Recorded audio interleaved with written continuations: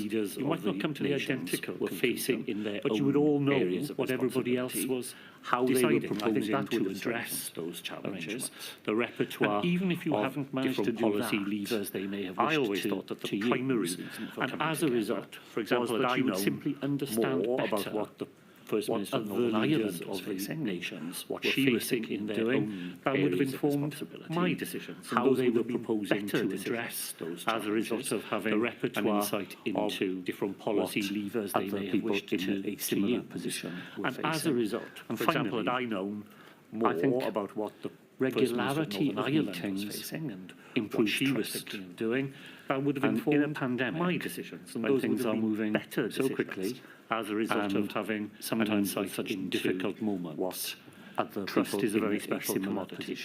I think if you look at the meetings with Michael Gove, I think regularity of meetings for about 6 weeks. You can just see how the conversation is different. And in a pandemic, how it flows more freely, how people are franker so quickly with one another because they have become sometimes used with such difficult moments. Being in each other's company, trust is a very special those sorts of discussions. I think if you look at the meetings been able to do that at the Prime Ministerial and First Ministerial weekly for about 6 weeks, we would have had greater trust in that relationship, and that would have been a good thing. How it flows more freely, how people are franker with one another because they have become used plenary to meetings. COBRA being in each was the other's highest company form for and having interaction those sorts of between the discussions. four UK governments. And I felt that had And we we'll been obviously able come to on do to that specific COBRA at the meetings Prime in due Ministerial course, but I and want First to ask you just some Ministerial general level, questions about we would the have Welsh had government's greater involvement trust in that COBRA. relationship, and that would have Now, been a good thing. COBRA meetings obviously controlled by the UK government. This means that the UK government decides when they are called and whether or not the devolved administrations was the highest form for interaction between. You make a point in paragraph 19 of your Module 2 witness statement. You say that the production of papers to be used at COBRA meetings rests exclusively with the UK government.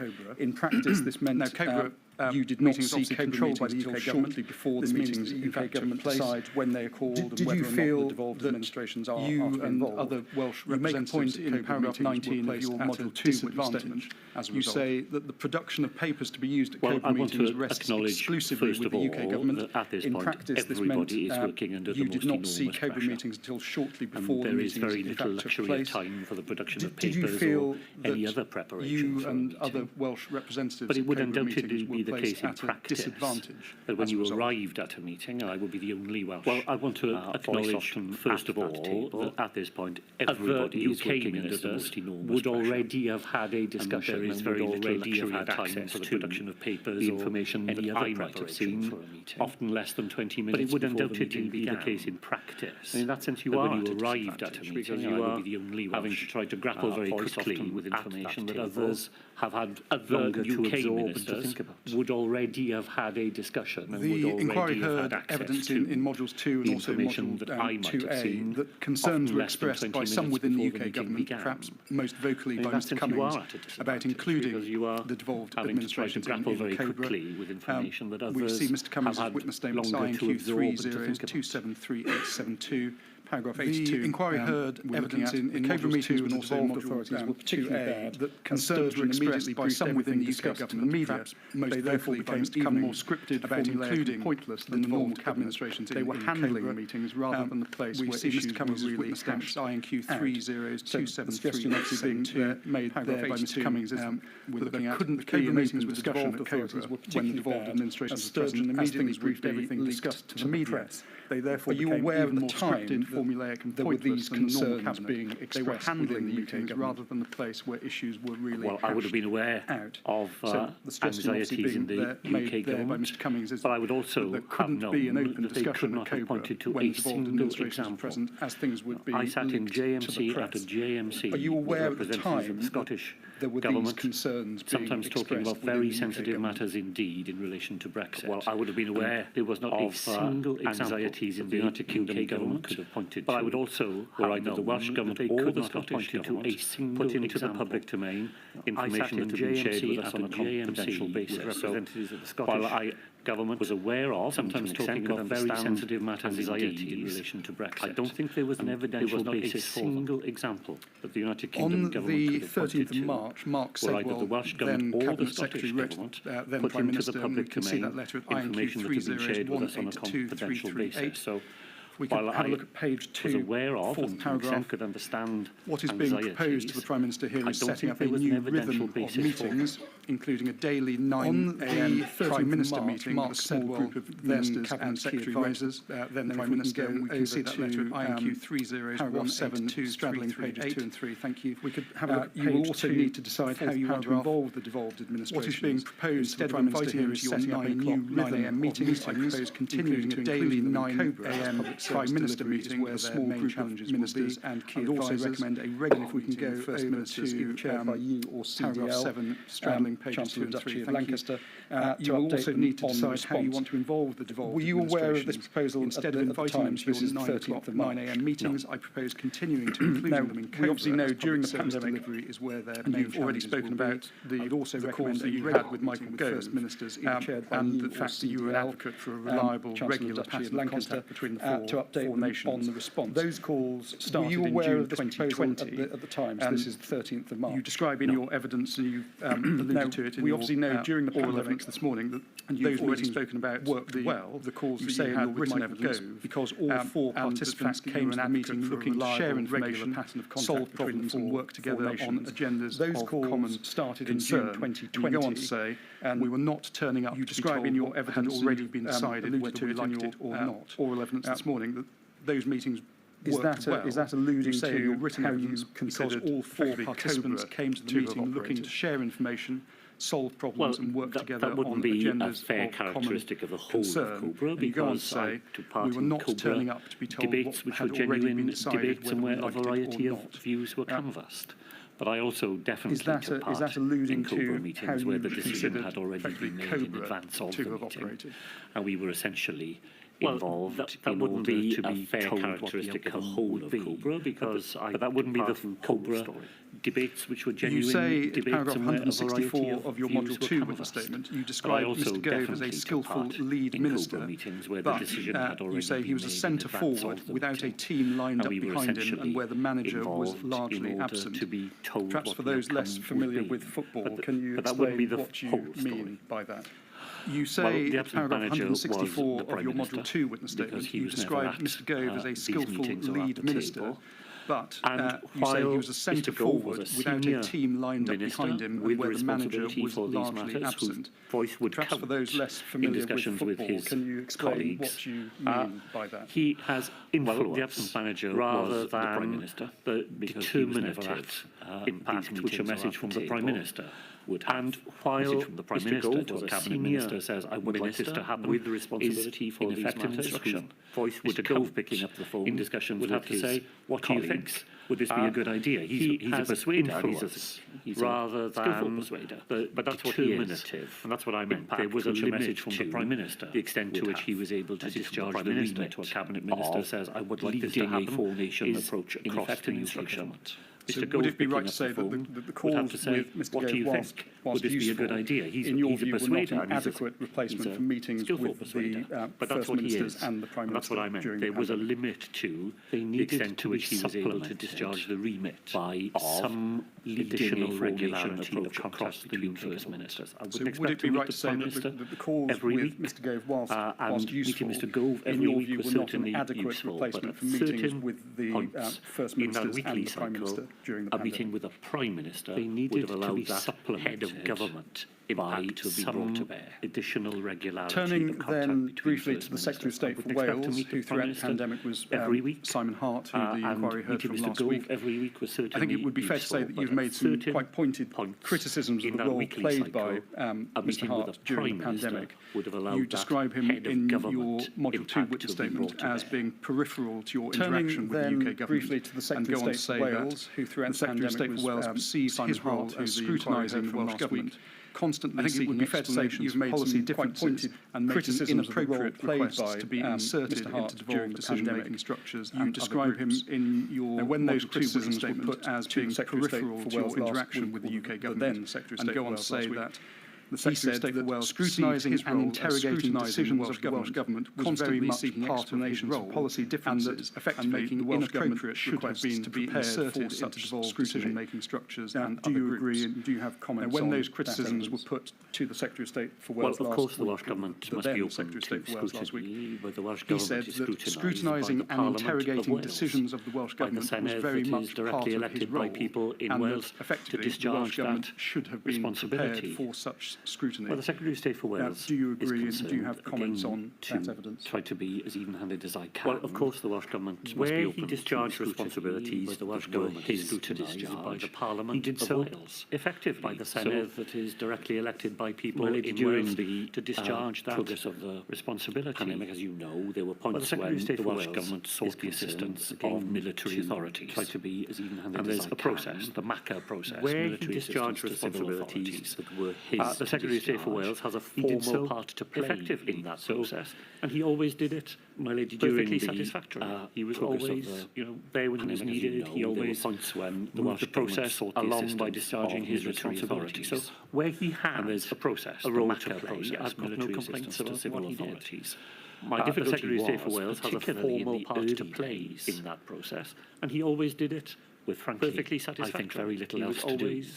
The Secretary of State, he always filled his days by writing letters the process to me, along by discharging his about the Welsh Government. So where he had a role to play, I've got no complaints. The risk was that my difficulty was beginning to get in the way of our ability to do the things we needed to do. With, frankly, at one point I had very little else to do and explain that the Secretary of State I couldn't go on giving a priority to me, to my scarce officials about the Welsh Government, so many other things to do, to replying to correspondence the risk was about things for which he had no responsibility. He was beginning to get in the way, for which I am accountable not to our ability to do the things we needed, but to the Parliament of the Welsh people. At one point I had to write to him and explain that one of the roles of the Secretary of State for Wales is to act to my as a voice for so many other within the UK to replying cabinet. To correspondence Did you from him about things for which he had no responsibility as a voice for and for which I am accountable not Welsh to the Government Secretary of State at UK cabinet during but the to the Parliament of the Welsh people. One of the roles of the Secretary of State for Wales is to act as a voice for Wales within the UK the Secretary of State for Wales Did you is not to be found near the top half of that hierarchy. The Welsh Government I'm afraid I would say that the Secretary of State for Wales was far more the voice of the UK government. UK cabinets have some hierarchy rather than the voice of Wales in the implications within them. Now, the Secretary of State for Wales mentioned several times in your written evidence and also this morning of that hierarchy. Effectiveness of the approach I'm that afraid Michael I would Gove say took in the meetings that you had with him, was effectively acting as a key link person between the UK government and involved administrations. Rather than the voice in your of Wales in the UK. In the event of a future pandemic, where does that leave the territorial times in your written evidence, the Scottish office, the Wales office, the Northern Irish office? Are those effectiveness being made redundant that Michael Gove took in the meetings that you had with him, differently acting as a key link, or should they have a different role in the event of a future pandemic? In your view, in the event of a future pandemic, where does that leave the territorial offices of the Scottish office, the Wales office, the maybe way beyond my terms of reference? Offices being made redundant. Do you see them? Shall I just say in general terms, different role? Or cases should they have been made in the event of a future pandemic? A territorial office in the UK government, a single Secretary of State, much broader question and well-tier ministers for Scotland. Maybe way beyond my terms of That's reference. a matter for the Prime Minister of the day. Shall I just say in general terms? Mr. Drakeford, the reason I asked the question is because we're coming to the intergovernmental reforms that we started off speaking about that were then reported on in January 2022. A single Secretary of State. Perhaps we can just have a look at that report briefly. It's IQ 40832115. But that's a matter for the Prime Minister of the day, quite definitely not for me. This is a couple of other witnesses earlier. Mr. Drakeford, the reason I asked the question is because we're coming to the establishes a new framework, a new set of structures for managing intergovernmental relations. Briefly, we can just have a look at paragraph. Perhaps if we can just have a look at that report briefly. It's IQ 40832115. So the new framework that supersedes the JMC system provides this three-tier committee structure in the inquiries have been taken and all four nations, as I understand, a new framework, these new arrangements for managing intergovernmental relations. You say at paragraph 201 of your module 2 11 on 3. you make the point that the new intergovernmental arrangements have never been fully implemented. The JMC and system in any event, you provides say this they need to be animated by the structure, necessary cooperative and spirit all for four them to nations, take as the I understand strain it, of have agreed to responding work to a under these prolonged new and arrangements. profound emergency. My You say question at is paragraph simply this. 201 of in the your event of a module future 2 pandemic, statement, do you believe that these new you make the point that the new arrangements for intergovernmental arrangements have working never been will fully be implemented? effective? And in any event, Well, I think you they would be say more they effective need than to the be ones animated we by the had to necessary rely on cooperative during spirit the for them to pandemic. take the strain They of are responding to a still prolonged very and new. profound They're emergency. still not fully My question tested. is simply this. In the event of a future ministerial pandemic, do you believe that these committee, new the top tier of arrangements this, for intergovernmental didn't meet at working all in will be 2023? effective? Hasn't met now for 18 Well, I think they would be months. more effective than So, the ones we partly had that to rely on is because during there has the not been an executive pandemic in Northern They Ireland. are So there are still sensible very reasons why new. it's They're been still difficult not to do fully so. tested. But that's partly what I meant by saying ministerial that structures are the important. top tier It's important of to this get them right. didn't meet at But all structures in by 2023 themselves will not be hasn't met sufficient now for 18 months. There has to be an So, approach to the structures. partly there has to be a That commitment because to there has not been there has an to be a executive in Northern willingness Ireland. So to there make are the sensible sensible reasons why Now, it's all been structures you like difficult on a to piece do of so. paper, but if the people But involved in them that's partly don't- what I meant by saying don't approach that them in that spirit, they structures won't are deliver what is important, and it's needed. important to get Did, them right. did you, sorry to But interrupt. structures Do you by want to finish the themselves sentence? will not be sufficient. Do you There understand has to be the an structure? approach 'Cause I to the confess structures. I There has to be a find commitment it to really them. There has to be a willingness rather difficult. There's to make the structures interministerial work. groups, Now, all structures you like interministerial on a piece of standing paper, committees, but if the people and involved in time-limited them interministerial don't committees. approach them in that Not spirit, exactly they won't deliver straightforward what is to needed. understand. No, so I think Did you, it's sorry to interrupt. Do you want overcomplex. to finish the sentence? No, I think that's one of the things we've Do you learned understand the structure? since 'Cause I the structure confess came I into being. It find needs it to really be streamlined and rather pared difficult. There's back. interministerial groups, Essentially, though, it has three interministerial levels. standing committees, It has and ministers time-limited meeting on their own interministerial portfolio committees. areas. Not There exactly are two straightforward to committees understand. then, which stand over that interministerial I think that's one of the one things we've dealing with learned finance, one since, dealing with the other structure things, came into and being. then it needs to At be the top of this streamlined pyramid, and paired. the Council of Ministers, which involves the Prime essentially, Minister though, it has and three levels. the First Minister. It has Ministers but meeting on their I own would agree portfolio with you. My experience of this so There far are is it's two committees over-elaborate. then which stand over On to that next, asking interministerial Mr. standing Drakeford some questions committees, about one dealing with information sharing finance, one between the dealing four with other nations, things, particularly the and sharing then of scientific at the top of this pyramid, information. a council of We'll start with ministers some which questions about involves the Prime SAGE. Minister and the First Ministers. In January and But February, I the would Welsh Government agree with you. My primary experience source of of this so scientific far and medical is it's information about the over-elaborate. virus came from SAGE, and you On say to at paragraph next, 30 of asking your Mr. Drakeford some questions about witness information statement sharing from Module between 2. the four nations. This was a particularly the comfort to sharing you of at that scientific early stage of the pandemic to know that SAGE would meet We'll regularly. start with some questions about SAGE. However, as we've seen, the first 5 SAGE in meetings January and went ahead February, without any the Welsh Government's representatives primary of the source Welsh of scientific government. and medical information Did that about the concern virus you that those came from early SAGE, SAGE and you meetings say going in into paragraph 30 early of your, February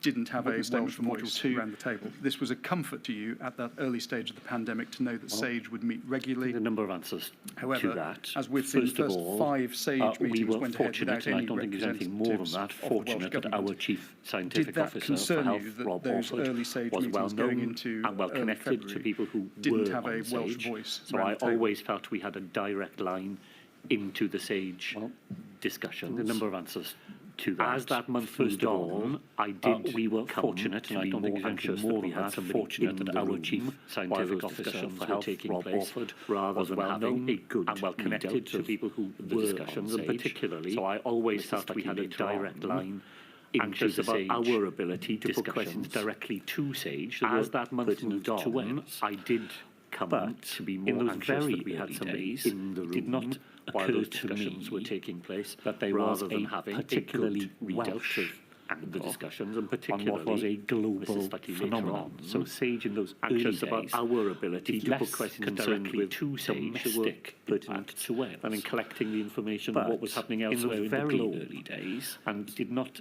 at that point I did not myself see that there was a particularly Welsh contribution to that. So in the beginning, on what was a global phenomenon. So SAGE in those early days, they did grow a little less concerned with domestic impact. The inquiry heard and in evidence collecting in the Module 2 information from of what was Professor happening Henderson that elsewhere in the SAGE globe. data and advice had an English frame At that of point, reference. I did not myself see that there From was what a you've just said, particularly Welsh do you angle agree or with contribution to that. So in the beginning, I do agree with it to an extent. They did grow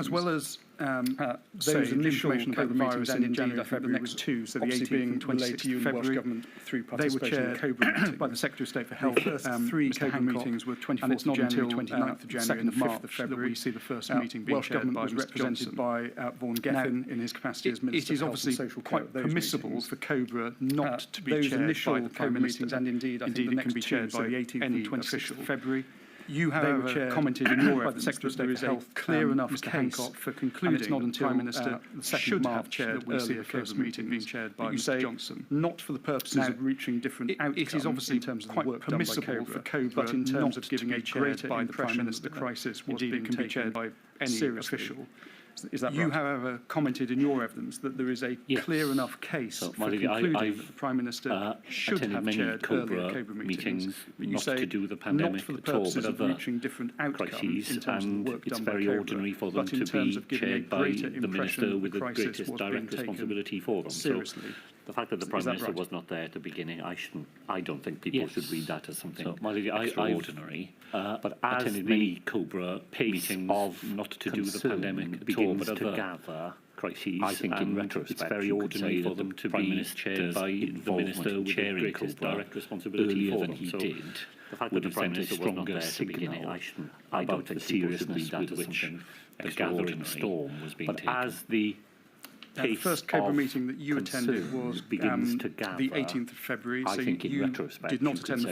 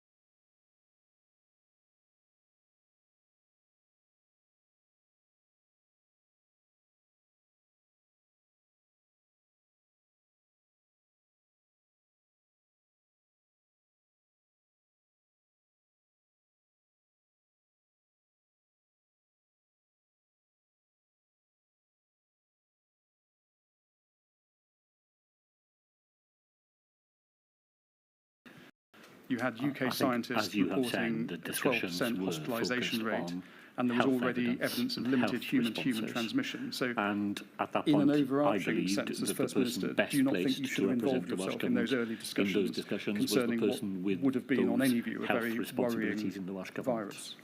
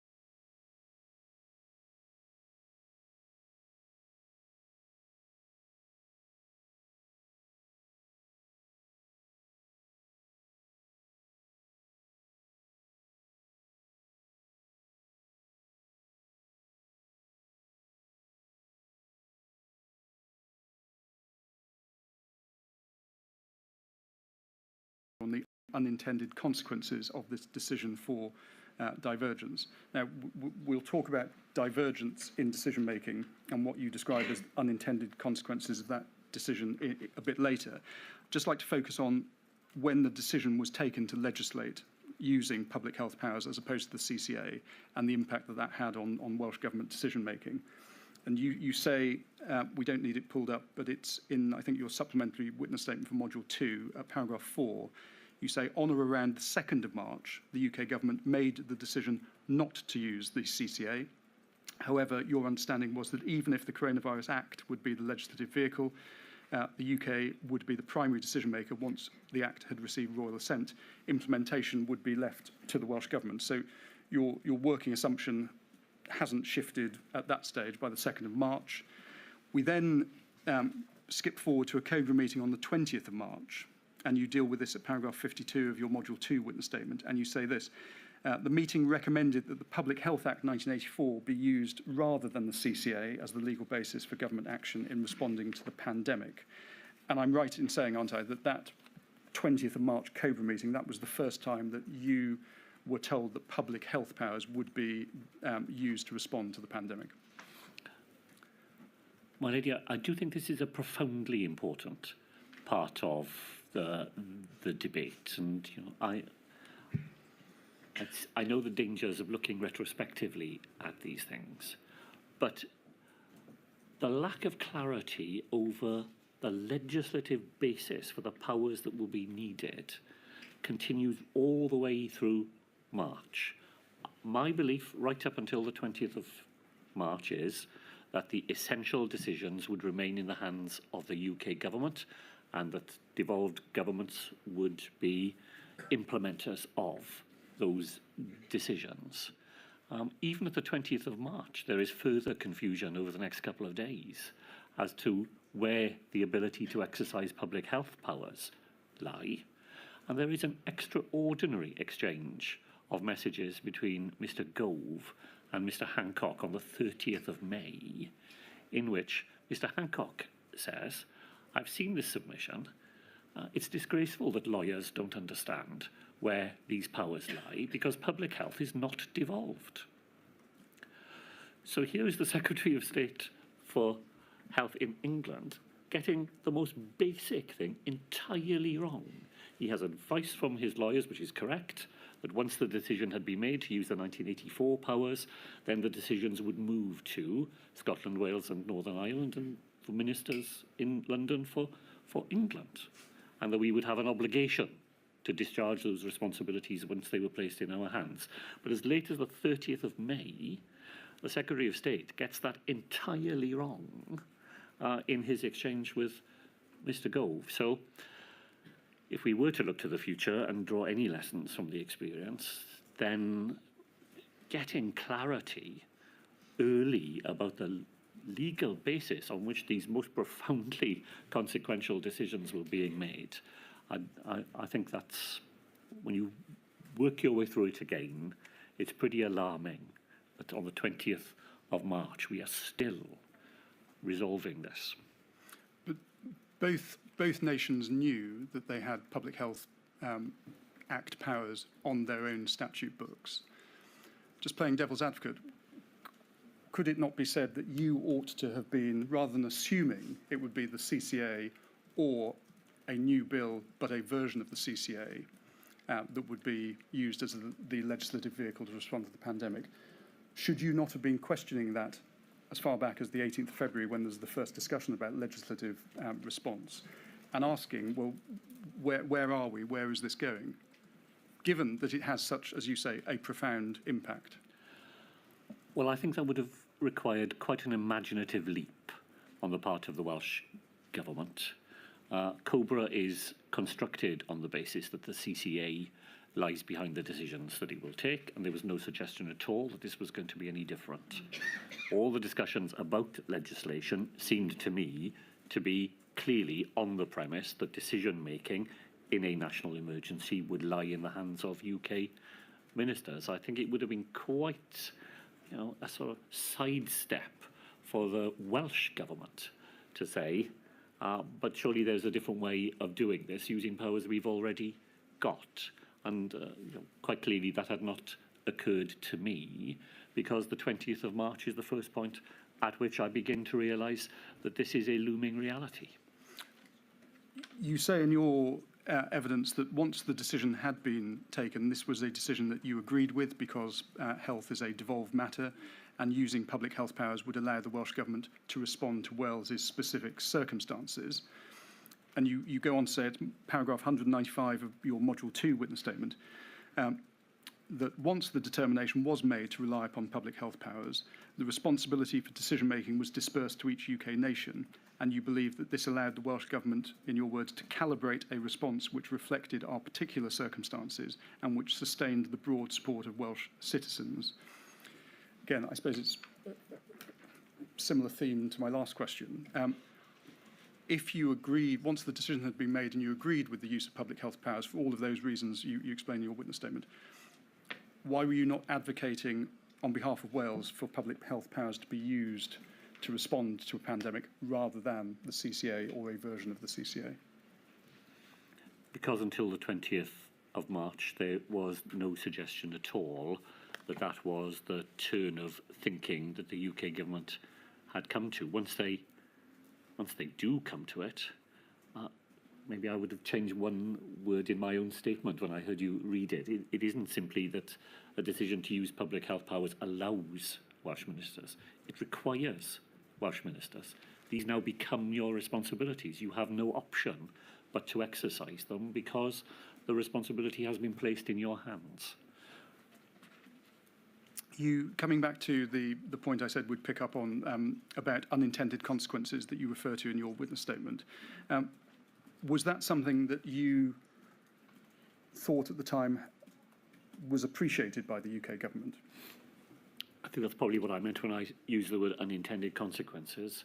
I don't think it was apparent to UK ministers at the time that by placing that responsibility at the nation level, that meant that there would now be decisions being made by others over which they had no direct control. So I think that was a dawning realisation for UK ministers. You can begin to see it as early as the 23rd of March, though, the decision of Cobra in lockdown, because there are already nuances that are different there. There's a discussion in which the Mayor of London, myself and the First Minister of Scotland are arguing that construction sites ought to be covered by the new arrangements, and the UK government is taking a different view. So there are already small signs from the very beginning that there would be some differences in implementation, but I think it was a dawning process rather than a clearly plumbed-in recognition from the outset. Now, perhaps, Mr. Drakeford, for some of the reasons that you've just given, the inquiry has heard evidence in Module 2 from some UK government ministers and former ministers that they regret the decision not to use the Civil Contingencies Act to respond to the pandemic. Mr. Johnson, in his evidence in Module 2, has said that in the event of a future pandemic, the UK should be treated as a single epidemiological unit, and that the best approach is a UK-wide one with no differences between the four nations. And that evidence was echoed by Simon Hart at the end of last week when he gave evidence to the same effect. Do you agree that the best approach in the event of a future pandemic is a UK-wide response, or would you see a response, as with this pandemic, by using the Public Health Act again?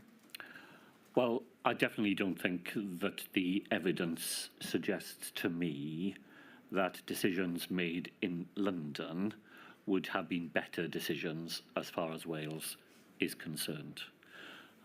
We are just inevitably closer to the ground, more aware of administrative structures, alert to the different patterns of the disease in the Welsh case, simply better able to communicate in the bilingual way in which Wales operates. So I definitely don't agree that better decisions would have been made from Whitehall than in Wales.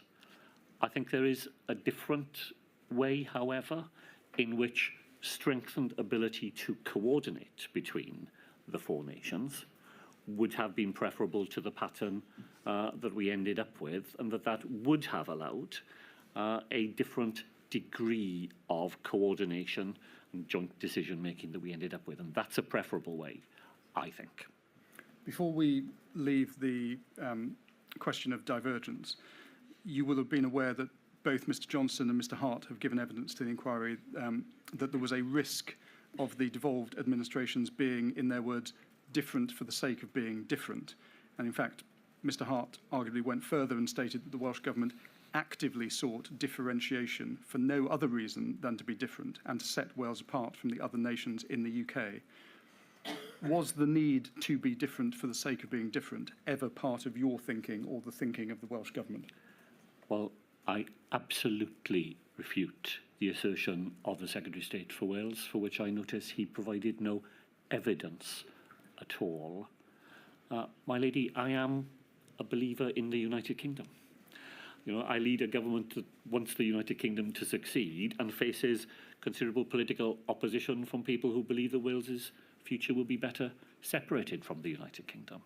I had no motivation of any sort to make decisions for the sake of being different.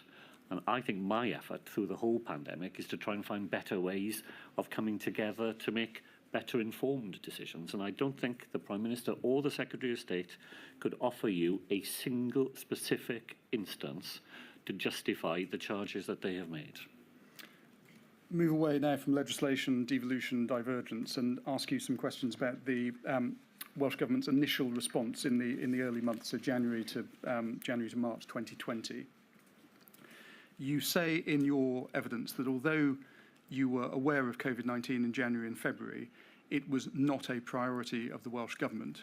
And you go on to say that as February 2020 moved on, responding to the extreme and adverse weather conditions that caused widespread and significant flooding throughout Wales was, your words, the most urgent matter facing the government.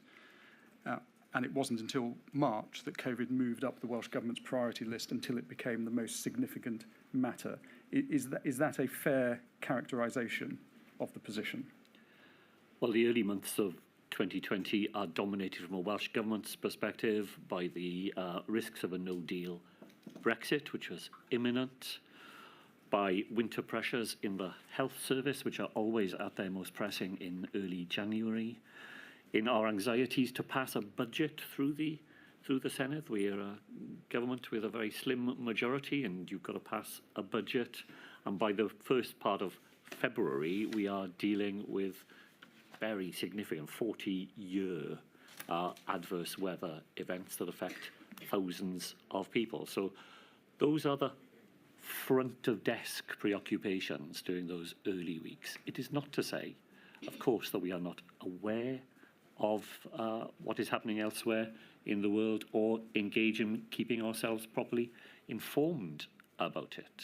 My colleague Vaughan Gethin starts issuing weekly statements to the Senedd on the 24th of January. He starts issuing daily updates to ministerial colleagues on the 28th of February. Before 20th of January, I'm sorry, both of those are January dates, 24th and 28th of January. So before February begins, we are already alert to and engaged in making sure we are as well informed as we can be of what's happening elsewhere. But at that point, it is happening elsewhere. There is not a single case in Wales, nothing you can point to that is directly affecting the Welsh population. On the 24th of January, you were advised by Dr Atherton that there was a significant risk that the virus would arrive in Wales. That's right, isn't it? Yes. Now, despite that warning being given on the 24th of January, COVID-19 is not discussed by the Welsh Cabinet until the 25th of February. Now, given that Cabinet is charged with making, as we've discussed, any of the key decisions relating to pandemic response, is it surprising for there to have been no discussion at Cabinet for more than a month after you're given that warning by the Chief Medical Officer about a significant risk of the virus arriving in Wales? I think if I could, my lady, it's just important to provide a small amount of context here. The Welsh Government is a very small government.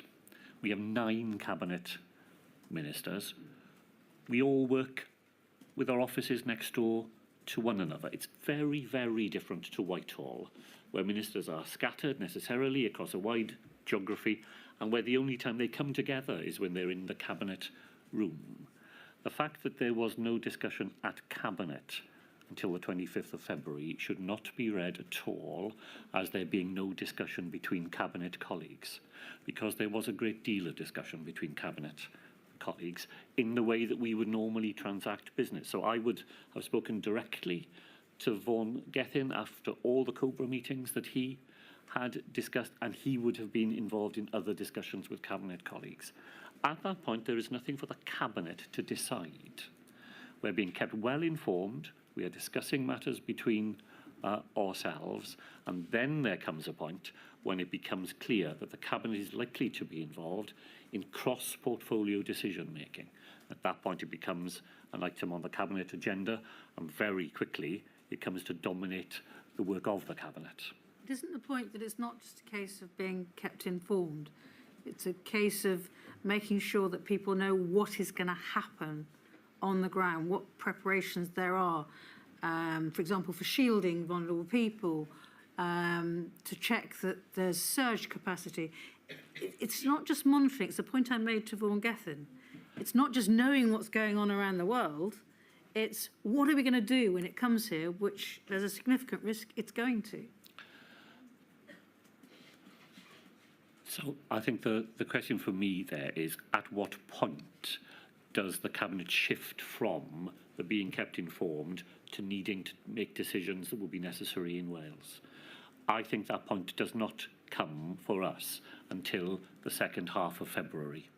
Up until then, we are essentially making sure that we are as well informed as we can be, plugged into the knowledge that is available at a UK level. There comes a moment, and it's gathering after that 18th of February Cobra meeting. So I say I attended because I could see that we were moving into a situation where legislation was going to affect not just the Health Minister, but the Education Minister, the Transport Minister, and the Housing Minister, and this was going to become a cross-government preoccupation, and that's when the Cabinet begins to discuss things.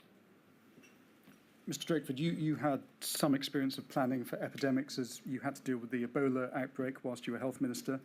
During your time as a Special Advisor to the First Minister, there was a SARS outbreak.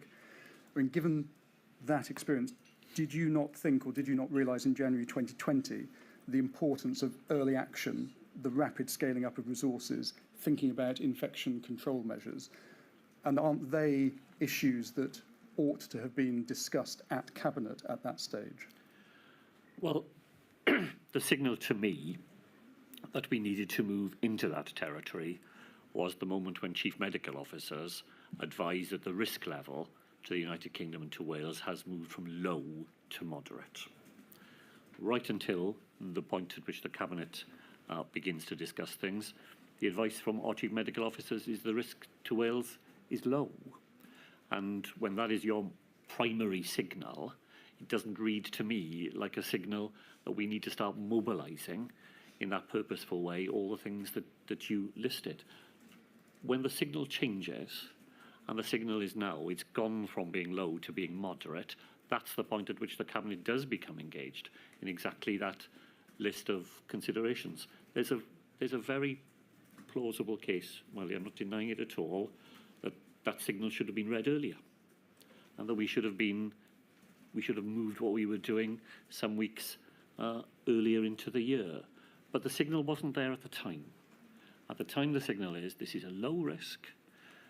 It's not as pressing or right in front of you as some of the other risks that we are dealing with.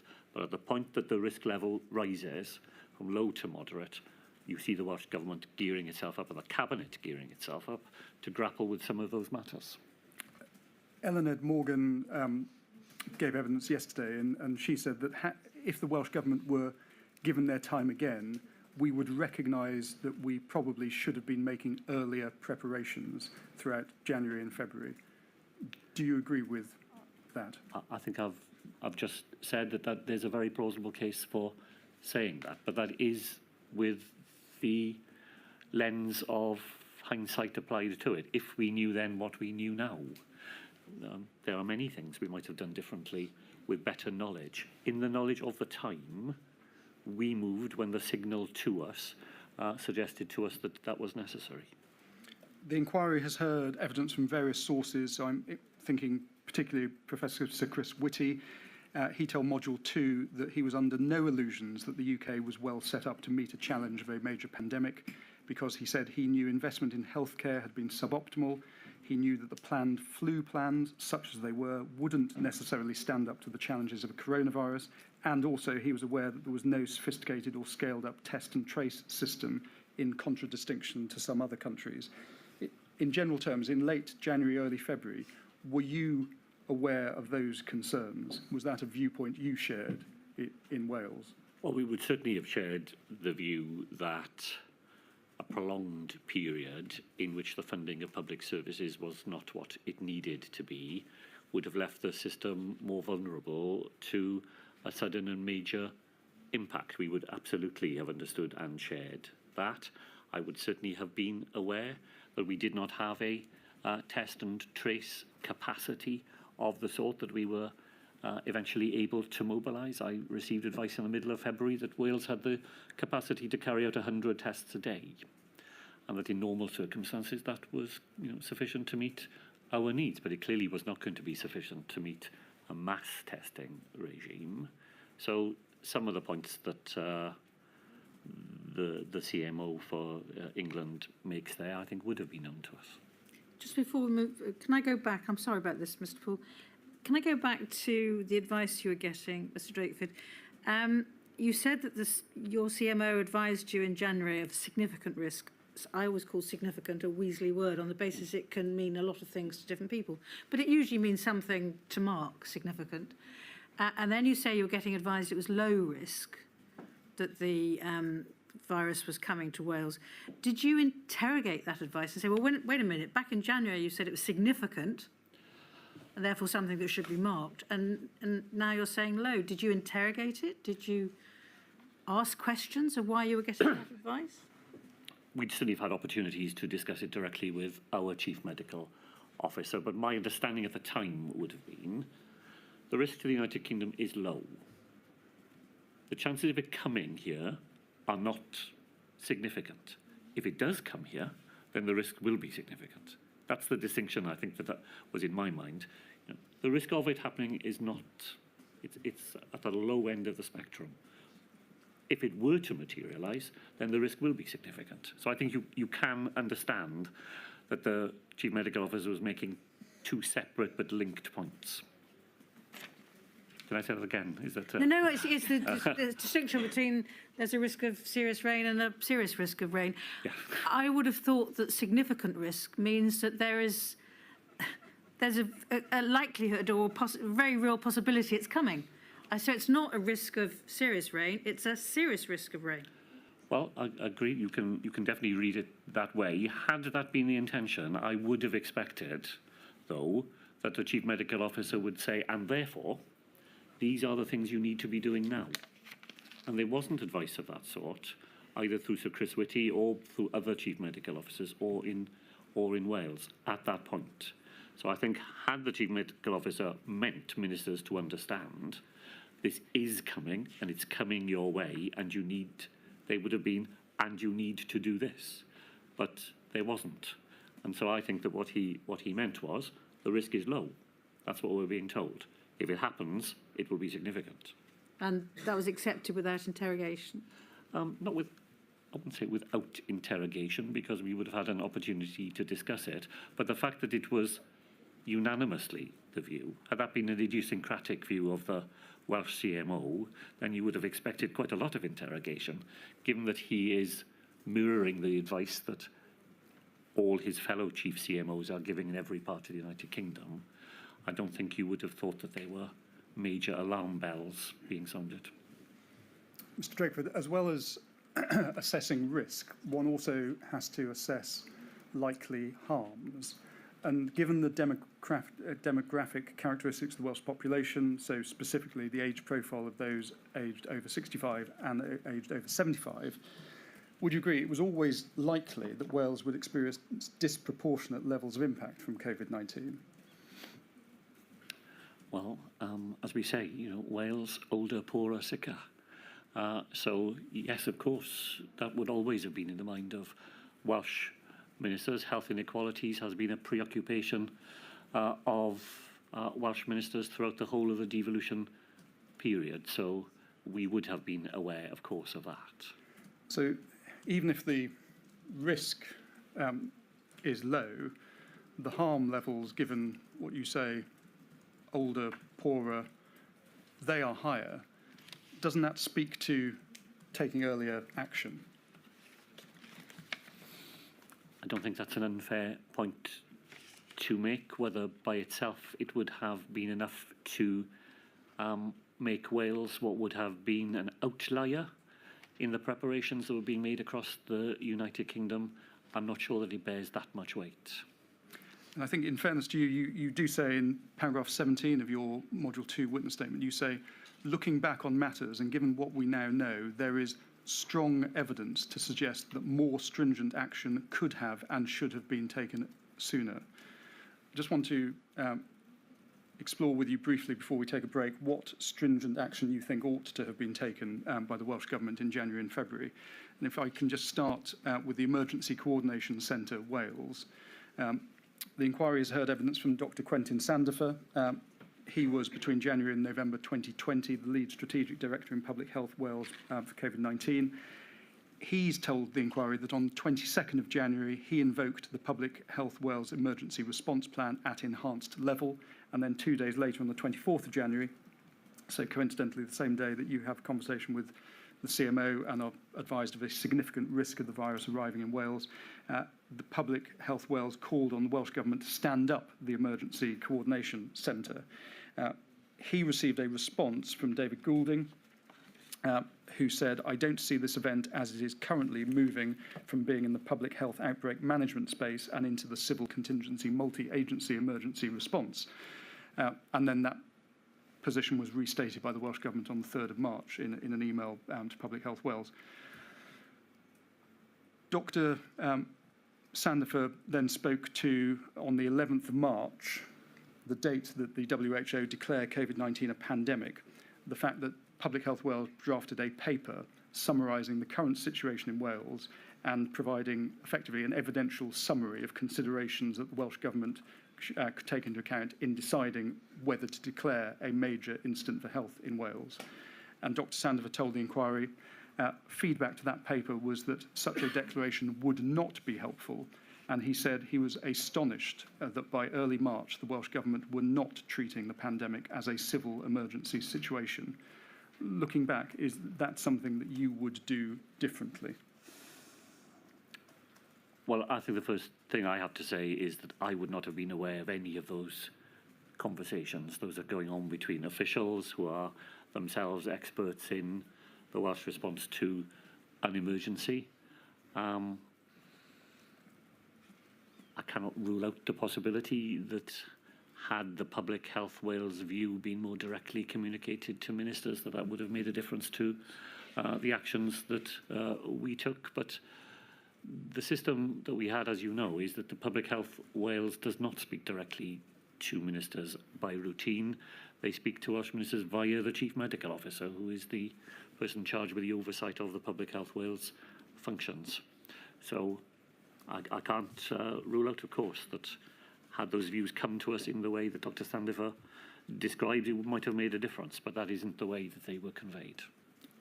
Dr. Sandifer says that what he thinks was missing was national strategic leadership and coordination from the Welsh Government. Is that a fair criticism? And he's talking specifically the period January to mid-February. No, I don't think it is. Dr. Sandifer, who I've worked with over many years and have a great deal of respect for, does not work in the Welsh Government. The fact that he is unable to see something happening does not mean that it is not happening. It just means that from the vantage point he has in Public Health Wales, an arm's length body that operates outside the Welsh Government, there were things going on that he didn't know about. I don't know if that's an appropriate yes, point. Yes, of course, certainly. As you know, Mr. Drakeford, we take regular breaks. I know I'm very conscious of all your other duties, and I promise you we will complete your evidence today. I'm sorry about the demands on your time. 11:30, please. All rise.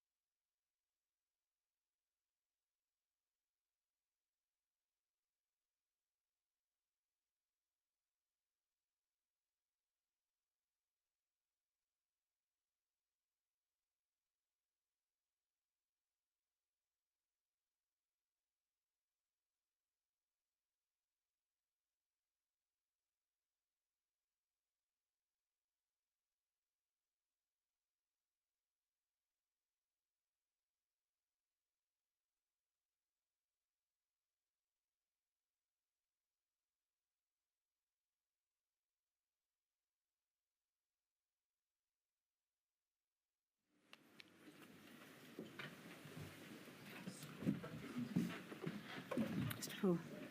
Mr. Drakeford, if we could start, please, with the 25th February Cabinet meeting. We can see the minutes at 000129.852. As we discussed earlier, this is the first Cabinet meeting to formally discuss COVID. If we can go to the last page, it's page 6, under any other business. We were told by Mr. Gethin we shouldn't read much, if anything, into that. 5.3, please. Mr. Gethin is leading and addressing Cabinet at this stage. This paragraph was discussed at quite some length with Mr. Gethin when he gave his evidence. Do you have an independent recollection of what was said about there being imported cases into the UK or imported cases into Wales? I appreciate we are going back 4 years.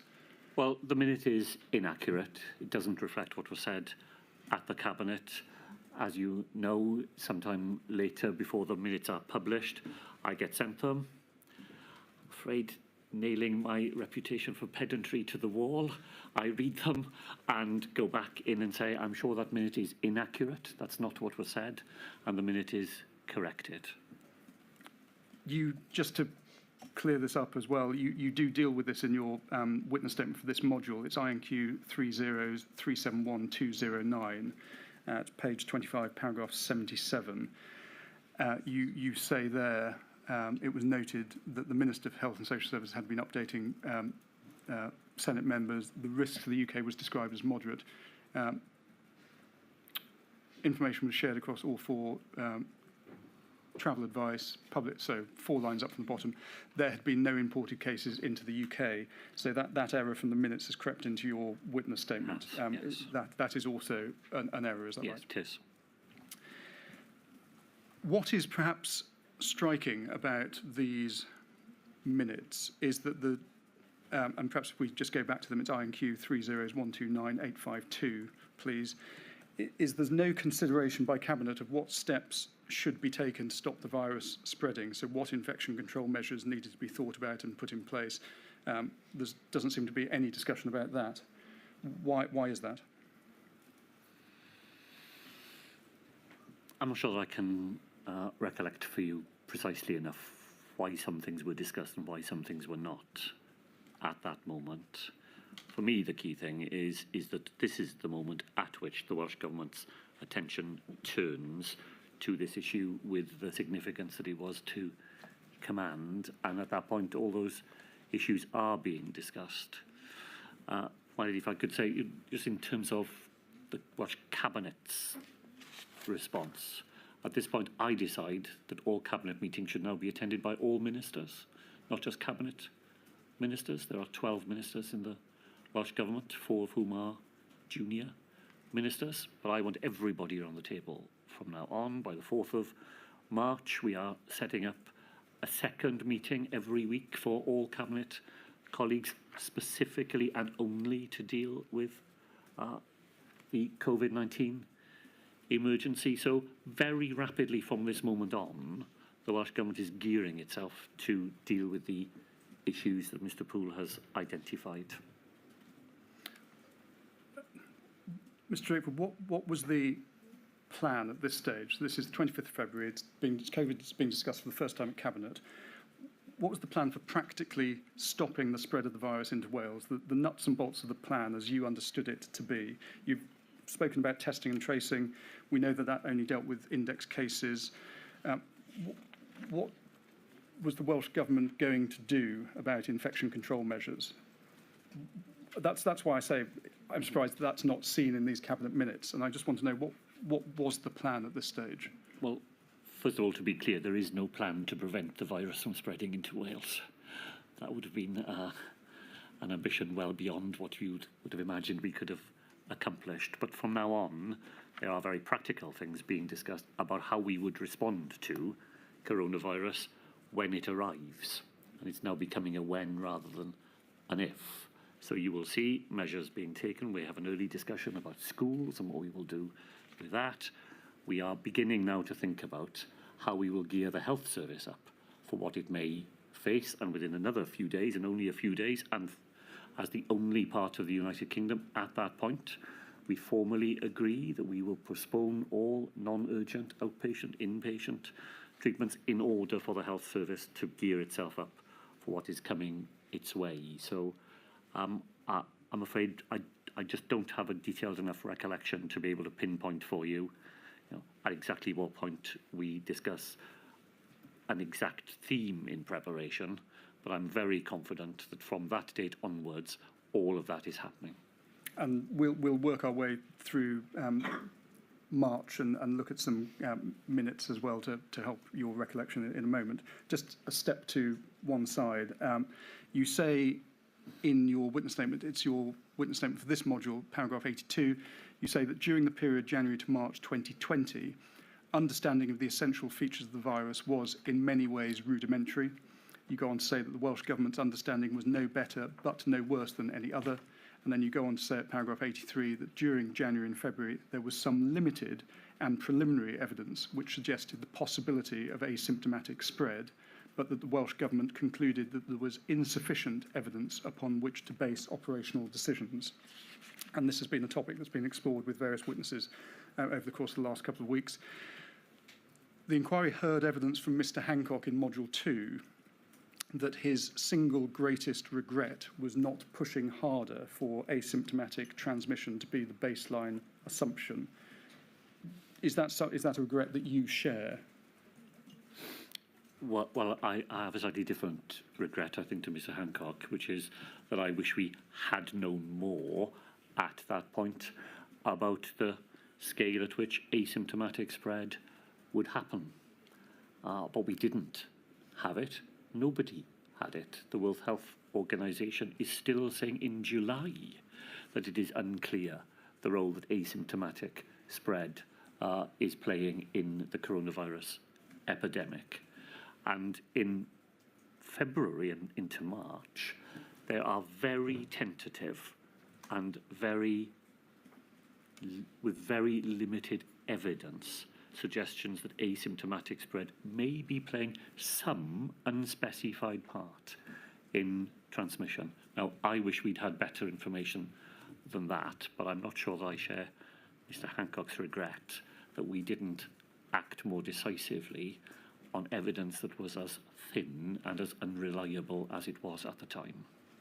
Given the risks presented to some of the most vulnerable in Welsh society, do you think the risk of asymptomatic transmission was sufficiently factored into Welsh Government decision-making in this period, January to March? And I suppose the question is, I hear what you say about there being some evidence, but no definitive evidence. Ought a more precautionary approach have been taken in any event? Well, knowing what we know now, the answer to that would be definitely. Did the evidence at the time amount to sufficient to take even that more precautionary approach? Well, that question was very directly addressed by our clinical advisors, and as late as the 28th of April, they are telling us that it doesn't. Ask some questions next before we move into March 2020, just about data and modelling. We've heard evidence that it wasn't until summer of 2020 that Wales had its own scientific models, and prior to then, modelling output was produced by Professor Ferguson at Imperial University and also SPI-M via SAGE. When those early models reached Wales, the conclusions about MPI effectiveness were not adjusted for example, Wales's particular demographic makeup, its geography, the movement patterns of people who lived there, and also the different relationship that Welsh people might have with their government, so likely compliance with any measures put in place. And I certainly mean no criticism by raising this, but were you aware that the conclusions that were being made about NPIs would be most effective, and whether they were most effective weren't being robustly challenged or amended by Dr. Atherton or Dr. Orford because they simply didn't have the data or the modelling to make those challenges? Well, they didn't have the data or the modelling. That is certainly the case. I think the inhibition on them fine-tuning what the NPIs might have been in Wales, though, is more practical than that. It's what could the fine-tuning have been? What in practice could you have done? because the MPIs that are available to you are inevitably blunt instruments, and you are introducing them at a population-wide level. So I think what I'm struggling to think of immediately is, even if you had calibrated in the way that you are suggesting, even if you had the data to allow you to do it, what would the practical change have been? And I don't think I can immediately think of one. I suppose what you could have done as First Minister, and you may say you did do this, is you look at what was happening all over the world. So did you look at South Korea, Japan, what we know happened later in Lombardy, and think that there might be lessons to be learnt there about quick, decisive imposition of MPIs? Well, one of the things I think we were, again, fortunate with, there are some things we don't have, specific data and modelling, but one of the things that Public Health Wales was always good at was international experience. I remember the Chief Medical Officer reporting to me very early on in the pandemic a direct discussion that he had had with colleagues in South Korea, and that had been mediated through Public Health Wales and their international links. So I felt we were in possession of good advice from our clinicians on what was happening elsewhere and where you might be able to draw some lessons from it. They are truthfully not easy lessons to draw. The cultural context of South Korea is very different to the cultural context of the valleys of South Wales, for example. So the idea that you could pick up something that was done there and just drop it into the Welsh context, I don't think it was ever going to be as simple as that. But we were, I thought, well served by our ability to know what was happening elsewhere in the world and what other governments were trying to implement. If we move back to the chronology, we'd moved our way through February and moving into March now, which you've said in your evidence that's when COVID moved up the Welsh Government's priority list and became the most significant matter. Are you able to help us understand, when would you say that day came? Because the inquiry has heard evidence from various witnesses that it wasn't, in their view, until mid-March that the Welsh Government actually could be seen to be taking COVID seriously. Well, I would probably put it a little earlier than that, because I'm in the very centre of these things, so I am seeing all the things that are happening, and not everybody will have that same perspective. If I had to choose a date, and there's an arbitrary nature to this, isn't there? Probably the 4th of March, I would say, because by the 4th of March, as I say, we are now meeting every week as a cabinet specifically on this matter. So our core group is established. There's a note you'll have seen where the Health Minister says to his office, clear my diary for the whole of March so that I can focus exclusively on coronavirus. So I think it's a bit earlier than the middle of March. I put it a week or so before that.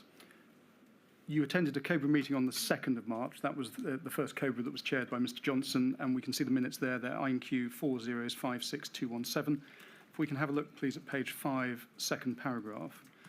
The Chair invited the Government CMO and the Government CSA to provide a situation update. There was no sustained community transmission. So this is sorry, you're quite right, and an important correction. We've had missing knots, and now we've got a... There was now sustained community transmission. So this is now 2nd of March.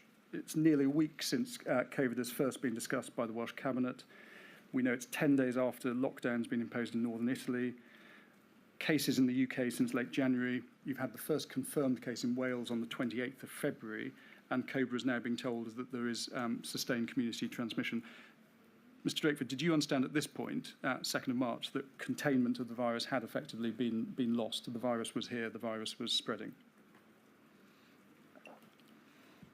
I see Sir Chris Whitty says to the inquiry that he didn't believe that we had reached that point in the second half of February, but I think this is the point at which that move down the steps of contain, delay, and so on. This is the point at which contain becomes delay. If we can have a look, please, at 5th page, paragraph 3. Oh, so same page, thank you. So continuing, the CMO said that interventions to delay the spread of the virus must not be implemented too early in order to ensure maximum effectiveness. What was your position in relation to this suggestion? Was there a debate about the good sense or otherwise of delaying? Well, my lady, I'm a social scientist. That's how I earned my living. So I am, while I'm not in any way an expert in clinical matters, when it comes to behavioural science, it's the stuff that I am familiar with. So I completely could see why there was the debate going on as to at what point do you introduce restrictions, at what point will these become things that the public will understand, that people will be willing to comply with. And the advice that we were getting, and it was pretty consistent advice at this point from the CMO, from behavioural scientists, is if you go too soon, you may lose the impact that you're looking for, because people won't be convinced, they won't see it in their own lives, why it is they're being asked to do these extraordinary things, and the compliance may not follow at the level that you need. So this is part of the debate which I felt I was on stronger grounds myself in being able to understand. Again, what we see, or what we don't see in these minutes, similarly to what we didn't see in the minutes from the 25th of February Welsh Cabinet meeting, we don't see any debate about the merit or efficacy of specific measures to control infection. Why at this stage, given what you've said about your understanding that containment probably had been lost at this point, why is no one saying to the CMO that, look, it's obvious containment's been lost or is about to be lost? This fatal virus to which we have no vaccine or antiviral, it's here, it's spreading. What is it in practical terms that needs to be done, or what we should be doing now to prevent the spread of the virus or slow the spread of the virus? That all seems to be missing or not debated by COBRA, certainly at this point in time. Is that your understanding? Well, of course, I don't have the minutes in front of me, and there were a series of meetings at this point. But this is the point, isn't it, when COBRA is informed that SAGE is debating the different NPIs. It doesn't yet have a sense of which of the potential repertoire are likely to be the most effective, and it doesn't have a sense of the different combinations. The different ingredients on this menu can be put together in different ways, and SAGE doesn't yet know which ingredients we should use and what combination we should use. So that work is going on in SAGE. That's what COBRA is told, and we'll get advice as soon as the people who are focusing on this with the best ability to offer us that advice are in a position to do that. And I think if we look at page 6, the end of these minutes, next steps, it says, summing up, the chair said, so I think page 6 of these minutes.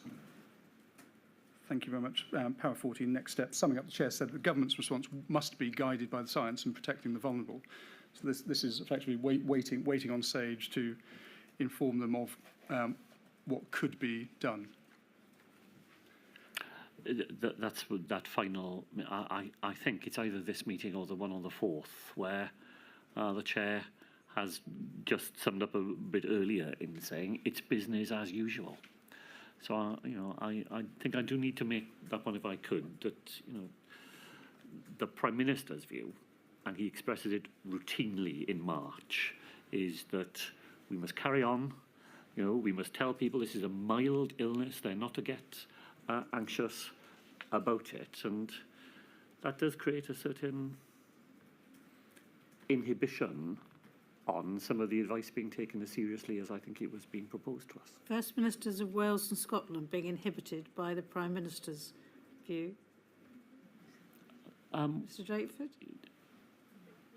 When a Prime Minister expresses a view, most people take, it will be taken seriously. I mean, I wouldn't have agreed with him at that point, but he repeatedly, every time we discussed it, said things that were designed to minimise the seriousness of the position we were facing, and to, he might say that he was responding to that advice about not going too early, not doing things in advance of where public opinion lay, But I think he has said himself, hasn't he, in some of his evidence, that looking back, he wasn't taking it as seriously as it needed to be. Accepting the point about that some say but not going too early, although I think there may be debates about that. So you're waiting on SAGE to come up with the modelling of the various interventions, shielding, face masks, all the different closure of schools, that kind of thing.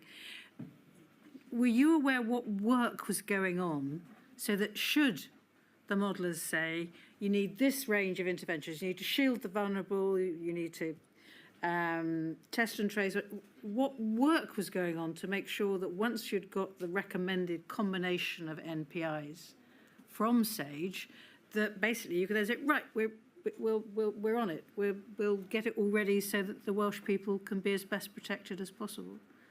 What work was, I mean, to be honest, I've heard a lot throughout the inquiry, not just this module, plans and discussions, and I want to know what was actually happening to make things ready.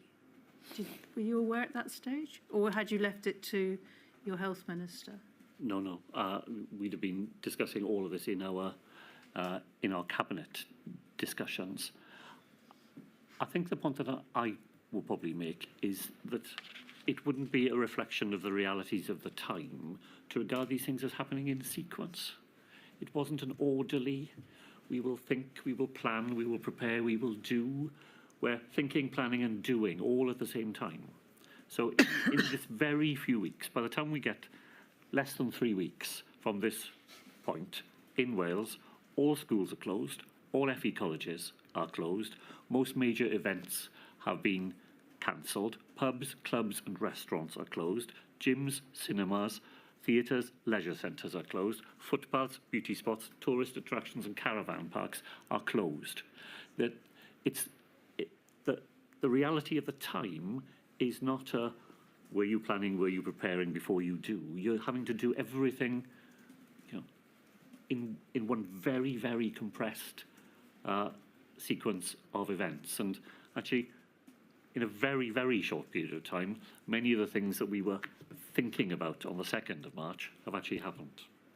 And that's only possible because people are thinking and preparing and planning and talking particularly, while at the same time getting on and doing things as well. At your regular Monday press briefing on the 2nd of March, that's the first mention of COVID. We can have a look at INQ 302274779. Second bullet point, you confirm the first case in Wales, person being treated at Royal Free Hospital in London. And then if we can zoom out and look at under preparations, you say that Wales and the whole of the UK is well prepared for these type of incidents and that you have robust infection control measures in place. Now, isn't the reality that Wales was not at all well prepared? I mean, that much was accepted by Mr Gethin in his evidence that he gave in Module 1 and to some extent in his evidence that we heard on Monday.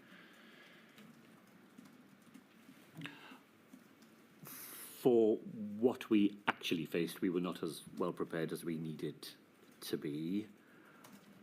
For what we thought we would face, what we had planned response, then it did have a lot of robust elements in it. It is simply that when we came to implement the plan, I'm very allergic to some of the sort of military metaphors that others used in all of this, but if I use one briefly now, the enemy we faced was not the enemy we were expecting. If we can have a look at the next Cobra meeting, it's the 9th of March. We've got those minutes, INQ 4056219. This was chaired by the Prime Minister. You dialed in with Mr Gethin and Dr Atherton. I think it would be right to say the main purpose of this meeting was to discuss delaying the peak of the virus. If we can have a look at paragraph 7 on page 5, please. So the meeting highlights for the first time that the spread of COVID-19 in the devolved administrations was not at the same stage as England, therefore necessary to consider whether implementation of the response should be staged or uniformly implemented. And although it's obviously right to say that Wales was behind the curve at this point in time, your view was that a single message was preferable. Is that right? It is.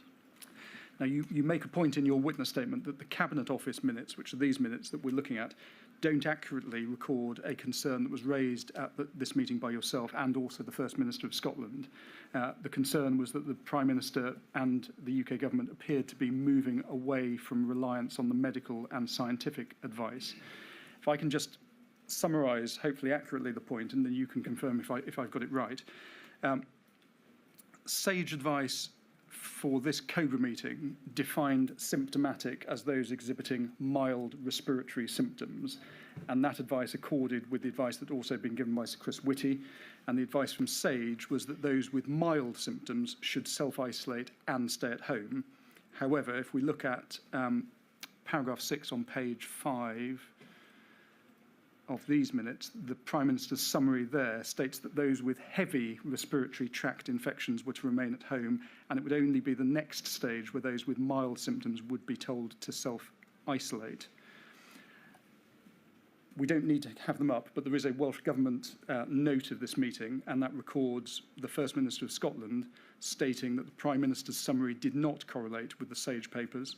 It was important for there to be a joint agreed CMO advice if there was to be a change of options. Have I accurately summarised the position? You have.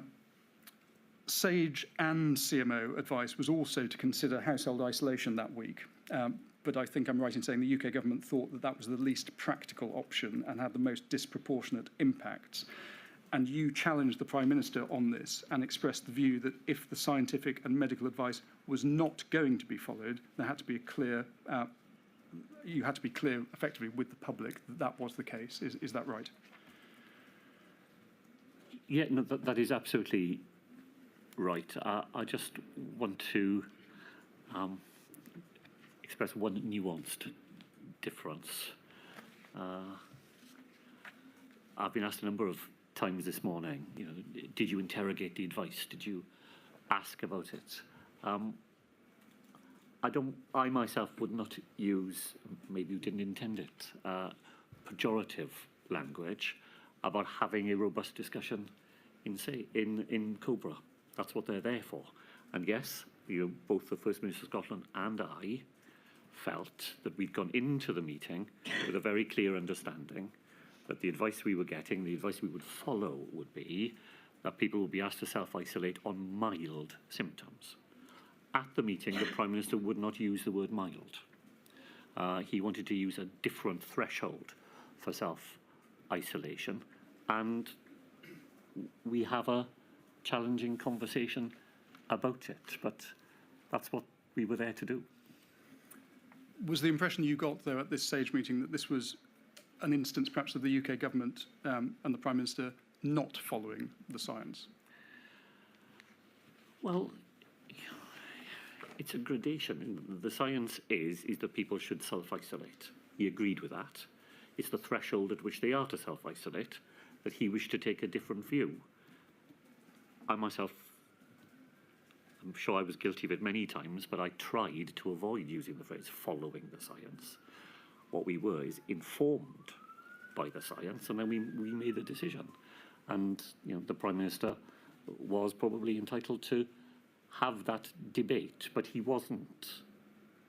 He was not advocating an outcome from that meeting, which is the outcome that I believed at the start. When I went in through the door, I didn't think that's what we were being asked to agree.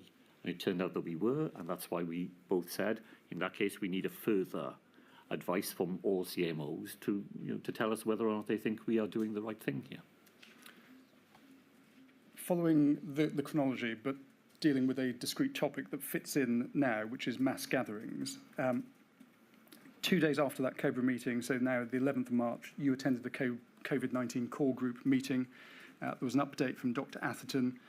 There was now 15 cases in Wales with some community transmission. And given the events in Italy, there was a need to prepare, he told you, for the reasonable worst-case scenario. Dr. Orford provided a technical briefing on mass gatherings and behavioural and social interventions. It's INQ 302711613. If we can just have a look at the first paragraph, please. So, in the event of a severe epidemic, the NHS will be unable to meet all demands placed on it. Reasonable in the reasonable worst case scenario, demand on beds is likely to overtake supply well before the peak is reached. Currently, the reasonable worst case is also considered within the bounds of a likely scenario. If we can have a look, please, at second page, paragraph 7, being told here that as of 10th of March, 17 patients in intensive care, likely to increase to 100 within the next 10 days, then 300 shortly after. Exponential growth. Paragraph 8, please. Reproduction rate currently 2.4, needed to be brought below 1. And then if we can go to the bottom of page 2, please. There's a discussion about behavioural control measures. So restrictions of mass gatherings would likely reduce infection-related deaths by 2%, whereas self-isolation of those with symptoms would have a greater impact, likely reduce deaths by 11%. And then if we go over the page to paragraph 12, you're told that any of the measures listed below could on their own potentially flatten and extend the peak of the epidemic by some degree, but a combination was expected to have a greater impact. So following this briefing, this is the 11th of March, you knew there was exponential growth in infection numbers. Urgent action was required to control the spread of the virus, stop the NHS in Wales being overwhelmed, also obviously reduce the number of deaths. There was then a COBRA meeting on the 12th of March. If we can have a look at the minutes, please. It's INQ 4056221. If we have a look, please, at page 5, first paragraph. Government Chief Scientific Advisor provides an update. Number of cases in the UK increasing. Numbers would increase quickly, and then sage advice was the UK was approximately 4 weeks behind Italy, expected the UK to follow a similar trajectory in terms of number of cases. Then, if we can please skip to paragraph 5, the third bullet point notes that the hardest intervention to call was whether to cancel mass gatherings, as the evidence was not there, especially for outdoor events. Just pausing there. Although the scientific advice was not there, as it says here, to cancel mass gatherings, you'd been advised the previous day that restricting mass gatherings could reduce infection-related deaths by 2%. That's right, isn't it? Yes. And I think you say in your witness statement that mass gatherings were, in your view, you say, an unwelcomed distraction for the emergency services in Wales. That's also right, isn't it? That is right. And you also say that you were significantly concerned because of the need for consistency of public messaging, and felt strongly that to say on one hand, stay at home, but on another to say it was fine to attend the Cheltenham Festival or a concert was confusing. That's also right. I argued at this COBRA meeting for us to agree that mass gathering should not go ahead. I argued that strongly as I could in this meeting. I think I said in an earlier answer to Mr. Poole that some COBRA decisions you felt had more or less been made before you got there.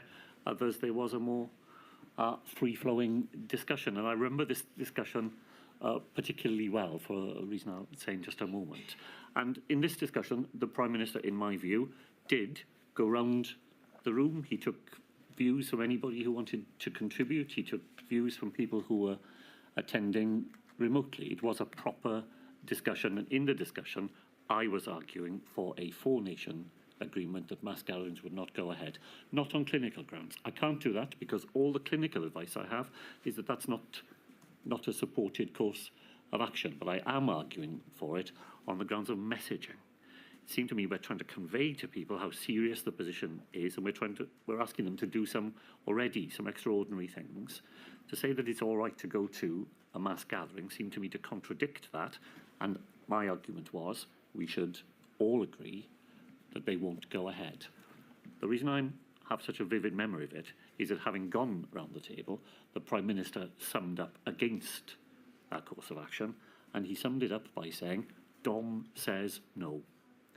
That was his final contribution. I did not know who Dom was at this point, but that was the final thing that the Prime Minister said, and that was the decision that we were not going to go ahead in that way.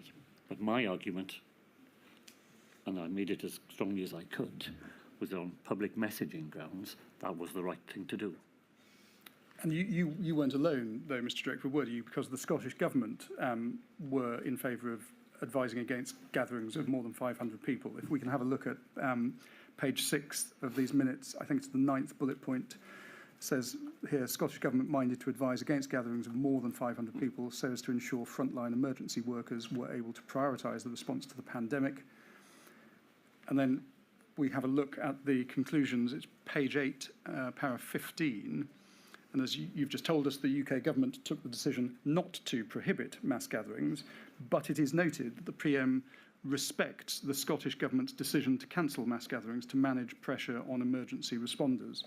So why didn't you follow the Scottish government and take a decision on behalf of the Welsh government to either ban or, if, as we've heard some evidence, the thinking was there wasn't a legal power to ban, to at least advise against mass gatherings going ahead? Well, 2 reasons, because I would not have been able to adduce any clinical evidence in support of that, but secondly, because of the final sentence.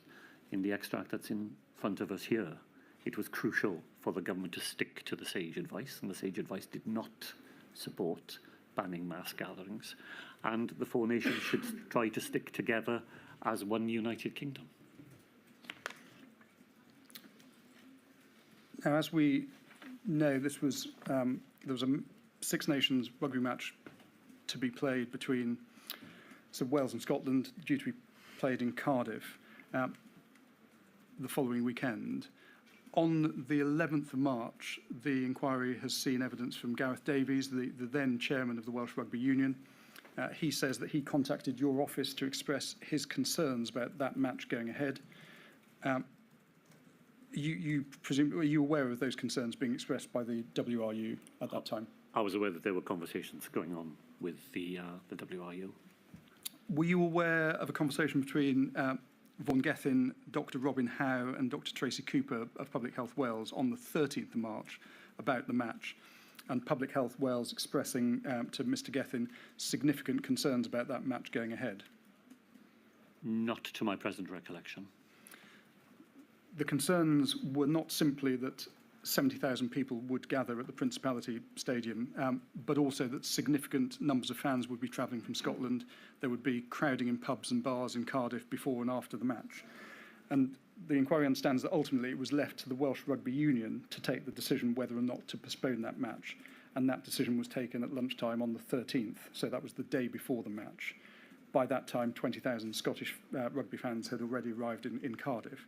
And Mr Davies's evidence to the inquiry is that it would have been reckless to allow the match to proceed. Do you agree it would have been reckless to allow that match to proceed? Well, I had already been arguing Cobra for the match not to go ahead. So, my position was it would be preferable for the match not to happen. But I had no medical evidence that I could make to support that conclusion. I had no agreement from the UK government to that position, and I have no legal power, actually, to enforce that decision, because the power lies exclusively with the Welsh Rugby Union. I had a conversation, as you might be about to say, Mr. Poole, sorry if I'm anticipating you, directly with Mr. Davies. This was I think one thing we've missed in this discussion so far is just what a hotly contested decision this was. A rugby match in Wales is never far from the headlines, and it was in the headlines all that week with very, very strongly differing views as to whether or not it should be allowed to go ahead. And what I said to Mr Davies in my conversation with him is that whatever decision the Welsh Rugby Union made, the Welsh Government would back it. There would be no criticism from us of whatever decision he made. If he decided to go ahead, we would not criticise him for doing that, because he would be relying on the medical advice that was available to us. If he decided that he wouldn't go ahead, we would support them in that as well. You say in your witness statement that you do not believe that the Welsh Government was in a position to absolve the WRU of its own responsibilities. But might it not be said that it was in fact an abdication of responsibility on the part of the Welsh Government, who, after all, you had had the debate in Cobra, you knew all sides of the argument, you had not only the scientific and medical advice, but you also knew the position that Scottish Government were taking. Surely it was a decision ultimately that ought to have been taken by the Welsh Government. Well, I want to be clear, I don't think the Welsh Government had the virus to make such a decision. What we could have been is clearer with the Welsh Rugby Union how we thought they ought to exercise their responsibility. But what basis would I have had for doing that when in front of me I have evidence from the Chief Medical Officer that there's no case for doing so? So, you know, while my own view, as I've already expressed it, is that the game should not have gone ahead, if I'm going to convey that to somebody else as the decision maker, I need to know that I've got the ground firm under my feet and I can point to the advice I'm relying on, and I would not have been able to do that. And just so I understand what you say about not having the legal power or not having the vires,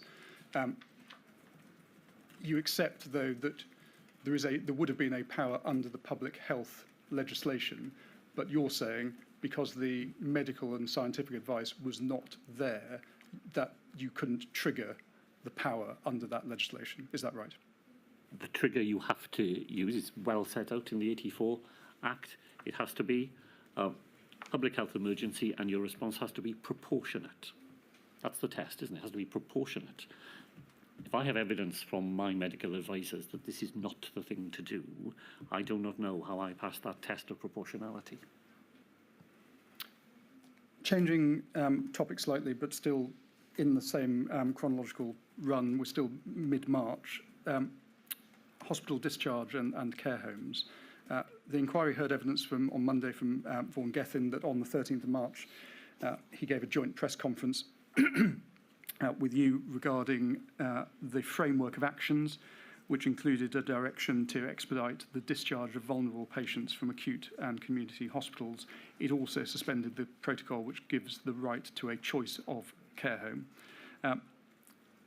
How much of this was led by the UK government, or was this a decision taken by the Welsh Government in a devolved space, namely health?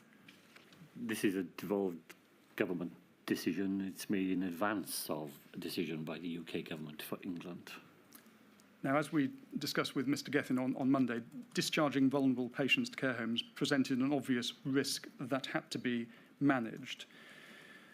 Do you think that the risk of spreading the infection from hospitals into care homes, which obviously contain some of the most vulnerable people in Welsh society, was properly managed by the Welsh Government?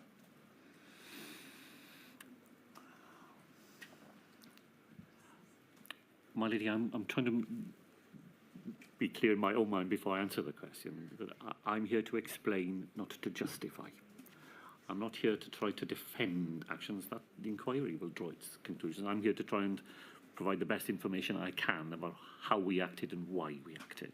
So I don't want to sound in answering that question as though I'm saying to you, we did everything right and there wasn't a mistake that was made. That's not my starting point. I can explain to you why we made the decision that we made. I mean, in fact, in reading a vast number of documents before coming here, in some ways I think this is best captured of all in Sir Chris Whitty's account of the decision to discharge patients in England, because he makes the point that the risks to very vulnerable people of staying in hospital when they are medically fit to be discharged at a point when hospitals are about to become the epicenter of the most dangerous place you can be, then that was not a course of action that had merit. You are discharging people back to their homes. Some people live in care homes, but it is their home, and they are fit to be discharged there, and there are protections that can be put in place to try to manage the impact of the disease when they get there. That was the line of reasoning that we were following at the time, that the safest thing that we could do was to remove people who didn't need to be in hospital, out of hospital, given the impact that the disease was about to have on those hospital services. And that when people went home, there were precautions that could be taken to try to manage the risks that they would face there. Now, we know it wasn't until the 29th of April that the Welsh Government changed its policy and from that point onward tested all patients being discharged from hospitals to care settings, irrespective of whether they displayed symptoms. Should that decision have been taken earlier than the 29th of April? If it had been taken earlier, then the corollary of that decision would have been that the tests that would have been used for that purpose could not have been used for another purpose. At this point, there are a limited number of tests available for all the different things that the Welsh Government might have applied those tests to achieve. Our decision was to use them in the first instance for frontline staff in hospitals, and the choice was not to add another purpose to the list. Had you added that purpose, you would have had to have displaced another purpose. There weren't enough tests to do all the things we would have liked to have done with them. And we were creating a priority order, and that's the debate that lies behind that decision. Obviously, the issue didn't begin and end with testing on discharge. We know that the reason Wales's care homes had such poor outcomes during the first wave of the pandemic was due to infections actually being seeded in the homes through staff. And we know that the UK government announced on the 28th of April mass testing of asymptomatic residents and staff across all care homes in England. 2 days after that, a group of UK MPs wrote to you expressing their concerns about Wales's failure to do so. What steps did you take in response to that letter? Well, I think this is terribly difficult territory because I know just how powerfully people feel about what happened in care homes here in Wales. And, I absolutely regret everything that led to loss of life. My own mother lived in a care home in Wales throughout this pandemic. These are matters that in a Welsh context, decision makers are not immune from the decisions that we take. But the evidence, I think, is the evidence Mr. Poole has just cited, that of course there are instances where coronavirus is seeded into care homes by people being discharged from hospital.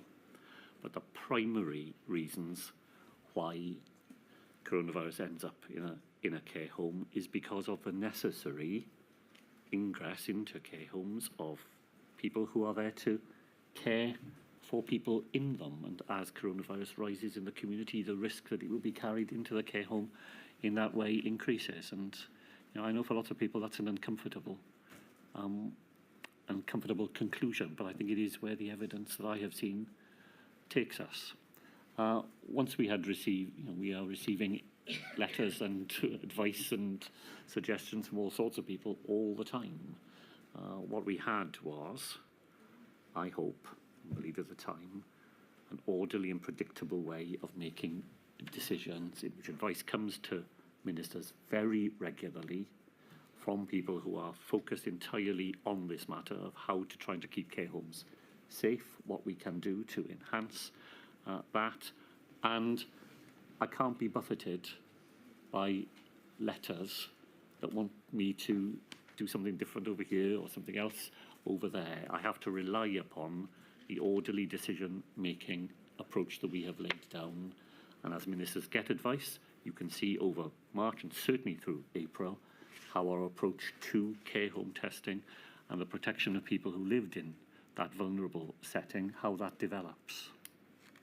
On the 2nd of May, Mr. Gethin made an announcement that the evidence does not support blanket testing of staff and residents in the UK. Exactly 2 weeks later, on the 16th of May, he then made a further announcement that everyone in care homes in Wales would be able to get a coronavirus test. Now, the inquiry's heard evidence from some scientists that they had the science to support blanket testing since at least the 27th of March. How, in light of that, can you account for the delay until the 16th of May when blanket testing was introduced? Well, if I could, I'd like to make, from what seems to, from my point of view as the First Minister, an important point. It's a contested point, but my view all the way through, and I had to convey it sometimes to my colleagues, is that the Welsh Government cannot pick and choose the scientific advice that it gets. There are a plethora of scientific voices out there, and they don't agree either. The Welsh Government has a route to the advice that we receive. We receive it through TAC, through our Chief Medical Officer, through the Chief Scientific Advisor. And what we mustn't do as politicians is to say, I like your advice on this topic, and I don't like your advice on that topic. So I'll pick and choose. I'll decide when I like your advice and when I don't like it. So yes, of course there are other people who take a different view and say they've got evidence that would lead you in a different direction. But as a politician, as a decision maker, I think that is a very, very slippery slope. And I was very determined not to go down that way of decision making, and as I say, advise my colleagues of that from time to time. Sometimes we didn't agree. I could have told you around the table we did not always agree with some of the things that we were being advised, but I wasn't prepared to go down a path in which we substituted our lay judgment for the judgment of the professional people who were charged with giving us that advice. We followed the advice that we had through the established routes of providing us advice while being aware. I thought very hard at one point about an invitation that I received to go to a meeting with independent SAGE. And in the end, I decided not to go there. Not because I am not naturally curious, from my own background in hearing different points of view. But I decided I couldn't do that would undermine the relationship we had with the SAGE on which we had to rely. So that's, I wanted to make that slightly general point because it was a fundamental part of the way that we approached this dilemma of somebody says this, somebody else says that, why didn't you follow that? We followed the advice of the people who were charged with giving that advice and didn't pick and choose between it. But supposing they gave you advice, say, let's take lockdown as an example, it's the most controversial NPI. So supposing you have advisors who say, right, you've got a lockdown, and you are conscious of all the impacts of lockdown on people. We all know that they spread far and wide, mental health, children's development, education, everything. By just following your expert, who happens to be in the pro-lockdown camp, you're never listening to an expert who may say, well, wait a minute, lockdown is not necessary. So, for example, those who signed the Great Barrington Declaration. So did you deny yourself the alternative argument? Well, not in the sense of not being aware of it, because these things are widely reported and widely debated. But imagine if we had said, well, the advice to the Welsh Government from our Chief Medical Officer, not just him, by the way, but all 4 Chief Medical Officers, is that we should do that. But we'd rather take the advice of somebody else, who we fancy their advice a bit more. What an unravelling of decision-making follows from that. As I say, from my point of view, it's a terrifically slippery slope to allow yourself to do that. But can't you justify that approach by saying, right, well, I've heard this advice pro-lockdown, I've heard this advice anti-lockdown, I'm now going to balance all the factors, which as a decision maker you have to do. So you balance the socio-economic factors as well as the scientific evidence. And say, on that balancing all the factors, I'm going to go for the advice from an outside source. I would not have been prepared to do that. Right. I think that would have unravelled proper decision making inside the Welsh Government very, very quickly indeed. It's once you take that first step, you've undermined your ability, I think, to conduct government in the way that government should be conducted. Thank you. I suppose it follows, does it, Mr. Drakeford, from what you've just said, that it is therefore crucial to ensure that you have a range of opinions at your disposal within your structures that you are taking advice from. So, for example, SAGE or SPI-M or TAG and TAC. Is that right? Of course, the fact that we, in the end, have a single piece of advice because you've got to make a decision. So, there's a fork in the road. You've got to decide which way that does not mean that behind that final piece of advice there is not a wide variety of views and a lot of sharp debate as well. And of course you want to have that. That's very important. I think you see that played out in the minutes of those bodies. But in the end, that has to crystallise in a choice between the two, if it is a binary choice between the two courses of action you could take. Change topic slightly, but staying hopefully chronologically, we now move to the 18th of March. The decision was taken in Wales on the 18th of March to close schools in Wales early for Easter. Was that I think you might have answered this right at the outset when I gave you the example of ministerial decisions within their own portfolio, but was this a consensus decision taken by Cabinet, or was this a decision taken by the then Minister for Education, Kirsty Williams? Important to say, of course, it's not a decision. Welsh Government does not have decision-making capabilities. It's advice that is given to those who have decision-making. This is a decision that is made under enormous pressure of unravelling events. I answered questions on the floor of the Senedd on the 17th of March, and I firmly repeated the position of the Welsh Government, which is that we did not want schools to close before Easter. By the end of that afternoon, we are already getting reports of schools closing in many parts of Wales, either as staff fall ill and cannot be in the classroom, or as parents withdraw their children of their own volition. I think something we haven't touched on at all here, but comes home very powerfully to me in rereading the papers, is just the degree of fear there is amongst people at this point. People are really afraid, and they are afraid that sending their child to school is putting that child at risk.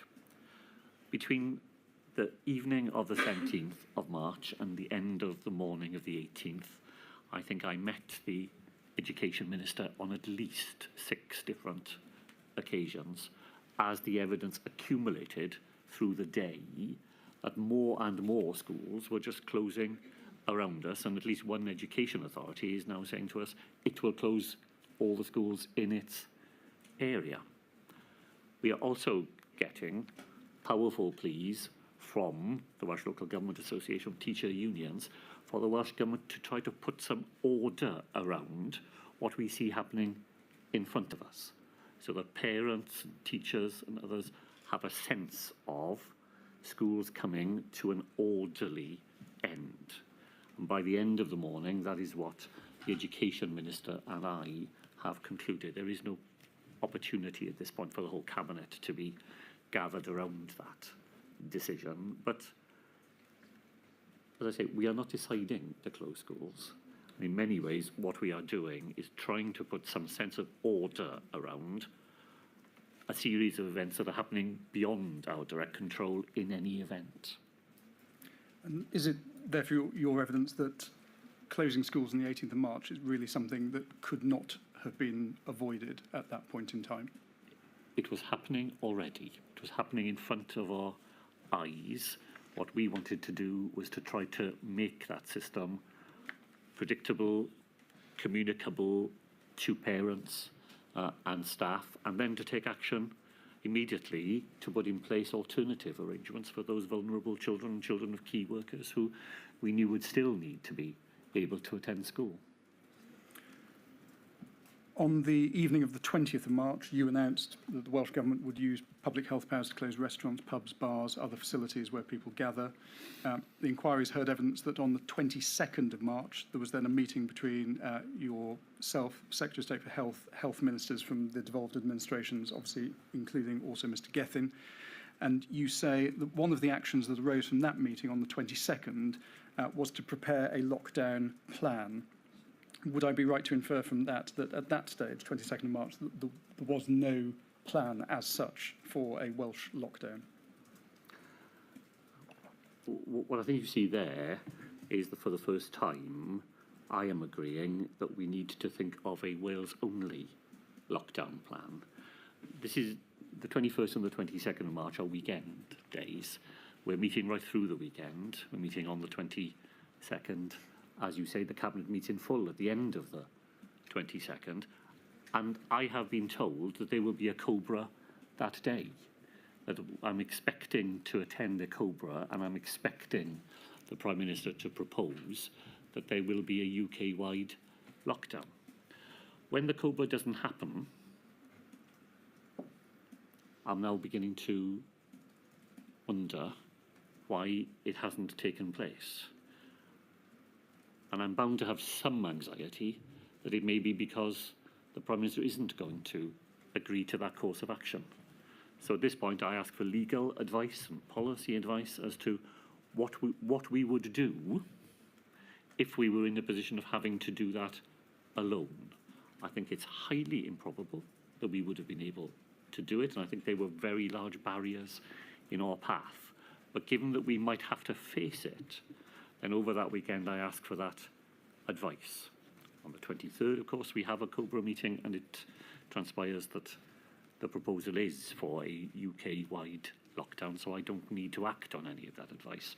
But on a precautionary, it may be necessary basis, that advice is commissioned. You have said in your evidence that your perception is that the actual decision to lock down was taken by the UK government shortly before the COBRA meeting that you attend on the 23rd of March. Is that right? Well, that is an impression, so I mustn't put any more weight on it than that.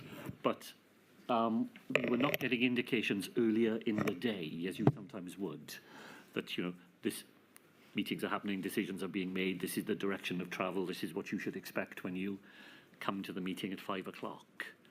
My impression is that so I'm going to use another football analogy now. You know, the ball was still in the air until quite late in the day. And obviously you attend that COBRA meeting on the 23rd of March. At that stage, you all knew that there was exponential growth. Once control had been lost, the virus would be rapidly spreading. Now, notwithstanding that understanding, the four governments had introduced measures previously on the 16th of March to try and control the spread and slow the spread of the virus. Why weren't those measures given longer to work prior to imposing a lockdown on the 23rd of March? Because I think the evidence was too vivid that insufficient numbers of people were complying with the decisions that had already been taken. That was the anxiety. I received, my lady, reports over that weekend of the 21st and 22nd of March. It was a beautiful weekend. Barry Island, I saw a note, is rammed. Beaches in Llanelli are overflowing. Pen y Fan, which is a tourist hotspot in Wales, has got hundreds and hundreds of people gathering and walking up and down the mountain.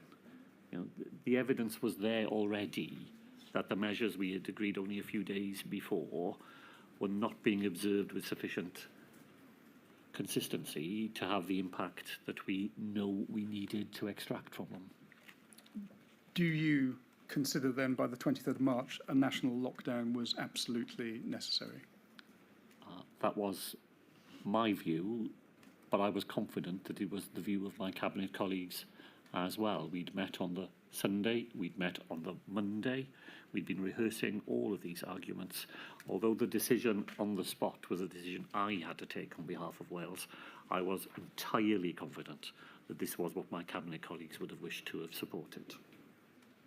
Had different decisions been made leading up to this point on the 23rd of March, do you think there is a chance that lockdown could have been avoided? Well, we are entirely in the realms of speculation here. My own speculation is that lockdown would have happened and should have happened earlier. Not that it would have been avoided, but the timing of it would have been altered. And when should the UK have locked down, in your view? Well, I'm an amateur witness on this matter. I've seen what other people have said. I don't have any reason to dissent much from what seems to me a fairly broad consensus that it could have happened a week earlier than it did. I want to next look at the period following the implementation of national lockdown up to the autumn of 2020. Now, as we know, imposing the lockdown in Wales using public health powers meant that there was a legal duty to review the need for restrictions and requirements every 21 days. Early April, you were pressing the UK government to convene a COBRA meeting in good time before the 16th of April, which was that first 21-day review date, so that the four nations could discuss a further set of coordinated announcements. If we could please have a look at INQ 30256826. This is a letter written by all of the devolved administrations to the Prime Minister on the 4th of April. If we can have a look at the first paragraph, refers to Mr Johnson's recent COVID-19 diagnosis. Now, we know that on the 27th of March, it was made public that Mr Johnson had tested positive for COVID. He was later admitted to hospital on the 6th of April, where he remained for 6 days. You have said in your evidence that Mr Johnson's illness and hospitalisation did have an impact on decision-making. You describe it as having had a chilling effect. Just describe to us in what way you say that Mr Johnson's illness and hospitalisation had an impact on decision-making in the way you describe. Could I say to begin with that I have no complaints at all about the way in which meetings in the absence of Mr Johnson were conducted by Mr Raab, who chaired those meetings. He was a good chair of a meeting.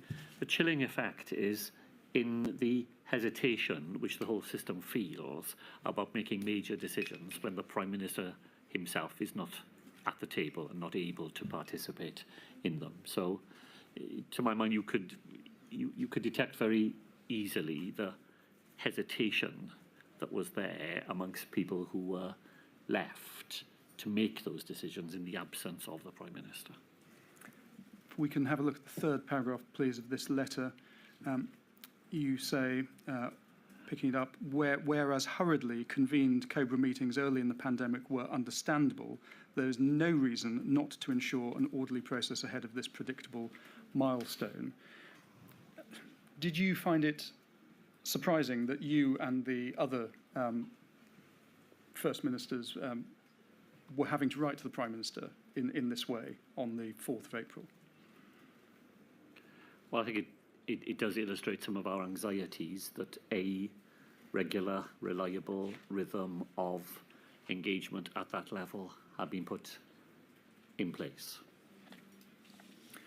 A few days after this letter was sent, you describe in your evidence a call with Mr Gove on the 8th of April, but you say there was no commitment being given on behalf of the UK government to hold a COBRA meeting. You must have been somewhat surprised then to receive a calling notice at 10 to 7 that evening to attend a COBRA the following day. That was chaired by Mr Raab. It's the COBRA meeting of the 9th of April. If we can have a look at INQ 4083830, please. Of these minutes, you've said in your evidence that they accord with your recollection that, your words, a consistent message was required across the four nations to ensure the message landed in the most clear way. And I think, in fact, we see that noted if we have a look at paragraph 5, page 3 there.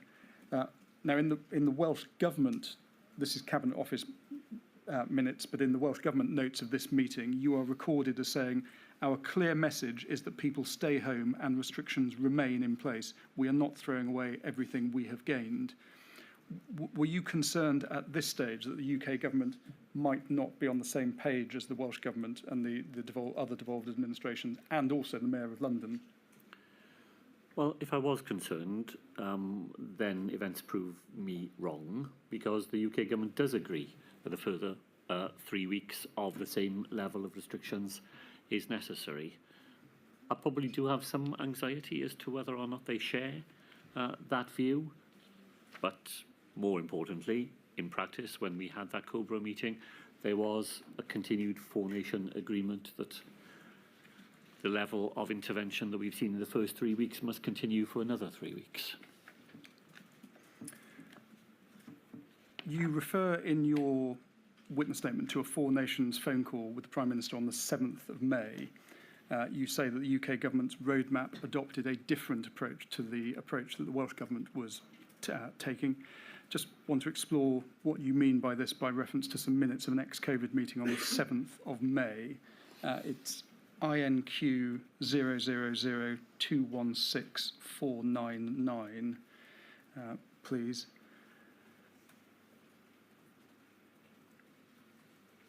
And if we look at in the middle of the page, the Permanent Secretary is noted as reporting that he had been told by his counterparts in the UK that the view in Westminster was that the population was over-complying with the work from home message and were overlooking the part of the message which said it cannot work at home, then you should go to work and practice social distancing.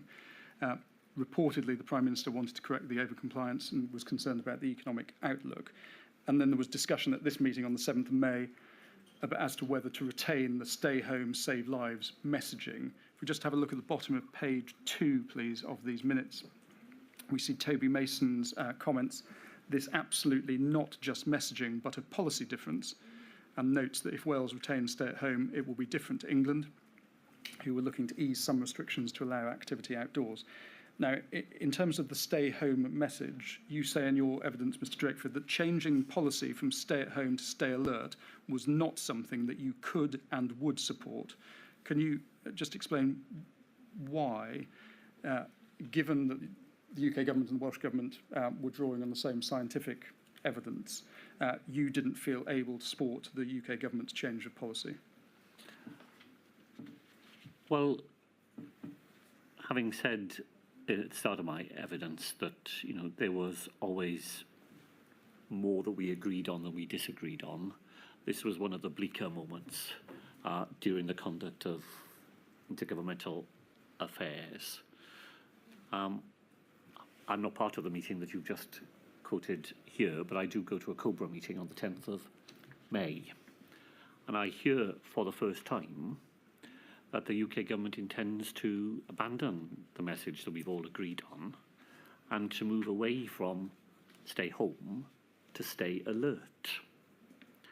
And I'm hearing it in the meeting, and this is one of those examples when I feel that the decision has already been made. We're not really being asked to participate in whether to move. We're being told the UK government has decided to move. I hear from the head of communications in the UK government, someone whose advice I'd heard many times and respected a lot, that there have been focus groups carried out around this change of messaging, none of which we either knew about, we didn't know they'd happened, and we certainly had no access to the results of them.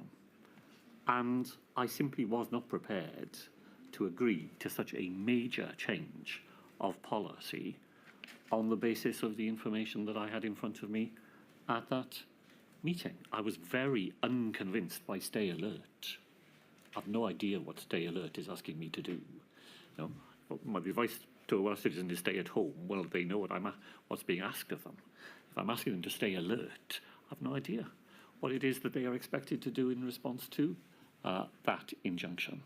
So for all those reasons, no prior notice, no sharing of the basis on which the change had been made, no ability to explain to me what the new message was meant to convey to anybody.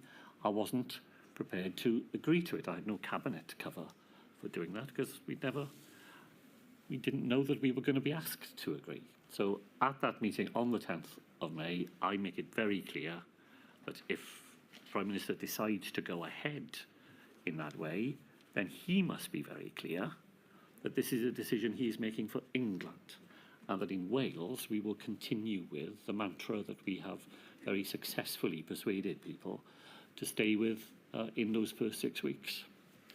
And I think it would be fair to say that the announcement that's made, we've seen the text of it with other witnesses, there's very little in that announcement made by Mr Johnson to suggest that these measures applied to England only. Did that cause confusion in Wales? I think it's the opposite of there not being much to convey that there is a difference, and I'm doing my best not to sound as cross as I felt at the time, perhaps.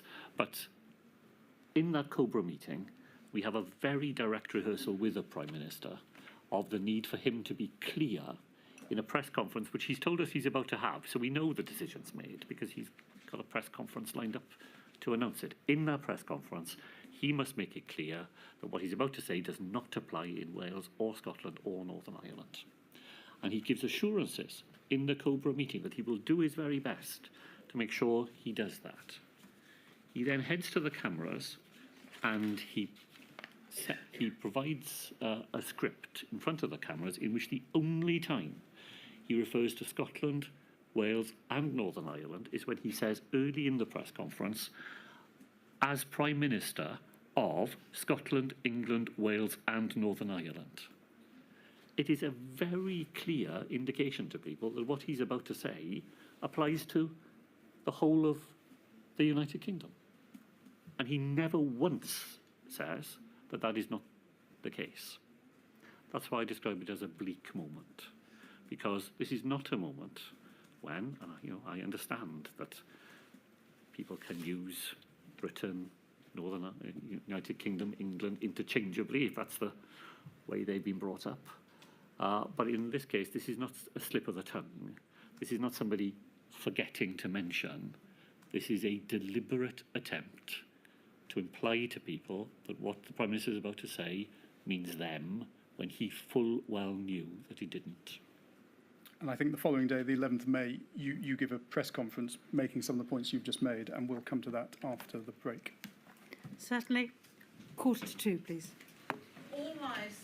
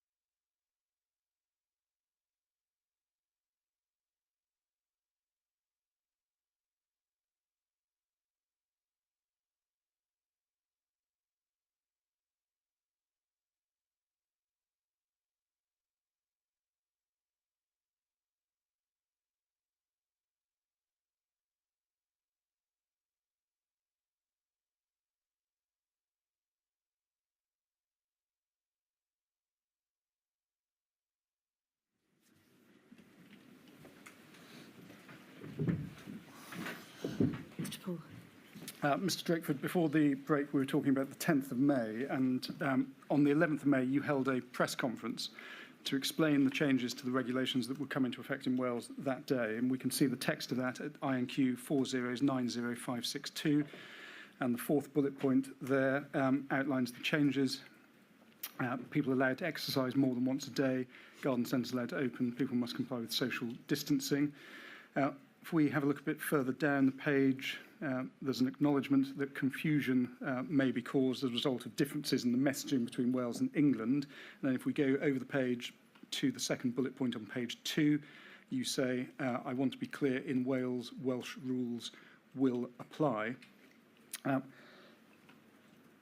Going back to where we left off before the break, could more have been done to make it clear that the UK government's stay alert message only applied in England? Well, as I said before the break, I certainly think the Prime Minister could have done more to have explained that when he announced it. We did make really consistent efforts to communicate with people, and particularly people along the border where those differences are most acute, although, of course, that is where people are most used to differences, because there are differences all the time after 25 years of devolution. But I myself would give interviews not simply to Welsh media outlets, but I would be giving interviews to the Shropshire Star and to other local newspapers along the border in order to do whatever we could to communicate to people the rules that would apply to them while they were in Wales. In a question and answer session, I think following on from this press conference that we're looking at here, you were asked about comments that had been made, I think, that morning on breakfast television by the then Deputy Prime Minister, Mr. Raab. Mr. Raab had said that people in England should use common sense when meeting up outdoors, and provided that they observe 2-metre social distancing, that is okay. Now, in Wales, the regulations were clear. Leaving home for a pre-arranged meeting with someone from another household was not permitted, even if this was outdoors, observing social distancing. And when asked to comment on what Mr. Raab had said, you are reported as saying that it didn't amount to any real change. The rules, you said, in Wales are that 2 people can meet, providing they observe social distancing. So if one person from a household is going out and meeting another member of their family, then under our rules, that would be permitted. I think it would be right to say that your comments were interpreted by some in Wales as meaning, effectively, it was okay to arrange to meet someone from another household outside, provided social distancing was observed, but that was not permitted. And I think the Welsh Government issued a statement after your press conference to correct any wrong interpretation of what you had said. Do you accept that your comments were potentially misleading? Well, I was certainly in trouble over what I had said, and you are on your feet, you are answering unscripted questions. You sometimes don't say things in exactly the way that you'd intended. The distinction I was trying to make is the one, Mr. Poole, you've made. But, and I made the point at the time, I used to, in those very early days, Cardiff Council kept allotments open for the 1 hour you were allowed out. So I would cycle to my allotment for 45 minutes and cycle home again. And as I would do so, I would see people absolutely scrupulously obeying the rules. And by chance, not by design, they would see somebody they knew on the other side of the road, and they would say hello to them or hope you're okay. And I was being asked whether that was somehow against the rules, that you couldn't even acknowledge somebody. And the point I was trying to make was that there was nothing wrong with that. Going out purposely to meet other people was clearly against the rules, and that's the distinction that we tried to clarify.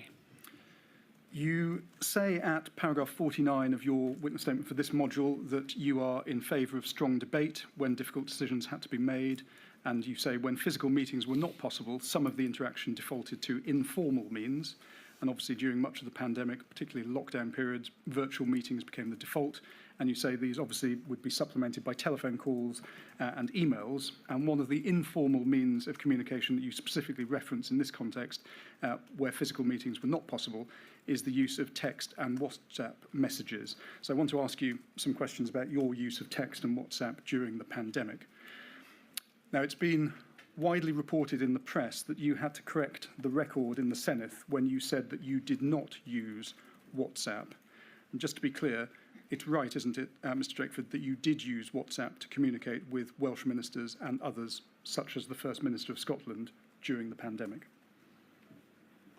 I used WhatsApp on 11 occasions in the whole of the very many months of the pandemic. I don't believe I used WhatsApp to communicate with the First Minister of Scotland. I would have had text messages with her, certainly, but in terms of WhatsApp, I've had the record checked. There are 11 occasions. One of those, I say thanks. That's one of them.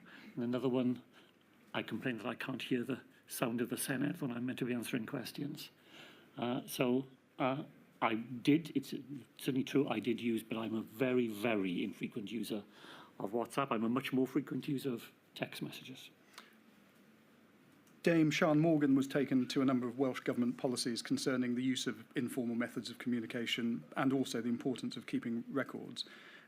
Do you accept that using WhatsApp to discuss Welsh Government business was prohibited by those policies? I do accept that. It's the policy that's wrong, not the practice. Do you accept, as Jane Runnacles, your most senior advisor, did when giving her evidence, that using WhatsApp, even for administrative purposes, was wrong? It was against the policy of 2009. In the circumstances of 2009, the policy no doubt was a sound one. In the circumstances of dealing with a pandemic, the policy did not make sense. Even if the policy were to change to allow the use of WhatsApp and text messages and other informal methods of communication, I assume you wouldn't be advocating for a change to the policy of the importance of retaining such messages, because, as you know, it's not simply a question of whether informal methods such as text and WhatsApp were used to make decisions. It's necessary to see discussions that led to decisions or led to decisions not being made. And that's important to retain those records. Do you agree? I understand the point that's being made. My own experience is looking at text messages. They're not used even for background to policy making very often, and there are many other far more informative sources available that show the workings out before a policy is concluded. But I don't disagree with the point, but I don't myself believe that they would be very helpful to anybody looking to understand the arguments that lay behind decisions. Certainly much less useful than many other sources that are available. Did you ever give a direction to Welsh ministers and Welsh government officials for messages not to be deleted and for records to be retained? No.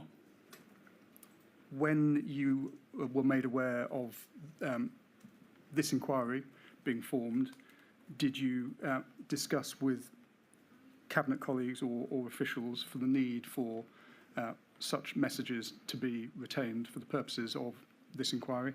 No. Why not? It would not have occurred to me that I would need to do so. You're aware that the disappearing messages function was turned on by a number of officials, including Jane Runnacles. Also, Mr. Mars yesterday said that he enabled this when it became available on his phone. Is that something that surprises you?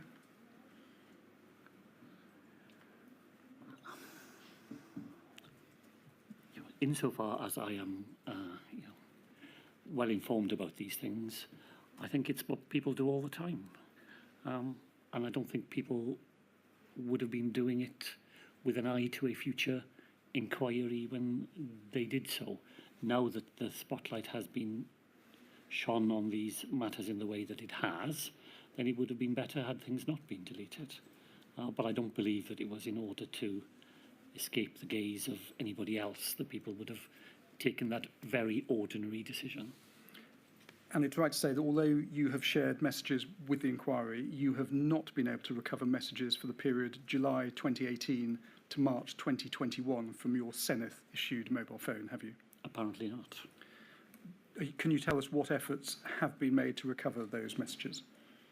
Well, I use only one telephone.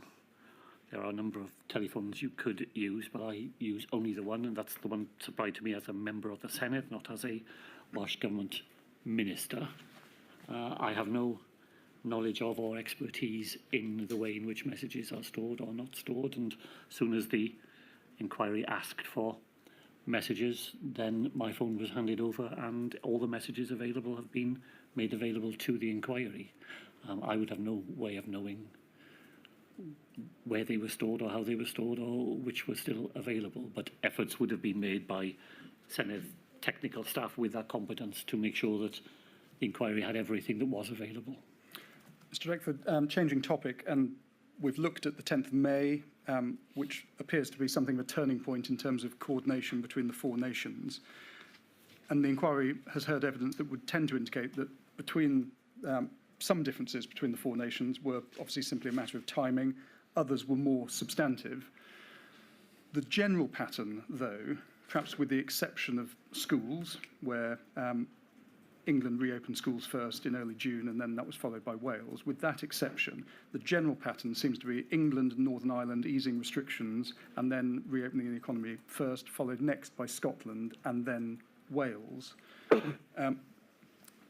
Dr. Di Lloyd, who's the chair of the Health and Social Care and Sport Committee in the Senate, he told the Institute for Government that the Welsh Government had taken a general cautious approach, which is reflective of Welsh society. Does this explain the pattern that we've just been looking at? And if not, what is the explanation? Well, I think it is true to say that we did take a more cautious approach to the lifting of protections.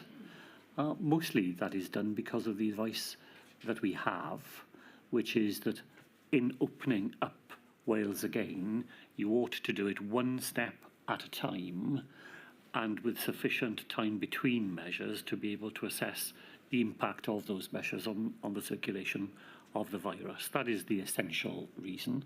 Dr. Lloyd is right, however, that Welsh opinion was always, I'll put it slightly differently if I could, for every one person who replied to various opinion surveys in Wales who thought we were too slow in lifting protections, there were two people who thought we were going too quickly.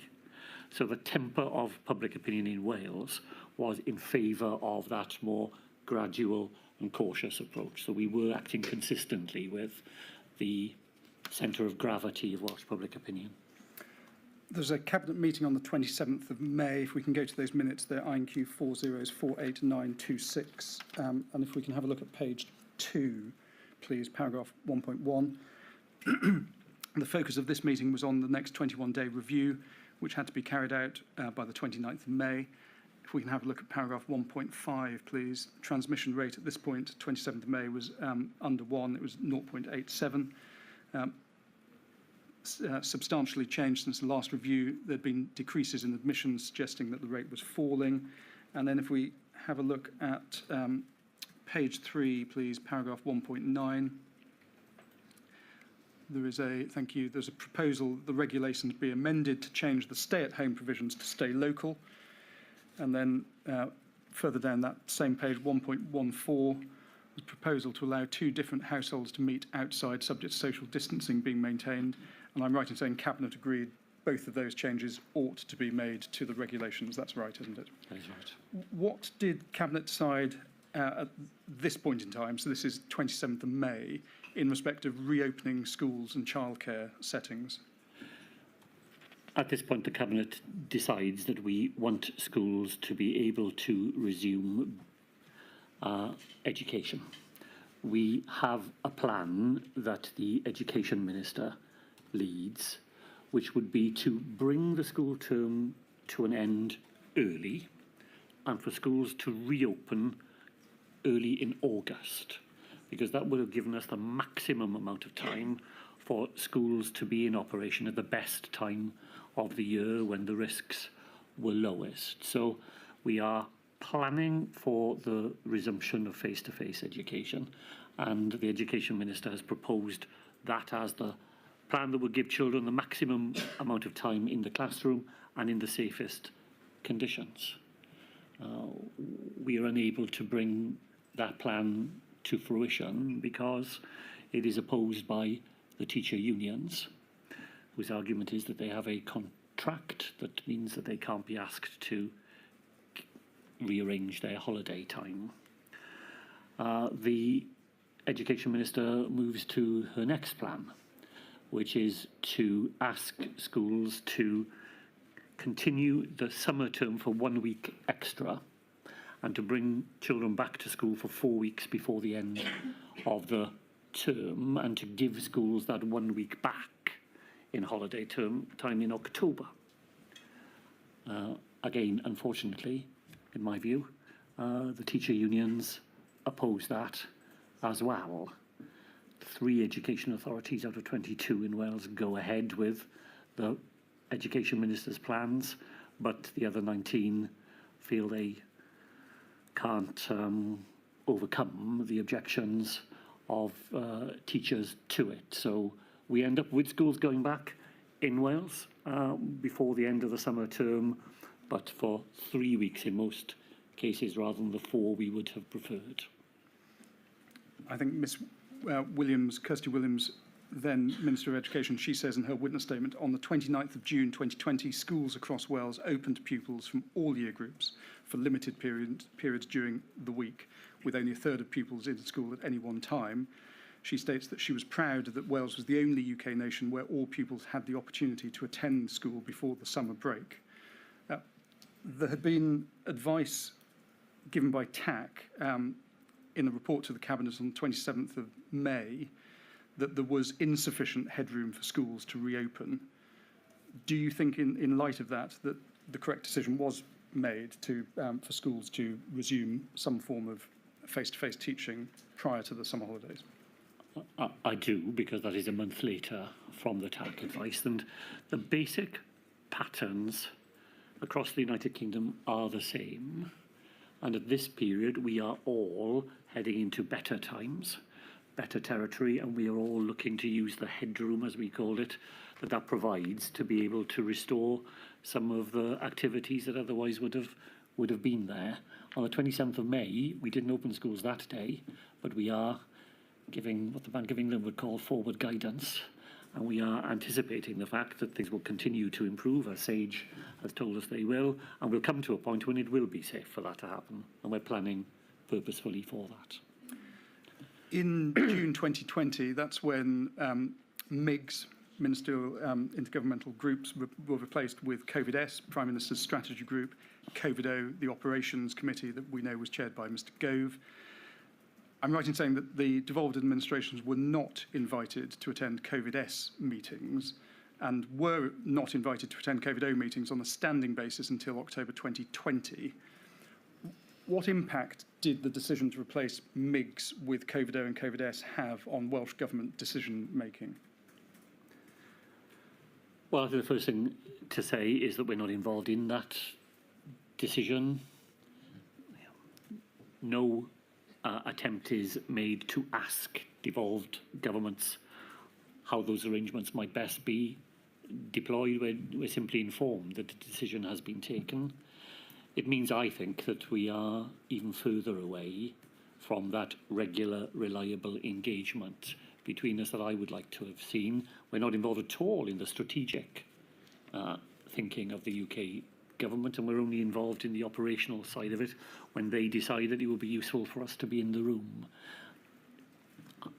I do not believe that that was a satisfactory basis on which to navigate a four-nation approach to the challenges that we all faced. And you voiced some of those concerns in a letter you write to Mr Gove on the 11th of June. We can see that letter, INQ 30216-519. Second paragraph on that first page, you point out that COBRA last met on the 10th of May. You last heard from the Prime Minister on the 28th of May. This is obviously now the 11th of June. Through official channels, you'd also learnt that COBRA had been stood down and that there were plans to scale back the SAGE arrangements. You then note 3 announcements that had been made by the UK government. 4th of June, mandatory face coverings on public transport. 5th of June, face masks in NHS facilities. And 10th of June, bubble for single-person households. And you make the point that those announcements were made with minimal or no prior communication. You then say that those have big practical implications for Wales, directly or indirectly. Just explain to us what you mean by that last sentence. Well, I'm afraid that those announcements will again have been made with very little reference to the fact that they were announcements for England and not for Wales. So many people in Wales get their news from London sources. There is no strong Welsh press. There's a good Welsh broadcasting system, but even then, the closer you are to the border, the more likely you are to get your news from Bristol or from Manchester. So there would be a direct effect of people hearing these announcements made by the UK government and thinking that it meant them in Wales. So there's that very direct decision. And then there is the fact that had we known about it and had we had a chance to be part of the decision making, then had we chosen to do it at the same time, which we might have done in that context, then there would have been practical things that we would need to have done, putting face masks in NHS facilities in that way in place. You've got to make sure that there's a supply, you've got to make sure that they arrive in the right place and so on. So there are intensely practical implications that we might have been able to navigate together had the opportunity come our way. You say in this letter, I think it's the same page we're looking at, but the last paragraph and slightly over the page, you say that without a predictable rhythm of engagement, it is not credible for you to continue to defend the four nations approach as you had done consistently until now. At the time of writing this letter, did you consider that the UK government had effectively given up on a four nations approach to the COVID response? I don't want to say that because that implies that there's a sort of monolithic view of the world by the UK government. They were parts of the UK government that I think were very keen to maintain a four-nation approach and worked quite hard to do it. What we now lacked was an impetus from the centre of government to sustain that four-nation approach. The machinery had been eroded and withdrawn, and too many decisions were being announced, which applied only to England, without any prior notice or opportunity to engage in that decision. And I would be very regularly asked in press conferences about consistency in the Four Nations approach, and I always wanted to argue for it, because that was always my preference. But I was explaining to Mr. Gove that was getting harder and harder when I would be confronted all the time with practical examples of where the UK government was not acting in that way. You received a letter from Mr. Gove on the 22nd of July, so some 6 weeks after you'd written that letter we've just looked at. Don't need to see a copy of that response. Mr. Gove agreed with you that regular engagement between the UK government and the devolved administrations is crucial. Did you see any marked improvement in engagement after this point? So this is 22nd of July 2020. Well, it's a characteristically emollient reply from Mr. Gove, and contact through him in the way we've described during the morning is a much better part of the landscape. There is no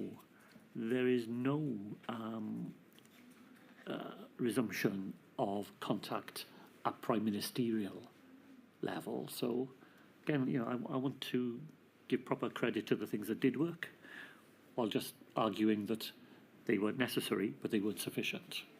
You were present at some of the discussions that took place when they took place, prime ministerial, First Minister level. To what extent do you think certain personality clashes, about which I've heard, might have affected the attitude of the UK government to these meetings? I should say, my lady, that I had the highest regard for the First Minister of Scotland and the First Minister and Deputy First Minister of Northern Ireland. They were never anything but collegiate people. They took phone calls, they were involved in discussions. I had a very high regard for them all. The UK government was always anxious about their interactions with the First Minister of Scotland, because she did have a different underlying ambition for the future of Scotland, and that coloured their attitude towards her. She was also a formidable politician, and many UK ministers were afraid of her and would rather not have been engaged in a confrontational dialogue with her. That wasn't true of the Prime Minister. He was happy to talk to anybody, and I don't think he avoided discussions for that reason. He avoided them because he did not want to give the impression that the Prime Minister of the United Kingdom was somehow on a par with First Ministers of other nations. It was the optics that he objected to, I think, rather than the personality. Between writing your letter that we've looked at on the 11th of June and receiving the response from Mr Gove on the 22nd of July, you had a call with Mr Gove on the 23rd of June. Again, we don't need to display the note of that call. Mr Gove reported on decisions that were made before the UK government cabinet that afternoon, and one of those decisions was whether to relax the 2-metre social distancing rule. And you've commented, Mr Drakeford, in your witness statement in Module 2, paragraph 109, you say that the underlying advice had not been shared with the devolved administrations prior to that morning, and there had been no consultation with us. Surely whether or not to relax the social distancing rule was a matter for the Welsh Government. Did you really need to have been consulted first by the UK Government before you can take that decision for yourselves? I don't think that's the point I was making in what you read out, Mr Poole. I was being asked to agree in that meeting to do the same in Wales as the UK Government had decided to do in England. But I got no evidence to help me to make that decision. I'm told what the UK Government is going to decide for England, and the implication, the invitation is clearly there to do the same. But without being able to understand what lies behind the decision that's being taken in England, I'm simply not in a position to go along with it. When we did investigate it, we found that we didn't find the evidence compelling, and our contract, particularly through our Social Partnership Council, which I don't think I have mentioned, but was such a powerful part of our landscape in Wales, the Social Partnership Council were very clear that they wished to see the 2-metre social distancing rules in Wales continue, and that's what we decided to do. If we move on to some questions now about face masks. The UK Government made it mandatory from the 15th of June to wear face masks on public transport, with the exception of people with certain conditions, disabled people and children under the age of 11. The UK Government made the wearing of face masks mandatory in shops and supermarkets then a bit later on the 24th of July. And you've said in your evidence that face coverings were the subject of, you say, regular and probing consideration. The scientific and medical advice was always contested. And then you say, and it's paragraph 209 of your witness statement for this module, that you set the bar high against a pick and mix approach to scientific and medical advice. And you say, while Cabinet remained the final decision maker, it could not be on the basis of selective adherence to the most authoritative advice available. And I think this goes back to an answer you gave this morning. When there were finely balanced scientific and medical arguments for and against a certain MPI, in this example, face masks, how would Cabinet decide? Well, our Cabinet would be influenced by a range of different considerations. Fundamentally here, the Chief Medical Officer of Wales advised us very regularly not to put the weight of the Welsh Government behind the wearing of face masks. He says in his witness statement to you that there were only 2 examples in the whole of the pandemic where the views of ministers and the views of the Chief Medical Officer differed, and this is the most important one of them. And maybe if I could make one slightly wider point, but it's relevant to this. One of the big differences between being a minister in Wales and being a minister in England, but in Scotland as well, is that we don't live separate lives. The First Minister of Scotland spent the pandemic in Bute House, in her official residence. We have no such thing. We are directly engaged with the mood of the people. I remember very vividly, if I could say, the week after the pandemic, we made the decision, we need food at home. My wife and my mother-in-law are shielding. I am the only person in our house who can go shopping. So I leave the government building in Cathays and I go a few hundred yards away to a Lidl, and I join the queue outside. And it's beautiful, the weather is beautiful, and people are standing outside at a 2-metre distance. I find myself standing behind somebody I already know. And lo and behold, the person who comes after me is somebody else that I know. And I am observing the extent to which people are already wearing face coverings of their own volition in those more risky situations. And so when Welsh ministers debated, as I said we did, very much with the Chief Medical Officer, whether this was the right advice to give, we're drawing on our own lived experience of seeing the way our fellow citizens are behaving in these extraordinary circumstances and worrying about the gap between the advice that we are given and we are giving and people's own conclusions that they're drawing in their own lives.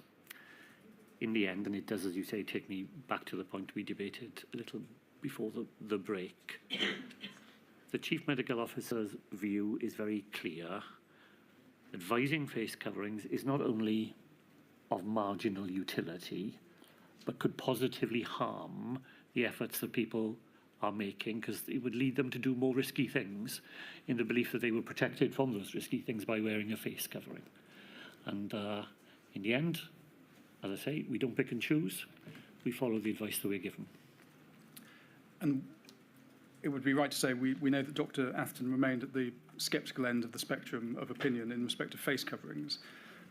His advice was always explicitly against making them mandatory. And you say in your witness statement, you felt it important to support that position. Why?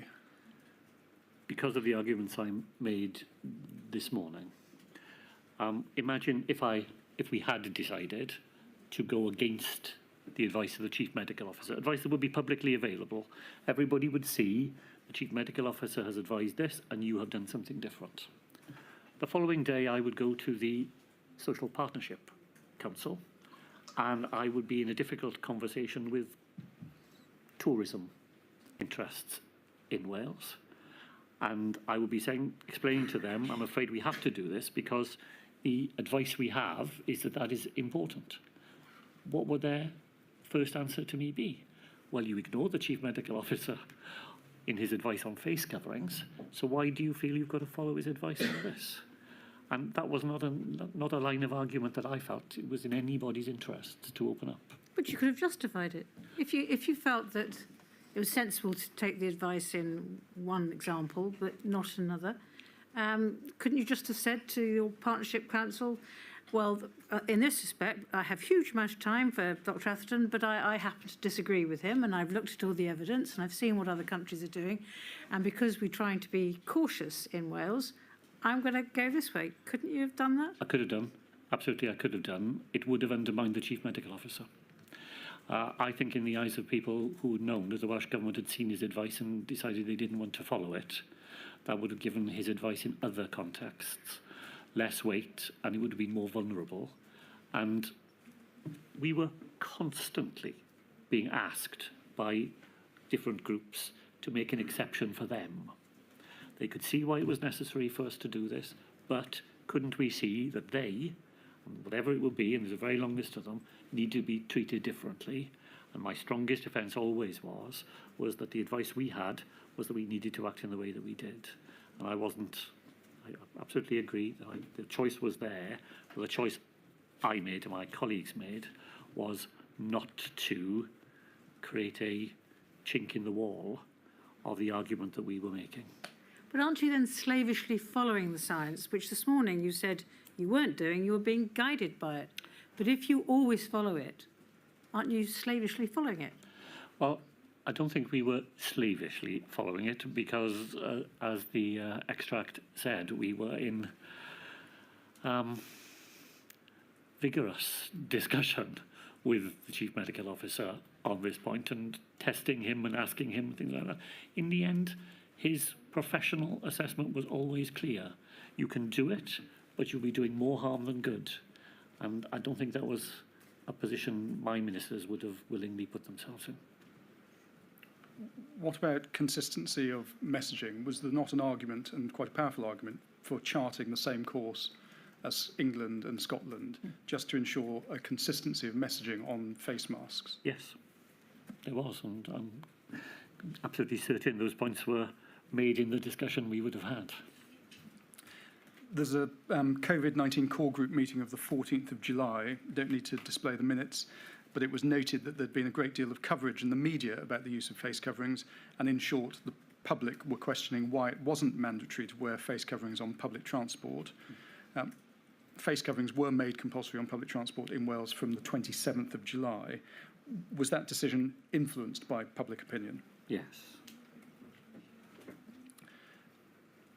6 weeks after that decision had been made by the UK government,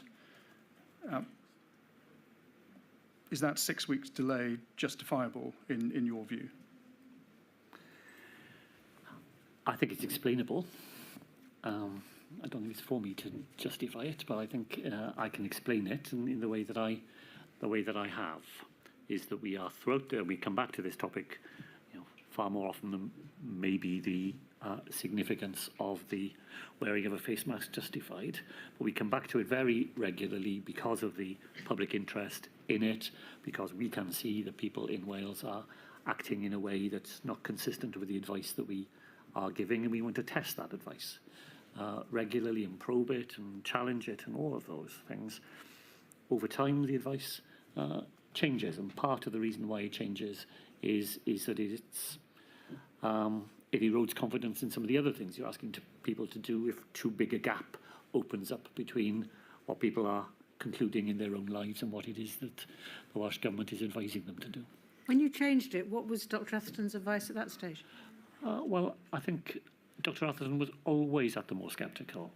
So you didn't follow him when you changed it? No, I think he had moved away from the argument that it would do more harm than good. He was sceptical always that it did any good, and always anxious that people would think they were protected by a face covering and therefore not observe social distancing, for example, because I've got a face mask on, it's okay. So he was always anxious about that. I think by the time we changed the advice, his feeling was, given the way that people were behaving, that while it didn't do much good, the argument that it would be positively harmful was no longer as strong as he would have articulated it at the beginning. One of the reasons that Dr Atherton explained in his evidence to the inquiry of his view, why he was at the sceptical end, as you've just alluded to, is that it would make people complacent if they were to wear a face mask. And from what you've just said about your trip to Lidl and seeing people in the queue wearing face masks, even though it wasn't mandatory in Wales at that point, I mean, did you see evidence from England or anywhere else in the world that actually wearing face masks made people complacent, such that it might support Dr Atherton's views? I don't think I could say that I saw direct empirical evidence. I certainly saw Dr Atherton's view expressed by a whole range of other scientists who also argued that there was a risk in encouraging people to wear face coverings, that it would undermine their willingness to adhere to far more effective NPIs. The inquiry heard evidence in Module 2 from Sir Patrick Vallance, and his evidence was that there was clear advice on the benefits of face masks in June 2020, and he said anything else was politics. Did you consider that playing politics is perhaps how the different policy decisions being taken by the Welsh Government would perhaps appear to members of the public? I don't think there's any evidence of that. Satisfaction levels with the Welsh Government and people's confidence in the advice they were given was at a very high level during all of these months. Change topic briefly. Eat Out to Help Out. August 2020 saw the introduction of that scheme. We know, obviously, it was a scheme implemented by the UK government. the inquiry's heard evidence that Sage wasn't consulted about the scheme, only knew about it when it was announced. And I'm right in saying there wasn't any consultation with the Welsh Government about it. Is that right? That's right. Were you given any opportunity to ask questions as to its scientific rationale? We weren't offered any opportunities. And just to be clear, this was an entirely non-devolved scheme carried out by the UK government using their own reserved powers, and there would have been no receptivity at all to the Welsh Government saying, we'd like to talk to you about this. Are you sure it's the right thing to do? We would, I'm absolutely certain, have been told that it was nothing to do with us, that it was a UK scheme and it was happening everywhere. I think it's quite clear from your witness statement that had you been consulted, you would not have supported the scheme. Is that right? I don't want to overstate it. Had we been offered the opportunity, we would have asked some fairly sceptical questions about it. But we would have weighed up the answers and the evidence that we were given. We know now that it very likely helped the spread of the virus. At the time, I don't want to go further than saying, had we had the opportunity, we would have asked some probing questions about it and would have wanted to have seen the evidence on those points for ourselves. Change topic now and deal with the period September through to October and the Welsh fire break. You say at paragraph 215 of your witness statement for this module, when describing the use of local lockdowns to deal with local outbreaks of COVID-19 in September 2020, you described that as a failed experiment. Explain why you have said that.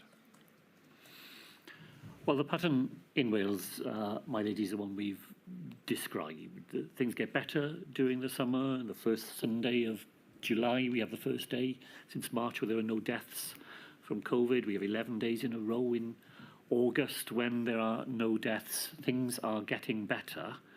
And the last time we have a 3-week review in August, the advice is that we can expect things to continue to be relatively benign with some warning signs about the autumn. In fact, things got worse much more quickly in September than we had anticipated. And very soon we find that there are some local areas where there is a significant upswing in the virus. So the county of Caerphilly, for example, had a third of all the cases in Wales in that early period of September. And what we follow is a classic public health response to it, one I was very familiar with from my time as Health Minister when I dealt with outbreaks of measles in Swansea and tuberculosis in Llanelli. You find the source of it, you track, you trace, you contain, and you try and put a ring around the problem and restrain people's lives there, but don't affect people's lives where there is no virus in circulation. That's what we set off to do in September, and as I say, it's textbook public health response to an outbreak. By the time we get halfway through October, though, we have got local lockdowns over almost half or more of Wales, and every week we're having to add more local areas to. In other words, it just hasn't worked. That's what I meant by a failed experiment. I'm not saying that it didn't have an impact. I should make that clear.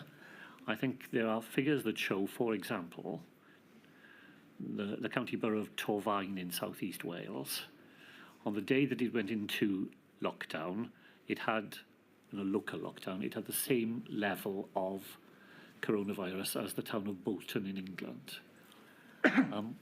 Weeks later, the rates in Torfaen are between 50 and 60 per 100,000. And in Bolton, where there's been no restrictions, it's over 300. So I'm not saying it didn't have any impact, but what it didn't do was to contain the outbreak in that local area in the way that we had hoped. Let's just look at the information that was coming through to the Welsh Government throughout September and into October. If we start on the 15th of September, there's a daily ministerial call. You received an update from Mr. Gethin. we don't need to go to the minutes of it. There's a TAC report, was that Wales was in an equivalent position to early February. The R rate was above 1. Urgent decisions needed to be made as to whether to persist with the local lockdowns or take national measures. And then on the 18th of September, 3 days later, TAC advised that more needed to be done to bring the R rate back below 1. So in summary, again, the TAC advice was a package of MPIs may be needed to bring R below 1, and that action would be most effective if implemented early. And we know that a circuit breaker or fire break lockdown was recommended by SAGE on the 21st of September. Perhaps if we just have a look at the minutes, Fliss Bene attended on behalf of TAC, their INQ 4061566. And I'm looking at page 2, paragraph 2, please. Thank you. SAGE advice, package of interventions would need to be adopted to reverse the exponential rise in cases. Single interventions by themselves unlikely to bring R below 1. Top of the list of interventions, we see there circuit breaker to return incidence to low levels. So this is 21st of September 2020. And then if we can look at paragraph 6 on that same page, please. The more rapidly interventions are put in place and the more stringent they are, the faster the reduction in incidence and prevalence, greater the reduction in COVID-related deaths, to which high confidence both local and national measures are needed. Measures should not be applied in too specific a geographical area. Just continuing, so we know what the information was that you had 4 days later, 25th of September. We can take these minutes down, thank you. The need for early intervention is reiterated by TAC. Again, don't need to go to the advice. It was that if current measures do not bring R below 1, further restrictions will be needed to control the epidemic in Wales. And then a week later, on the 2nd of October, a rather more stark warning from TAC. Unless measures bring R below 1, it is possible that infection incidence and hospital admissions may exceed scenario planning levels. So the advice seems to be pretty clear, certainly from SAGE on the 21st of September, and then reinforced by TAC and TAG, that immediate steps such as a circuit breaker are needed, and that they would be most effective if introduced early. So at this point, we're now beginning of October. What is the Welsh Government's thinking as regards a circuit breaker? Well, the Welsh Government took the advice very seriously. You'll know that I raised it at COBRA meetings. The Prime Minister told me he wasn't prepared to introduce a national lockdown. I asked for a special meeting of COBRA to consider the circuit breaker advice. I was supported by that, by the First Minister of Scotland, but that meeting never took place. There are a series of headwinds to the Welsh Government being able to act on that advice. There are financial headwinds to it.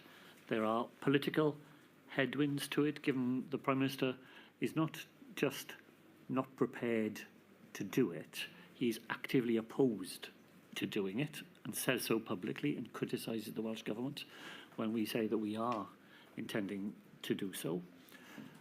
I think Professor Dan Wincott says in his advice to the inquiry that decisions in Wales are often made in the shadow of decisions that are made by our next door, much bigger next door neighbour. And I want just to underline the headwind that does create when you are trying to do something in the face of active opposition from others. There is acceptability to the public. We're 4 weeks on from the summer holidays. Only 4 weeks ago, people are on the beach and things look like they are much better. 4 weeks later, to say to people that they're heading into a national lockdown, there are real concerns in my mind about being able to persuade people of that. And then there is the balance of harms, which we are more aware of in the lead up to the lockdown period, the circuit breaker period, than we were back in March. We're now more aware of the other things that we have to balance. So we spend October trying to grapple with those things and to come to a decision that balances the advice we are very clearly getting from SAGE and increasingly getting from Welsh sources with all the other things we have to take into account. So let's just look at you mentioned two headwinds, a political headwind and the economic headwind. And you mentioned the Cobra meeting. I think the Cobra meeting was on the 12th of October. We don't need to bring up we've got the minutes, so why don't we look at them as they're there? Thank you very much. INQ 4083851, page 7, paragraph 11. You asked the Prime Minister whether a circuit breaker or a fire break lockdown would be considered, as had been advised by SAGE. And I think, talking about a political headwind, you had formed the view, had you not, even at this relatively early stage in October, that the UK government were not with you on the need for a fire break lockdown. Is that right? Well, I had formed that. It's there in the minutes. I don't want to over-rely on Mr. Dominic Cummings's evidence, but this is what he says about the Prime Minister's attitude at this point. Enraged, the Prime Minister made his comment, "No more expletive lockdowns, let the bodies pile high in their thousands." Now, I don't over-rely on that, but it does give you a sense of, it's not just the UK government is not convinced or is neutral about it. They are positively determined not to do what they're being advised to do, and positively going to oppose Welsh efforts to do what we thought we needed to do. It was, of course, the evidence of Mr. Cummings. I hope I've caveated my reliance on it. Following this Cobra meeting of the 12th of October, you updated Welsh ministers as to what had been discussed at this meeting. That was on the daily ministerial call of the 13th of October. Again, we don't need the note of that meeting, but it records your recollection of the Cobra meeting. The UK CSA and CMO repeatedly telling the Prime Minister that Tier 3 measures would not be enough to reduce the R rate below 1, but that a circuit breaker would. And it's at this point, 13th of October, that you invited Welsh ministers to consider a circuit breaker. And it's recorded in the minutes. Dr. Atherton informed the meeting that the 4 CMOs of the UK supported a circuit breaker. Public Health Wales, TAC and SAGE all agreed that that was the right approach. So at this point in time, we've seen SAGE advice going back to the 21st of September, talking about a circuit breaker. Would I be right in understanding that as of 13th of October, no plans had been put in place by the Welsh Government for the introduction of a circuit breaker? Well, that is a decision in principle. So it's not a decision about the detailed planning. First of all, I need to know whether this is a course of action that the Cabinet are prepared to embark upon. So we do have a very detailed debate, and at the end of it, there is a unanimous agreement that despite those headwinds that I've outlined, this is the right thing to do, and we make that in principle decision that will be our policy. And I think it's right to say, also on the 13th of October, you wrote to the Prime Minister, you raised an issue about the English-Welsh border that we might come back to, about those moving from high prevalence areas to low prevalence areas. But at the end of that letter, we don't need this brought up. You invite the Prime Minister to convene a Cobra meeting to discuss a UK-wide circuit breaker.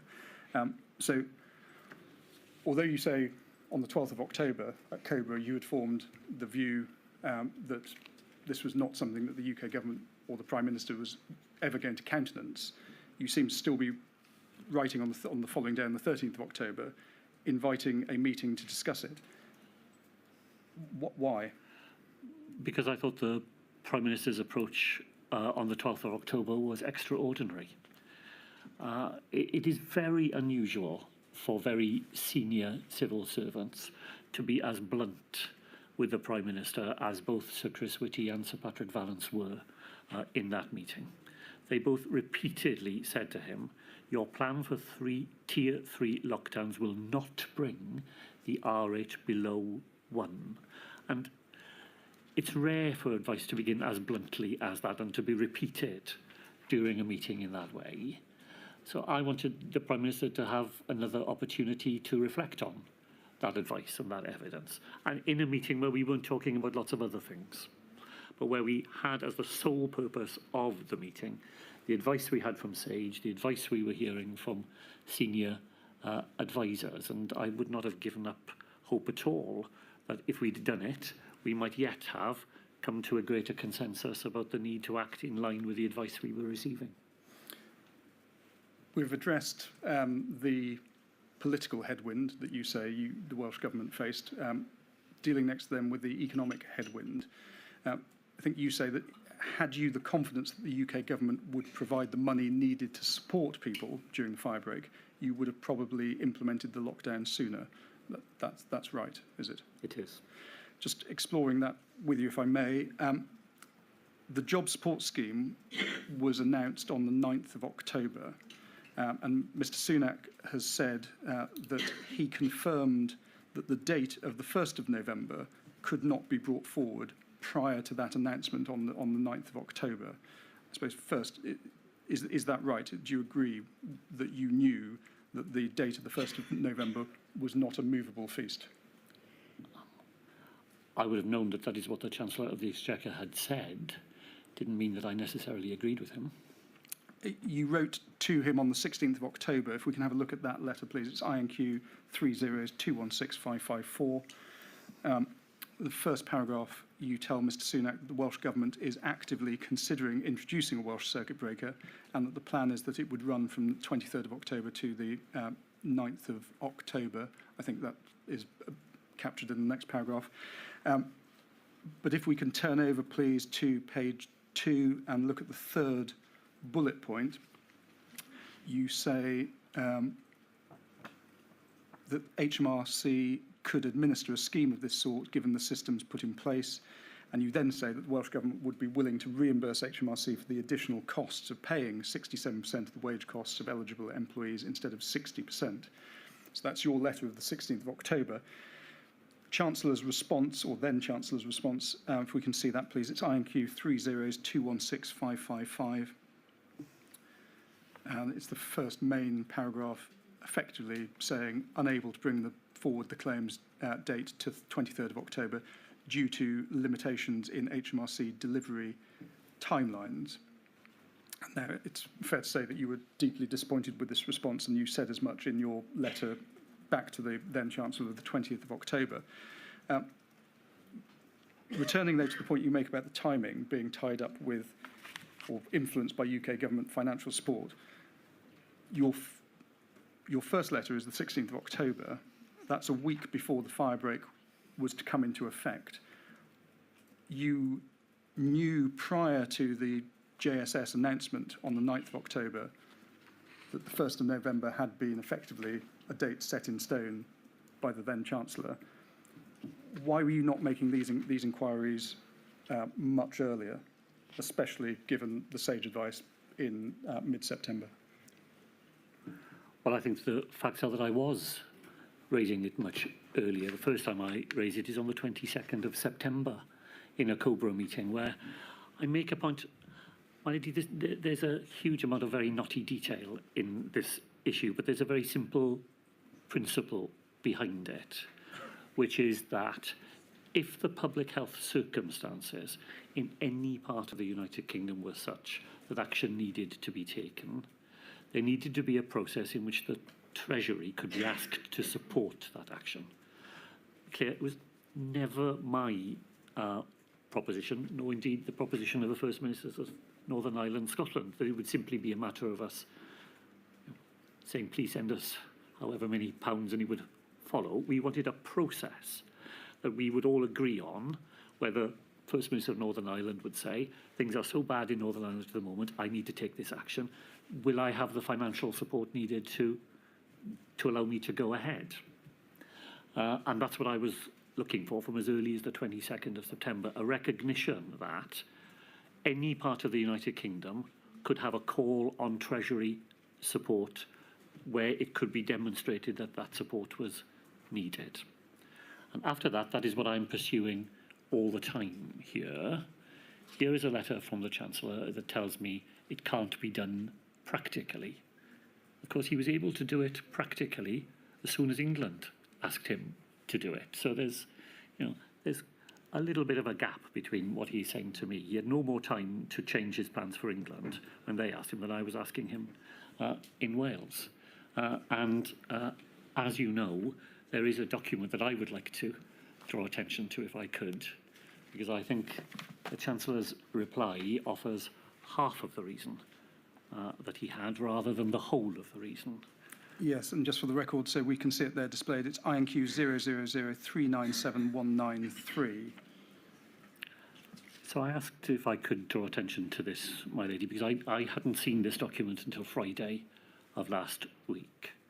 It's a debate between officials in the Treasury as to how they should respond to the request that I have made.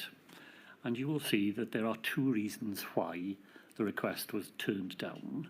There is the practical reason. They continue to identify that in here, but they say that there is a policy of the UK government not to support the devolved administrations going further than the UK government on NPIs.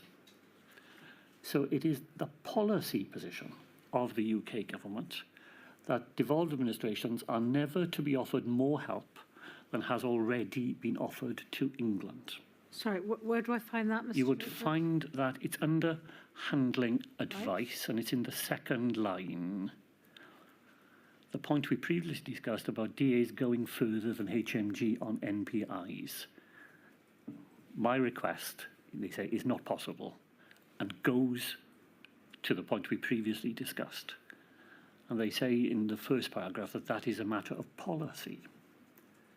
Policy. I'm not sure I'm reading it exactly that way. Well, Wait a minute. So they're basically, in the first paragraph, we have two reasons, a matter of delivery, which we know about, as well as policy. Well, policy there could mean policy to do with whether or not they should all apply to the United Kingdom and when, or the fact is going to apply to the whole of the United Kingdom and when. Policy doesn't necessarily mean, it could be all sorts of things, couldn't it? Does not necessarily relations with devolved nations. So then we come to, and anyway, furlough carries on to the end of October, which I suspect a point Mr. Paul was about to come to. Then handling advice, we've had the attached letter, can't bring it forward. As you know, this is not possible, bringing it forward. And anyway goes to the point we previously discussed about DAs going further. so I believe that that is a statement of their policy, the policy they refer to in the first paragraph, which is that they have made a decision that we will not get any more help than has already been provided to England. None of that appears in the Chancellor's letter.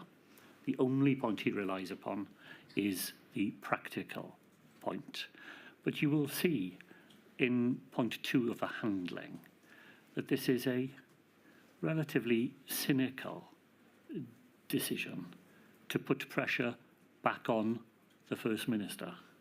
Will he go ahead with the actions that I am explaining are necessary to protect public health and prevent people dying in Wales, knowing that we, the Treasury, won't bail it out? That is the recommended option. This is put to the Chancellor of the Exchequer. This is not just junior officials debating amongst themselves. This advice is put in front of the Chancellor of the Exchequer, and he agrees it. I think my only point is that in public, the Chancellor relied on, it's just not practical for me to do it. Although, as I say, it turned out to be practical only a few days later. Whereas, in fact, it was more than just practical objections. There was a policy position in the Treasury not to support the devolved governments, even when we needed it. I see that's your reading. I'm not quite sure I read it the same way, but maybe it's open for discussion for which we do not have enough time. So I apologise for entering into the debate.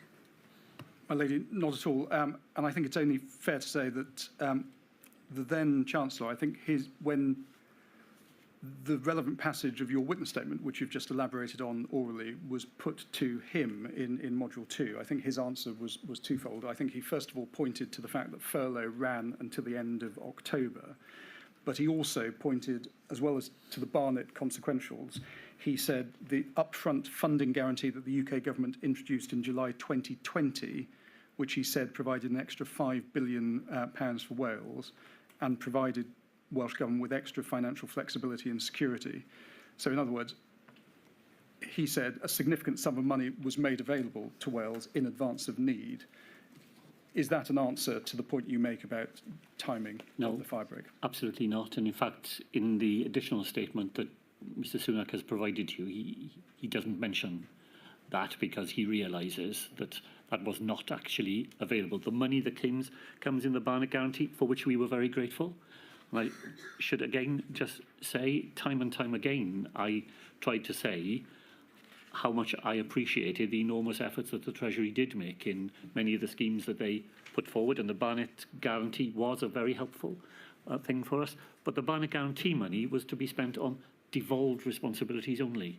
We could not have used it to spend on schemes for which only the Treasury had the responsibility. So although the Chancellor said that in his oral evidence, in his follow-up written evidence, he retreats from that completely. Mr Drakeford, I'm sorry, I'm going to enter the debate again, having told myself not to. What I don't understand is this.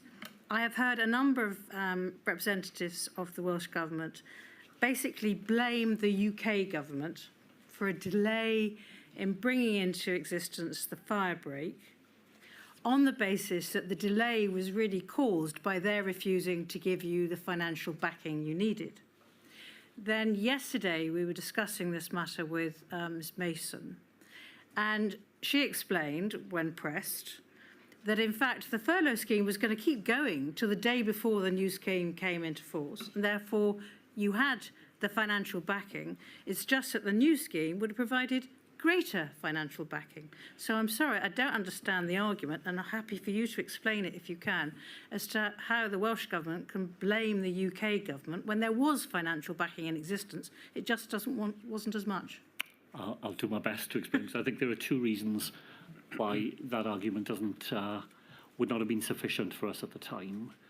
First of all, it would have required every business in Wales who was now going to have to furlough somebody because they would no longer be able to operate, to apply for one scheme for week 1 and then a wholly new scheme for week 2. We thought that was not a reasonable burden to put on businesses and employees when it could be avoided. But the second and the more important reason is that the qualifying criteria for the two schemes was very different. And the qualifying criteria for the first week was much more restrictive than it would have been for the enhanced job support scheme. So not only would people have had to have applied twice, but far fewer people would have been successful in those applications in the first week than would have been true in the second week. And the reason the Chancellor had put in a new scheme and a more generous scheme was to recognise the gathering difficulties of COVID's new sweep up through the autumn. So not only would it been difficult to do it practically, but actually it wouldn't have delivered for very many people. Anybody working in hospitality would not have qualified for the first week of help at all. So we would be saying to people in Wales, you're not allowed to go to work and there's no help for you at all. All of that could have been put right by the UK government by simply adjusting 1 week in the introduction of the scheme. And we were prepared to recognise that there would be additional costs for them in doing that, and we would have paid for them out of our own resources. The UK government wasn't prepared to do that. So I understand that you'd have much preferred it to come in and that you made your contribution offer. What I don't follow is if on one side of the argument or one side of the equation you have the health of your nation and the possibility of many more infections and many more deaths, and the fact you've come to the conclusion you have no alternative but to lockdown. And on the other hand, some difficulties which I accept would not be easy for employers and certainly wouldn't be easy for people in hospitality. But I don't see how those two end up with your being able to blame the UK government for a delay in the firebreak. Well, what I'm arguing for is a level playing field. When UK ministers go to the Treasury and say, things are so bad, we need you to change the scheme is changed immediately. When Welsh government goes to... So what was the example of that? I'm sorry, I meant to ask you. What was the example? Well, because within a couple of weeks of our firebreak, England is in a 4-week lockdown. But did they bring forward any scheme then? I'm not following why you said they were able to bring forward schemes. I'm sorry, it is fiendishly complex in the detail. The Chancellor of the Exchequer changes his plans at that point. He doesn't move from one scheme to another. He rolls forward the first scheme for another month to accommodate the changing circumstances in England. When it really is as simple as this. When English ministers ask him for help, he says yes. When Welsh ministers ask him for help, he says no. And that's not fair. That is the Treasury not operating as a UK Treasury. It's operating as the Treasury for England. And that's why this was such, I think I say in my evidence, this was one of the, for somebody who believes in the United Kingdom, this was one of the hardest moments in the whole of the firebreak, because we were not being treated fairly. We were not being treated as we would have been had we been English ministers asking for that help. Mr. Drakeford, just before we take a break, try and finish this topic of the firebreak, and circling back round to timing. It was the 14th of October that the firebreak implementation group was established. There was then an emergency cabinet meeting of the 15th of October. We don't need to look at those minutes. The scientific advice was that a minimum 2-week lockdown was required, but it was said that 3 weeks was preferable. I suppose just pausing there, if you're being told that the 3-week firebreak was preferable, why was it ultimately decided to go with a 2-week firebreak? Well, it wasn't a 2-week firebreak. It was a 17-day. 3 weekends, 2 weeks. Yeah, indeed. So it was a 17-day firebreak, and there's a trade-off here between length and depth. The advice we're getting is you can either go longer and have more shallow restrictions. The shorter the firebreak, the deeper it has to be. And the Welsh Government decides to have a 17-day firebreak and to have it as sharp as we can make it. So every time you will see in the papers, there are a series of choices ministers are asked to make between more intense restrictions or less intense restrictions, and every time we decide on more intense restrictions because we have got fewer days of those restrictions in place. So it's the balance between length and depth, and we resolve it in that way.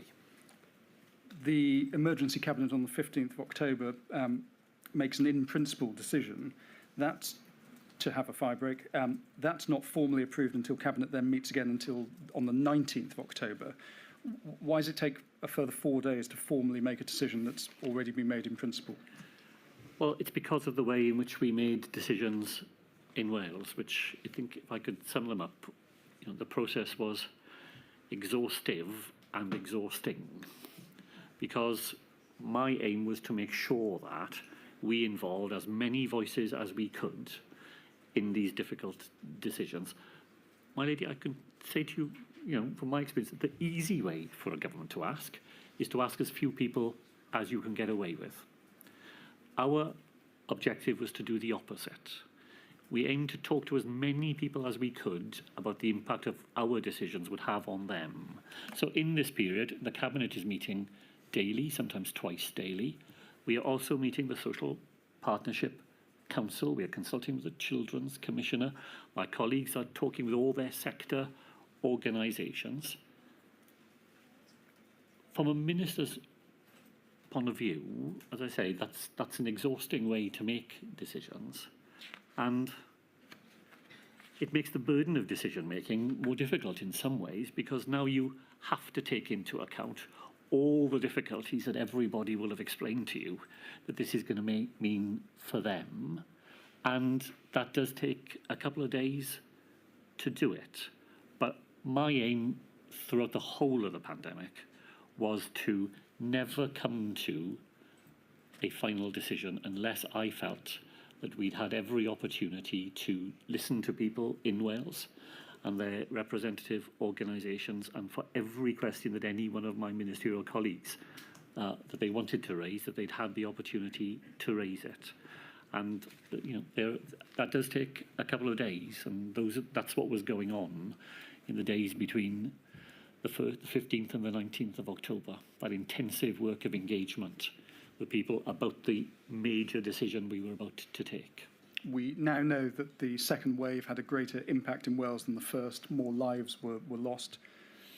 do you consider that different decisions should have been taken throughout September and October, and ultimately should a fire break have been brought in sooner and for longer?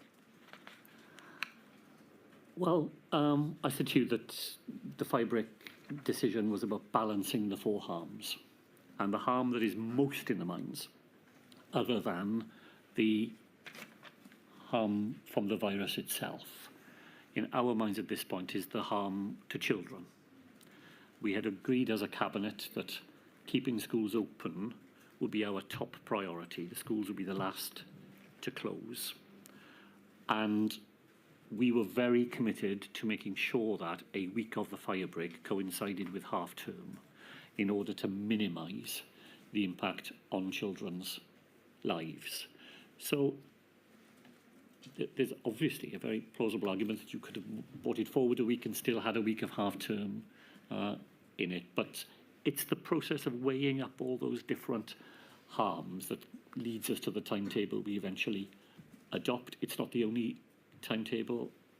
I'm not defending it, I'm explaining it as best I can, and that's one of the driving considerations for us at this point, is trying to minimise the impact of what we're about to do in the lives of children who have already had their education significantly disrupted in Wales.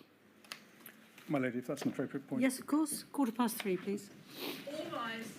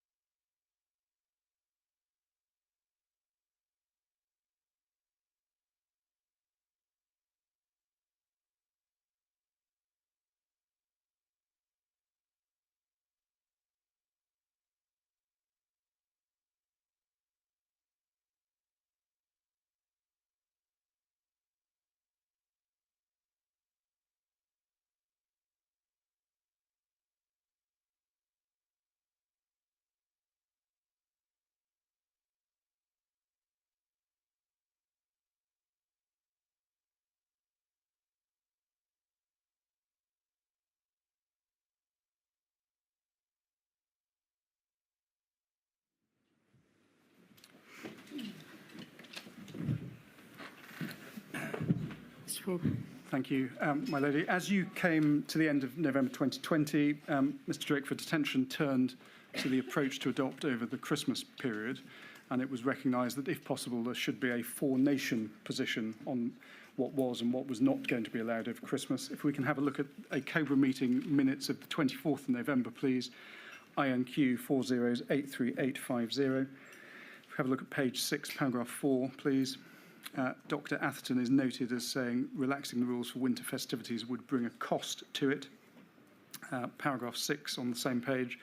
Christmas proposal was put together as there was a significant risk of non-compliance otherwise, and it allowed the public to come together when needed in a more managed way. Para 7, please. The proposal was for up to 3 households to come together in an exclusive bubble, with the 4 nations being able to define households slightly differently. And then if we go to page 7, please, para 10, you are noted as agreeing to the top messages of the proposal and would need to ensure clarity of public messaging. Now, one of the concerns that was voiced at COBRA was that Wales was the only nation at this stage without a tier system, and so needed to give thought to what to revert to after the 27th of December. Do you consider a tier system ought to have been introduced earlier than the 4th of December, as it had been in the other 3 nations? I don't think so. At this point, we have our own method of responding in Wales, and I don't think I felt under any pressure just to come into line with what others were doing. Now, we know that a new variant of the virus had been identified that spread very quickly, and on the 16th of December, you announced that Wales would move into alert level 4, so the highest level, effectively lockdown from Christmas Day, and that a smaller Christmas is a safer Christmas. Mr Gething told the inquiry in his evidence on Monday that by the 15th of December, it was his view that there was a clear rationale to move ahead of the agreement that you had reached with the other nations of the UK. He told us that Cabinet was split. You set out a case for a different course of action, namely delaying further restrictions. My question is simply this: given you and Mr Gethin were drawing on the same scientific evidence, including Dr Atherton's advice, why were you and Mr Gethin on different pages, it seems, regarding the timing of a Christmas lockdown at this point? Well, this was the most difficult period of decision-making in the whole of the pandemic for the Welsh Government.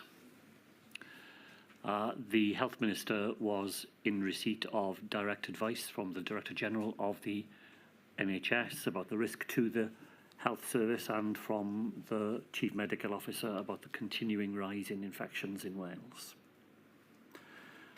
I am concerned about the other harms that would occur if we were to bring forward a lockdown to the pre-Christmas period instead of the immediately post-Christmas period that we have identified.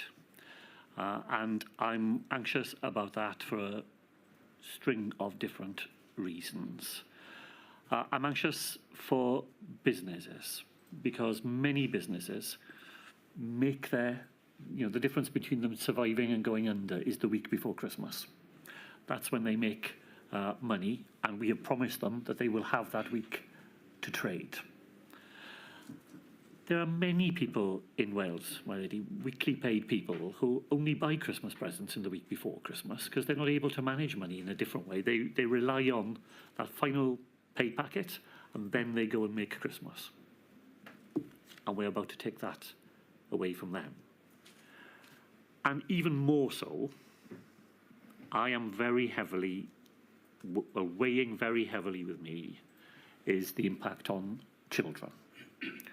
In my own constituency, I have a school which has one of the largest proportions of children on the at-risk register of any school in Wales.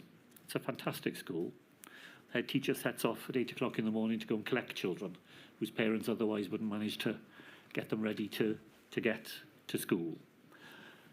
If those children have a Christmas, they have it in school. If they have a Christmas present, it's because the school gives it to them. If they have a Christmas party, it's because it happens in school. If they have a Christmas dinner, It's because the school provides it in that final week. They're not going to get it at home. And we're about to say to them that their Christmas is completely cancelled. And, you know, I think I am lucky that I don't have many sleepless nights, even in these difficult days. But at that moment, I am really worrying about what we are faced with deciding. We have a cabinet meeting. The cabinet is evenly divided between whether to bring forward the restrictions or to stick with our original plan. Although I had approached it from a different starting point than the Health Minister, of course I sum up at the end of the meeting in favour of his position, not mine. And the reason for that is a point, my lady, I think you made earlier. And it's why, in the end, some of what looked like really difficult decisions, I thought, were resolvable. Because the advice we are having from our medical colleagues is that if we don't act now, people who otherwise would be alive would lose their lives. And although a child in school, if we close them early, they will be losing their education, and in some children's cases, they will be losing an awful lot more than that. In the end, they will get Christmas back another year, and we can do things to restore their education. I cannot give them back their nan. And so in the end, for me, the decision was never that difficult. If you have advice that says you need to do this or lives will be lost, despite the other harms, that's the way in which the Welsh Government resolved the decision. And in that meeting, where that is the very dilemma we were faced with, although I had started from a different place to the Health Minister, I resolved the discussion in favour of the arguments he was making for exactly that reason. And we don't need to go to the minutes, but just for the record, that was a Cabinet meeting on Saturday, the 19th of December. It's INQ 4048803. And the decision, as you said, Mr. Drakeford, was to bring forward alert level 4 restrictions for the whole of Wales from midnight that night. Want to just go back to schools and education in this pre-Christmas period briefly. Because on the 2nd of December, there was a draft tag paper titled Statement on MPIs in the Pre-Christmas Period. If we can have a look at that, it's INQ 30350039. If we can turn to page 7, please, second paragraph. The available evidence indicates that schools being open is associated with higher rates of infection in the population, although there is no clear evidence of a causative relationship. If we can have a look at page 12, please. Under the school's policy option, this provides modelled estimates of the impact of schools moving to blended learning from 14 to 18. And if we just turn over the page to 13 and look at the table, this sets out the difference in outcomes using different reproduction rates between schools being open and closed. And we can see that the difference is reasonably sizable. Miss Kirsty Williams set out her thoughts on this TAC paper in an email to the Minister for Health and Social Services and your special advisors and your private office. If we can have a look at the email, it's the 6th of December. It's INQ 30350044. Third paragraph, she explains that the paper, so namely the draft tag paper we've just looked at, is deeply difficult for education. And then in the next paragraph, the fourth paragraph, that it is contrary to the agreed position of the government that education is a priority. And it is right, isn't it, that as a result of Miss Williams's concerns, you asked for the paper to be held back from publication, and an updated paper was published on the 7th of December. Before we just look at that updated paper, I've got everything right so far? Correct. That updated paper is INQ 30350057. And if we look at the modelling charts, they're pages 12 and 13, please. Just having in mind what we saw earlier, that the section setting out the differentials in impact when schools are closed has been removed from this published paper, as has the suggestion that schools move to blended learning from the 14th to 18th of December. Why did you consider that the tag paper should be amended in this way? Because I agreed with the education Minister that there had been insufficient discussion with her and her advisers about the content of the paper.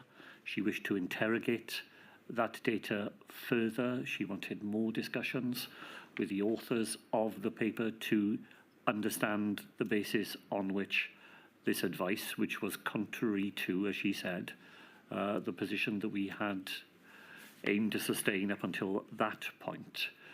Before that information went into the public domain, I wanted to be sure that my education minister was confident in it, and she clearly wasn't confident.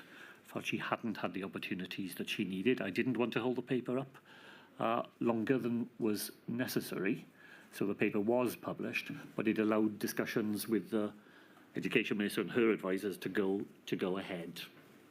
I understand. As we entered 2021, cases remained very high in most parts of Wales. There were rapid increases in North East Wales in particular.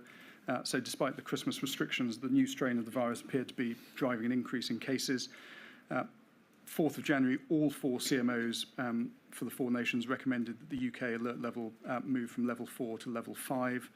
And we don't need to go to the minutes, but that was discussed in a 4-nation call with Mr. Gove. And in summary, the decision was made that measures would remain in place until the 15th of February with no review before then. That's right, isn't it? Yes. Want to, again, just look briefly at decisions that were made in respect of schools in this period in early 2021. If we can see a tag paper, published paper, 7th of January, it's INQ 4066357. If we can have a look at page 6, please. Under the heading Education and Schools, I think it's about 6 lines down. It starts slightly indented. It is difficult to quantify the size of this effect, and it remains difficult to quantify the level of transmission taking place specifically within schools compared to other settings. Open schools also being associated with adults attending work, more travel and commuting, and schools' day wraparound community and sport activities in the end-to-end day. If we can turn to page 8, please. Second paragraph. Pattern of confirmed cases and clusters of cases associated with schools in Wales reported by Public Health Wales during the autumn term did not indicate a large proportion of transmission associated with schools. And then over the page, page 9, please. ONS CIS data from 2nd of September to 16th of October show no evidence of difference in the rates of teachers, education workers in England testing positive compared to key workers and other professionals, medium confidence. And then finally, over page 11, please, second paragraph. Schools should not be disproportionately used as a control measure for reducing rate, particularly if existing non-pharmaceutical interventions are not being observed as well as they could be, e.g. indoor mixing. The aim to maintain schools' operations to minimise avoidable harm to children would be accompanied by a clear communication strategy that there should be no wider relaxation of precautions. Ms Williams, in her witness statement to this module, when discussing this paper, she says it was discussed in a ministerial call on the 7th of January 2021, and it was decided that schools could not fully reopen on the 18th of January, and that it was unlikely that schools would return to face-to-face teaching before the half-term in mid-February. Why was this decision taken, given the advice and the evidence set out in this TAG report? Well, first of all, Mr. Poole, I think in the extracts you've highlighted, you see the complexity of the advice in this area and its inconsistency. You know, it was never that we had a definitive set of information about the impact that schools had on transmission, the difference between different age groups, the effect of parents congregating at the school gate. You know, at different points, the advice pushed you in different directions, and although this advice would be very consistent with the Welsh Government's ambition, which is to have children in school, there is lots of other advice extant that gives people of a different view, you know, evidence that they can point to say this is not the right thing to do. You know, during this period, the Education Minister and I are both separately served with a legal document from the National Association of Head Teachers saying that they will prosecute us if we open schools in Wales. I obviously would not agree with that, but the National Association of Head Teachers is not a frivolous organisation, and it would not have come to that conclusion if it didn't believe seriously that reopening schools in these circumstances, the alpha wave and so on, that was putting their members at serious risk. So while there is the evidence you have quite rightly pointed to here, it's not unambiguous and it's not the only advice in town. And there are other people who feel very strongly that schools must not reopen to the extent that they're prepared to take legal action against the Welsh Government to prevent that from happening. Mr. Drakeford, changing topic now, but staying anchored in 2021, I wanted to ask a few questions about international travel.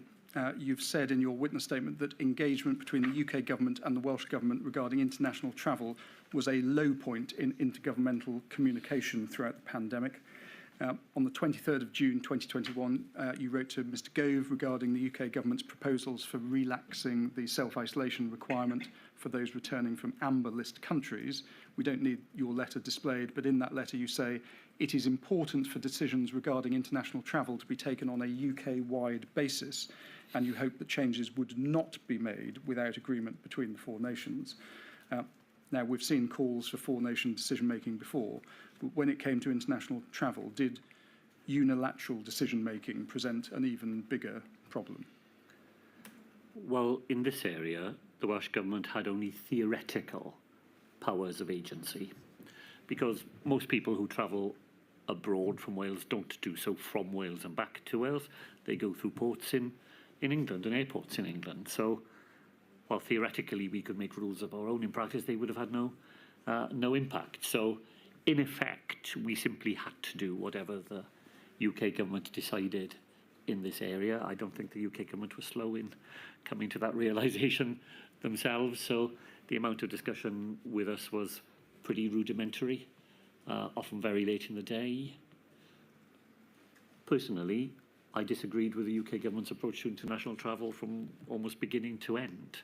But in practice, that made no difference at all to citizens in Wales, because the practicalities of international travel were not in the hands of the Welsh Government. On the 23rd of July, you describe in your witness statement receiving an email informing you that the UK government was proposing to relax international travel restrictions for fully vaccinated arrivals from EU countries and the USA. It's INQ 000256899, and we've got it on screen there.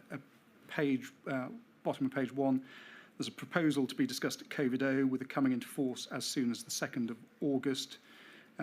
You are asked for your views, and I think it is page 1, right at the top, you say, I think my reaction is, as it has been throughout, that the risks from international travel remain real and that the UK government's approach is not proportionate to that risk. Can you just explain what you meant and why you say that in that email?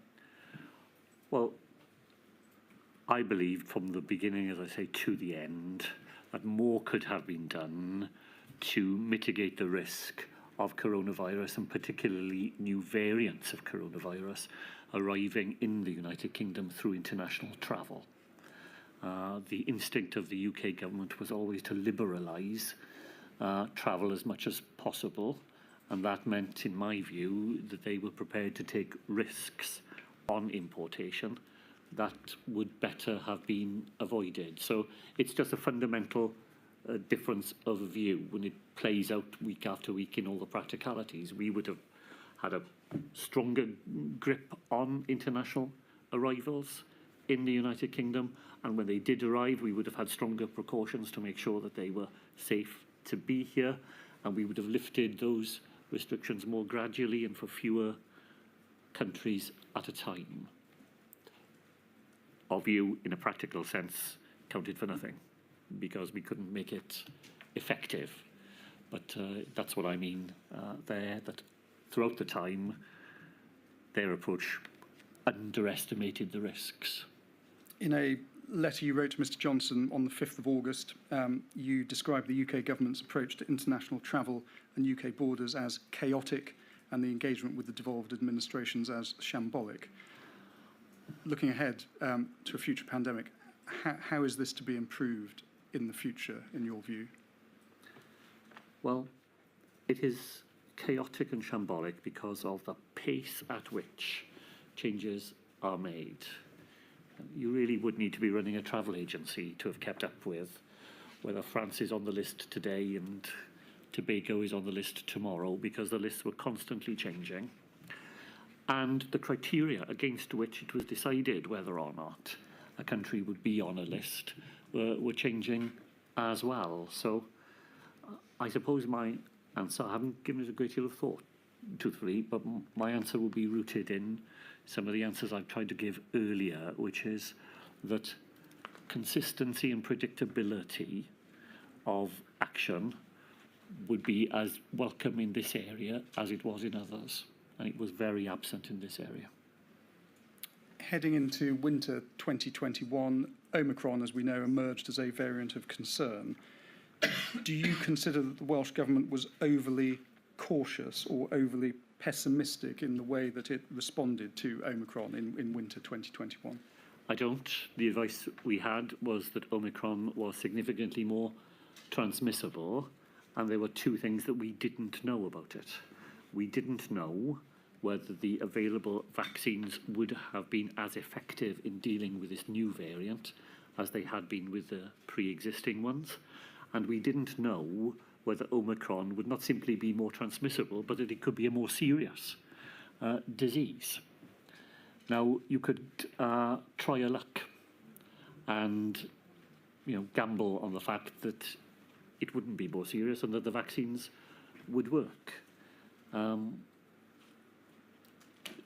Trying your luck wasn't a basis of the decisions that we would make. We acted on a precautionary principle that either of those things could have been true. Until we were confident that it wasn't true, we would protect the Welsh public from the potential impact. Changing topic, Mr. Drakeford, and just touching on public health messaging, which I appreciate we've already touched on already. You've said in your evidence that you were determined throughout the pandemic that the Welsh Government communications should speak to the people of Wales in a way that was clear, direct and honest. I appreciate this is probably asking you to mark your own homework to a certain extent, but do you consider that that was achieved during the pandemic? Well, I'll make one point, and maybe if you don't mind, I'll tell one story just to illustrate it. I'll do it as quickly as I can. So the general point is that my aim when I went to give press conferences was to share with the people listening the information that I had, and then to explain why the Welsh Government had come to the conclusions we had come to based on that information. But that information would allow people to make a different conclusion if they wanted to. I wanted them to know what I knew. And so I would set it out week after week. I'd say, this is the state of the virus, this is what we're being told, and this is what we now think we need to do. But I wanted to make sure that they always felt that if they thought there was a different conclusion to be drawn, people would be able to do so. Were we effective? Here's my very brief story. I woke up one morning at home, probably in July, one of the days when things are getting better. Cafes have just been allowed to open outdoors, and a BBC reporter is interviewing a group of ladies who have gathered at Verdi's, which is a coffee shop in the Mumbles in Cardiff, which they've not been able to do for many weeks. And he says to them, how have you been able to follow, the rules? It's all been very difficult. And this person says to him, well, at 12:15 on a Friday, we draw the curtains, we sit down, we listen to the press conference, and we do everything Mr. Drakeford tells us to do. At that point, I've had a rather sinking feeling, really. But that, in a way, I don't think that was untypical. The number of people who followed the press conferences was enormous, and the number of people who relied upon them to know what our advice to them was huge. And the willingness of people in Wales to comply with the extraordinary things we were asking of them was, I think, well beyond what you might have reasonably expected. There were some high-profile instances of ministers and officials within the UK government appearing to contravene COVID regulations, We've heard Mr Cummings's drive to Barnard Castle. Do you consider, from a Welsh Government perspective, that those incidents had any impact on the public's confidence in your government's handling of the pandemic? I think there's some empirical evidence on this. Every month, the UK government paid for research. I think it was by Mori. We paid for a Welsh booster sample to get the views of people in Wales. At the start of the pandemic, trust in the Welsh Government and the UK Government are more or less at a par. Maybe the UK Government is slightly ahead of the Welsh Government in terms of trust. There comes a point, and it's around that time, when there's a big divergence in trust. So from there on, the Welsh Government's trust rating is around the 70%, sometimes a couple of points below, sometimes quite a few points above. And the UK Government's trust ratings are 40% or lower. So a 30% gap opens up between people's feeling that they can rely on what the UK Government is telling them and what they think and how they think they can rely on what the Welsh Government is telling them. And I think it's very, very much connected to a feeling that in some parts of the United Kingdom, there were people issuing instructions to others that they did not feel they had to follow themselves. And I don't think people thought that was true in Wales, and I can give you an absolute guarantee that it wasn't true. Did you ever consider that your own ministers or Welsh officials' behaviour during the pandemic dented public confidence in Wales? You know, there are one or two incidents that are reported and much is made of them, but they're very infrequent.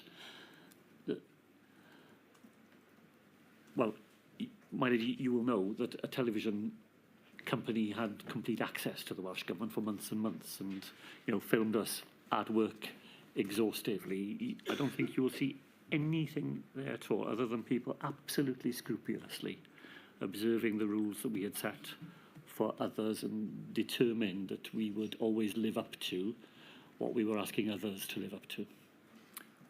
I want to deal next with the Welsh Government's consideration of vulnerable and at-risk groups. And you say in your witness statement to this module, it's paragraph 70, that you initiated a significant amount of data collection and modelling in relation to at-risk and vulnerable groups and those with protected characteristics.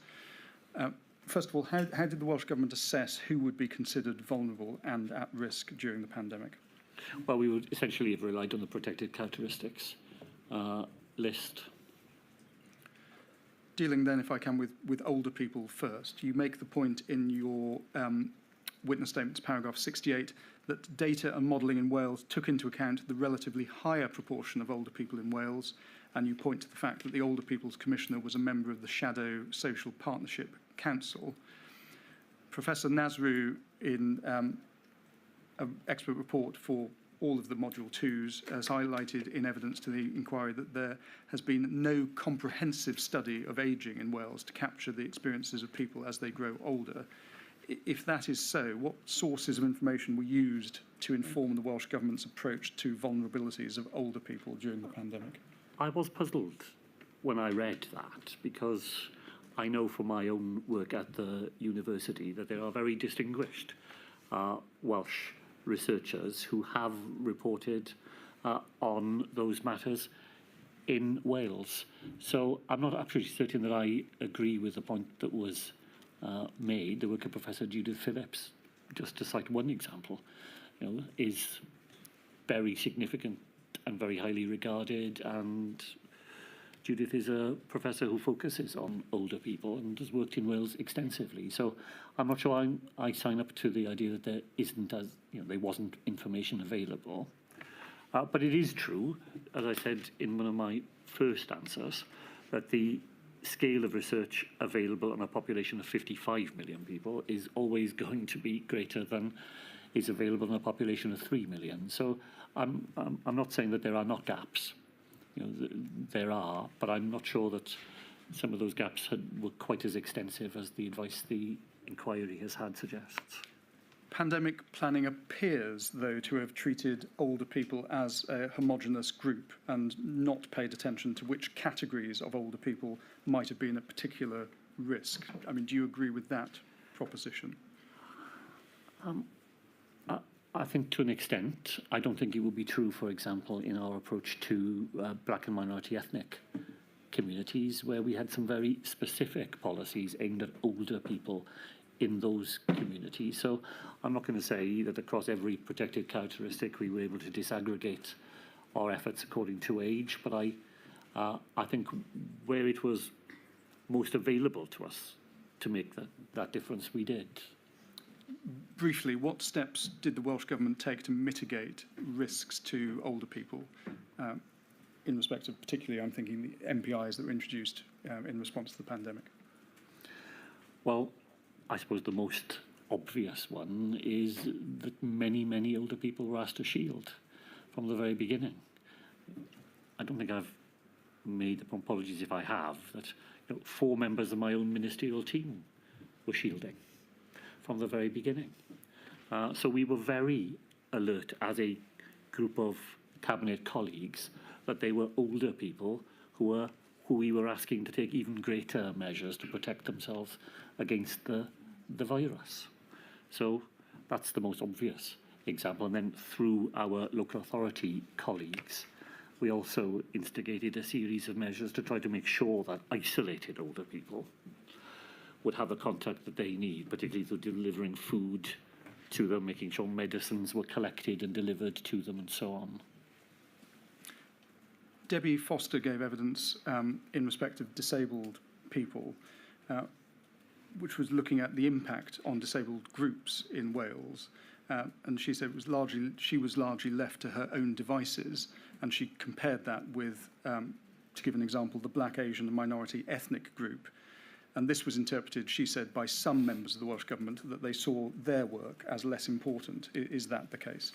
Well, I'm very grateful to Professor Foster and to members of the Disability Forum who did advise us throughout the pandemic and who produced the locked out report, which I attended a meeting with the authors, including Debbie Foster, shortly before the Senedd elections in May 2021. It's difficult for me to put myself in her position. I just want to say, I was very keen indeed that the Welsh Government took full account of the needs of black and minority ethnic citizens and disabled citizens before the pandemic started at all. By the end of 2019, we had working in the cabinet, and I was very insistent that these individuals would sit on the floor where cabinet colleagues would see them every day. So we appointed Professor Awobi from the Race Equality Council of Wales to be a specialist advisor to the Welsh Government, and we appointed John Luxton, who is, a leading campaigner in the field of disability, to be our advisors. And that was before the pandemic, and they sat on the cabinet floor where colleagues would see them and meet them and hear from them all the time. And while I'm quite certain there are things we didn't do and could have done, the fact that by the middle of April, within 3 weeks, we were engaged with people from the Race Equality Forum and the Disability Forum. And my colleague Jane Hutt met absolutely regularly throughout the pandemic with them, and we've taken action on the reports that they provided. I don't want to overplay it. I don't want to make claims beyond what we can, but I can say confidently that those matters always were in the minds of Welsh ministers. We know that the British Medical Association raised concerns about the impact of the pandemic on ethnic minority groups, and we heard evidence in the first week of hearings from Professor Ogbonna. The Race Council Cymru wrote to you in early April. The first time you were briefed by the Black, Asian, Minority Ethnic Advisory Group was the 20th of May. Does that suggest an unjustifiable delay in focusing on a significant, vulnerable and at-risk group? No, that really would be to misunderstand the sequence of events, because it's not that we get contacted on the 14th of April. There was a letter from Judge Ray Singh, and then don't do anything about it until the 20th of May. By the 20th of May, the work of the forum was well underway, including the production of the risk assessment tool that members of black and minority ethnic clinicians themselves devised in order to make sure that people from those communities were not unfairly placed in the front line given the susceptibility to the virus. And that risk assessment tool was used not just in Wales but very widely, including in the Houses of Parliament as well. And all that work was going on between the receipt of the letter and the time that Professor Ogbonna and Professor Kesh Sengal, an orthopaedic surgeon who'd led the work on the risk assessment tool, by the time they came to speak directly to the Cabinet about it.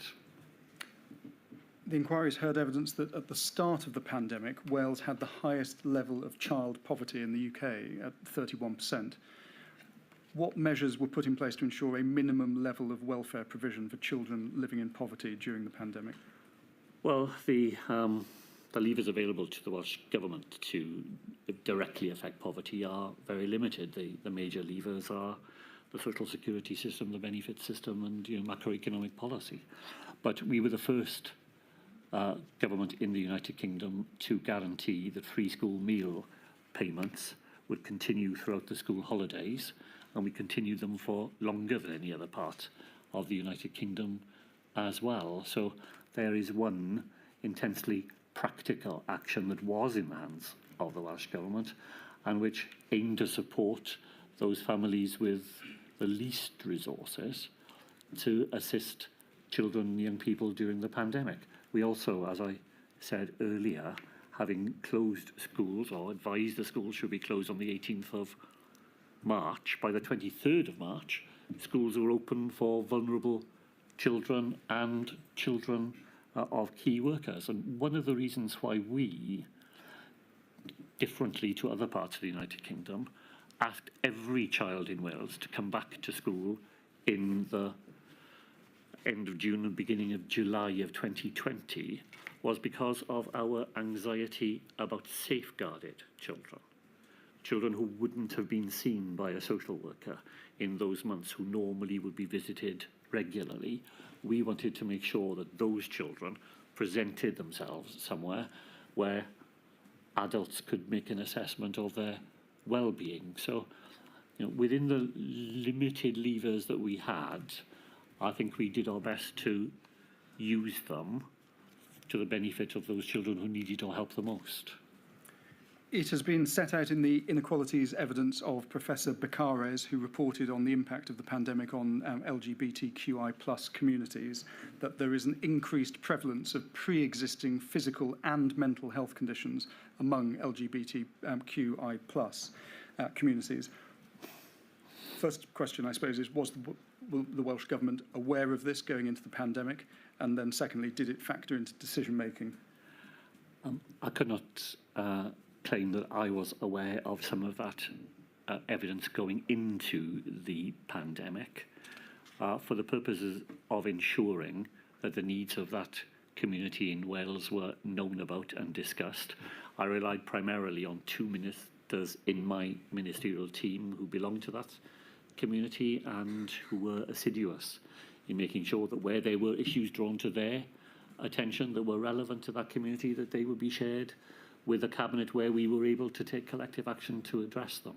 But I can't say that it was necessarily more systematic than that, but we did have representatives around the table every day who had particular capacity to make sure we were aware of those issues.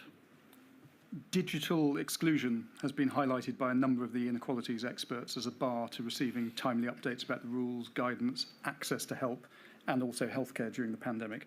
How was the risk of this form of isolation taken into account in Welsh Government decision-making? Well, the fact that we relayed our decisions through televised news conferences, and from the very beginning we had a British Sign Language interpreter there with us to communicate to people who wouldn't be able to hear what we were saying, and that there were 250, I think, press conferences held during the whole of the pandemic. I think that was our major effort to make sure that we weren't simply relying on a website or forms of access that people wouldn't otherwise have. But it is a rare person in Wales who doesn't have access to a television. And given that we were using that as our primary means of making sure the most widespread communication was available, I think that was a reasonable course of action. Mr. Drakeford, final topic, lessons learned.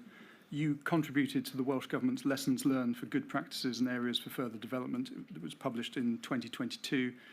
We can see it on the screen, and for the record, it's 30182549. If we can have a look at the second page of that, the third paragraph, thank you, set out there. That's a summary of the key lessons emerging from that exercise.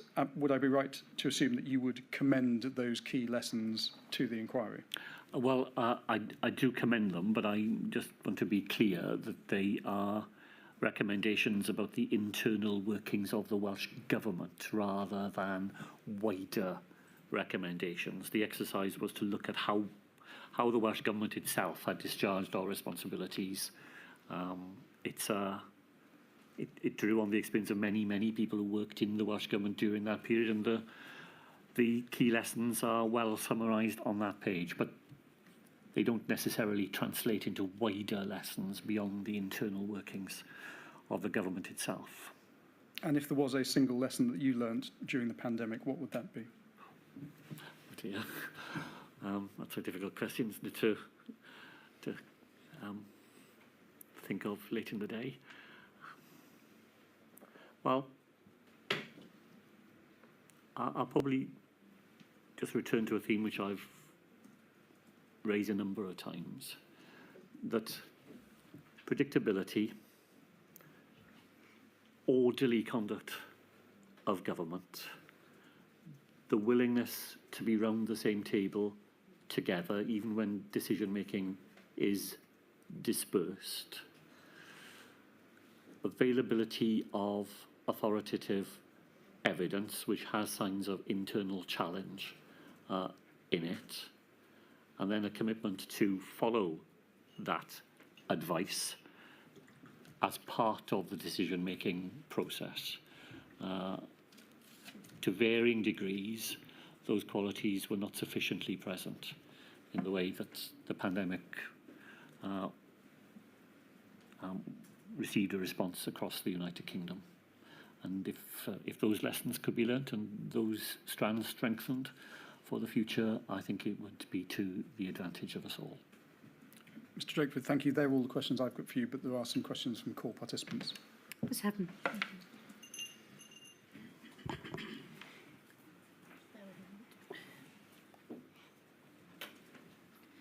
Good afternoon, First Minister. I represent the COVID-19 bereaved Families for Justice Cymru. In your witness statement, you state as follows: sadly, too many families have lost loved ones. This cruel virus has stolen lives, and it has left their loved ones with questions which they rightly want answered. First Minister, you are entirely correct. The Welsh bereaved do want answers, but they want to see that you've openly reflected on your handling of the pandemic and learnt some lessons. Now, the Welsh bereaved have pored over every word in the statements that you've given to this inquiry, and indeed they've sat here today and listened very carefully to everything that you have said. They are therefore deeply disappointed that in all of your evidence to this module, including your oral evidence today, you will not accept that there was anything that the Welsh Government, and in particular you, did wrong. Now, you told CTI at the start of your evidence that you were not here to justify and you were not here to defend, but unfortunately that's exactly what you have done. You've refused to accept that you should have read the signals of risk earlier and acted sooner, instead relying on hindsight. On asymptomatic transmission, you've refused to accept that a precautionary approach should have been taken. You've refused to accept that you should have cancelled mass gatherings. You've refused to give an unconditional acceptance that you failed to plan for the pandemic. You've defended the 2 delays by the Welsh Government on introducing testing in care homes. And you've tried to explain away the Welsh Government's obviously illogical divergence on face coverings. Now, Nicola Sturgeon, Matt Hancock and even Boris Johnson were able to identify some things that they got wrong when they gave evidence to this inquiry. So, First Minister, can you please explain to the Welsh public why you are so reluctant to accept that the Welsh Government, indeed yourself, may have made some mistakes in the handling of this pandemic? Well, first of all, my lady, I'd like to thank members of the bereaved families Cymru for the opportunities I've had to meet with them and to pay tribute to them for their being here at the inquiry. I tried to say at the beginning that I wasn't here to justify, I was here to explain. I don't think the test for me is whether I got everything right, because I don't think anybody could possibly pass such a test. What I have tried to do is to explain why I think the actions we took at the time were reasonable in the context of the information that we had at the time. And that is not to say at all that another reasonable person could not have come to a different conclusion. So, Ms. Heaven, I suppose I don't sign up to your propositions. I hope that in the decisions that I made and my colleagues made, we were reasonable in our assessment of that evidence. I don't make a higher claim than that. As I say again, other reasonable people could have come to a different conclusion. That's not the same as saying that we got everything right. I don't claim that at all. Okay, let me move on then to my topic of the fire break. Now, you have been asked a lot about this, so I'm going to just cover some... Sorry if I stole any of your thunder. No, not you. I'm going to go on to new topics. Now, we know that money was eventually made available in Wales, and indeed we know obviously that the fire break did happen. And I'll look at a moment at the money. You've seen the SAGE advice obviously on the 21st of September.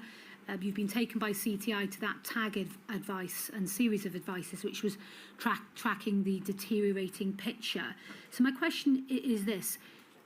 Knowing what you did then in September, did you commission anyone in the Welsh Government to consider the financial implications of introducing a fire break and the funding options that might be available to the Welsh Government in September? Or is the very first time you put pen to paper and think about this issue the 16th of October when you write that letter to the Chancellor Rishi Sunak? No, of course we'd been thinking about that topic well before then. As I said in my earlier evidence, I had raised it as early as the 22nd of September with the UK Government. The Welsh Government is mobilising enormous sums of money to assist Welsh businesses over and above the money that comes from the United Kingdom.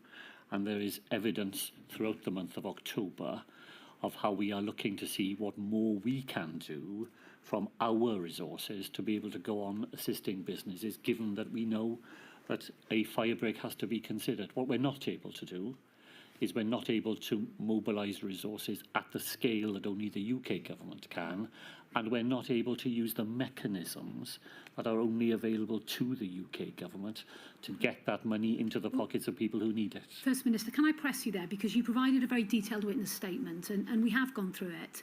We can't find any evidence that you personally commissioned somebody to look at the Welsh Government finances in September on receiving that really quite devastating advice that we've looked at with CTI as a matter of urgency to understand whether you had the resources to introduce a fire break. So can you give us a bit more specificity? When did you commission that advice?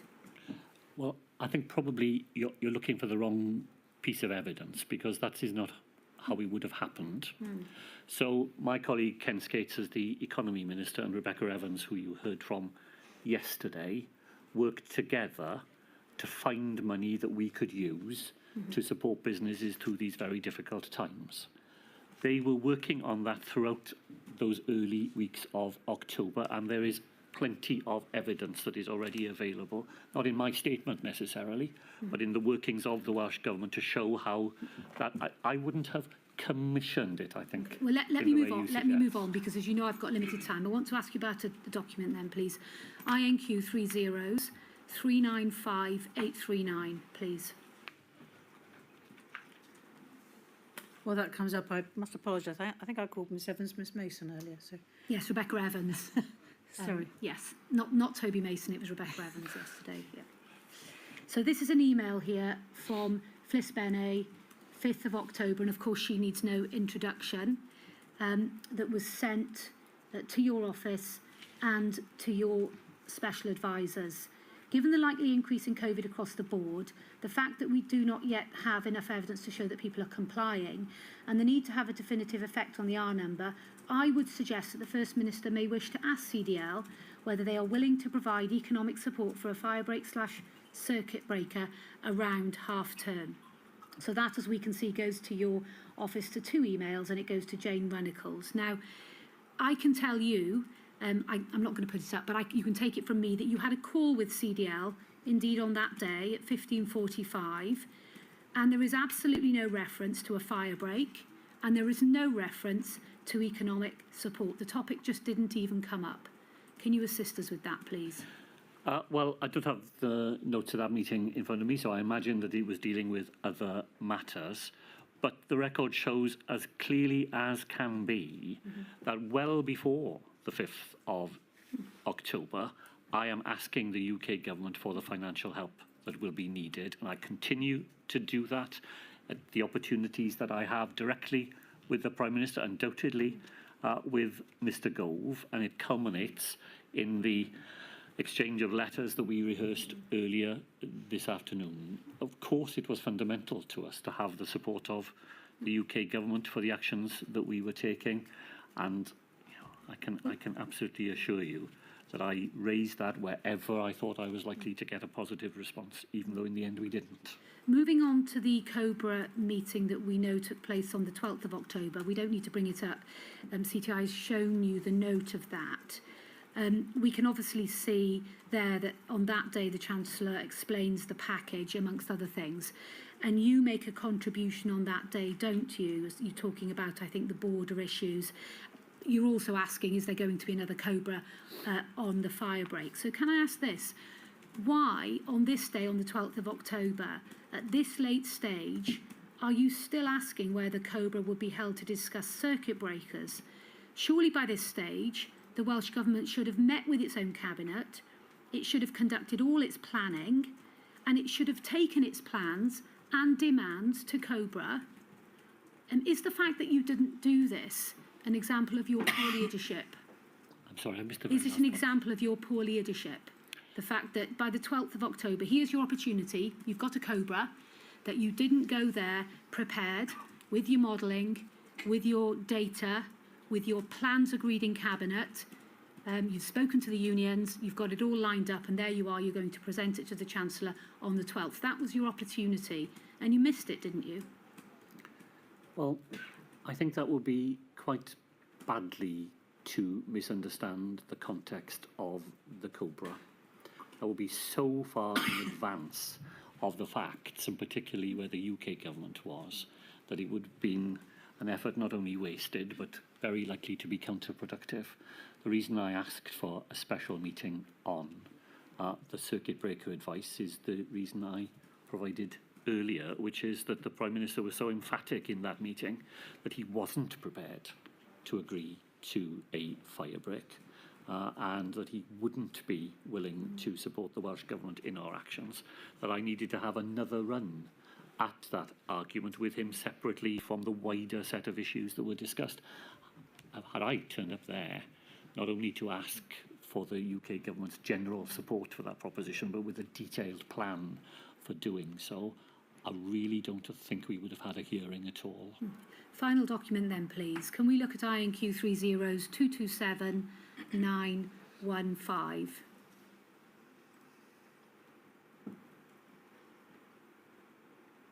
Now, just to understand, you're not at this meeting. This is minutes from the Finance Subcommittee Group, Partnership Council Wales, 2nd of November.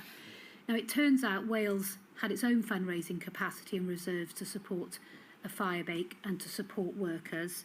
So if we just have a little look down onto the next page, please. If we see point 5, as a result of the fire break, additional funding has been made available to businesses and employers in Wales, and this will be reviewed in light of recent developments in England. The MFT, so that's obviously Rebecca Evans, had announced on the 23rd of October an extra 10 million to help protect workers at risk of falling through the gaps. So, pausing there, First Minister, it's right, isn't it? It's totally disingenuous of you and the government to blame the UK government for the timing of the fire break, because in reality, Wales had the money to support a fire break. The only person responsible for the timing of the fire break in Wales and the fact that it probably came too late is you. So will you now not accept responsibility for this and for the inevitable spread of the virus and the deaths that occurred because of your lack of decisive action? Will you accept that? Well, I absolutely accept that it was my responsibility in the end to decide on the implementation of the fire break. I'm afraid the question very badly misunderstands the level of financial assistance that will be needed in Wales to support not just those groups who were not covered by the UK government's schemes. That's what that £10 million is for. It's for the freelancers fund, for example. Freelancers weren't covered by the furlough scheme that the Chancellor funded. £10 million is a small amount of money to pick up people who weren't covered in the main scheme. I'm afraid I think you've answered your first question. You suggested to me that we weren't doing anything to model the money that will be needed. Here is the practical example of exactly what we were doing. We were using our resources to supplement what only the UK government could do, and my responsibility was to do everything I could to get them to support the public health action that we knew we needed to take in Wales. Just finally, though, what I put to you is that you were being disingenuous in your witness statement to the inquiry, where you were blaming the UK government for the timing of the fire break. That's right, isn't it? You can't blame the UK government. No, it's absolutely wrong. And it completely misunderstands the division of responsibilities between the Welsh Government and the UK Government. We were able to mobilise our resources to fill the gaps in what only they could do. Without their willingness to provide the help that only they were able to do, we were inhibited from taking the action we needed to take in Wales. That's what those letters are about. I failed to persuade them, and I cannot help but notice that as soon as it was necessary for them to take that action, they did find the resources.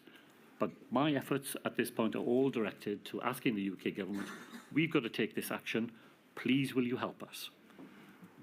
And there's no chance at all that the Welsh government can simply step into that space. We have neither the resources nor the mechanics. We cannot instruct HMRC to make payments to anybody. So it's not disingenuous in any sense at all. It is simply a factual explanation of where the responsibilities and the capabilities for action lay, and the fact that I wasn't able to persuade the UK government to take action that only they could take had an inhibiting effect on our ability to do what we wanted to do in Wales. Thank you, First Minister. Thank you, my lady. Thank you, Mr. Mr. Straw. Good afternoon. I represent John's Campaign and Care Rights UK. You mentioned towards, at the end of your evidence with Mr. Poole, that among other areas, the availability of authoritative evidence wasn't sufficiently present during the pandemic. Some stakeholders, including those involved in the care sector, considered that concerns they had raised weren't taken into account or weren't acted upon. Is this one of the areas in which not enough was done to obtain and make available evidence?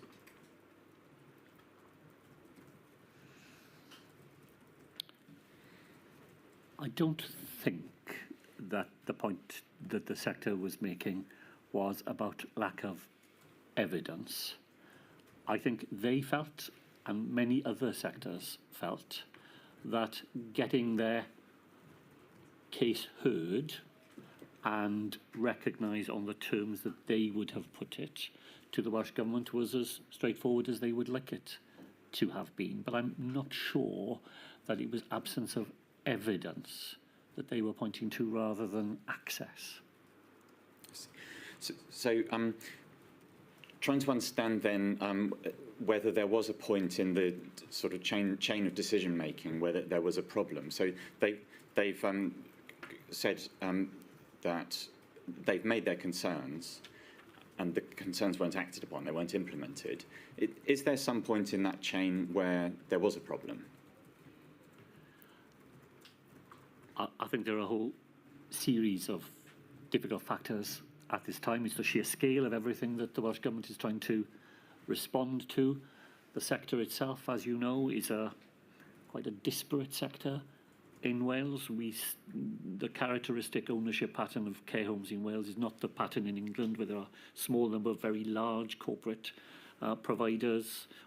We've still got lots and lots of owners of care homes who have 1 or 2 care homes, and the sector has a job which it works hard to do to be able to represent the views of a very disparate audience.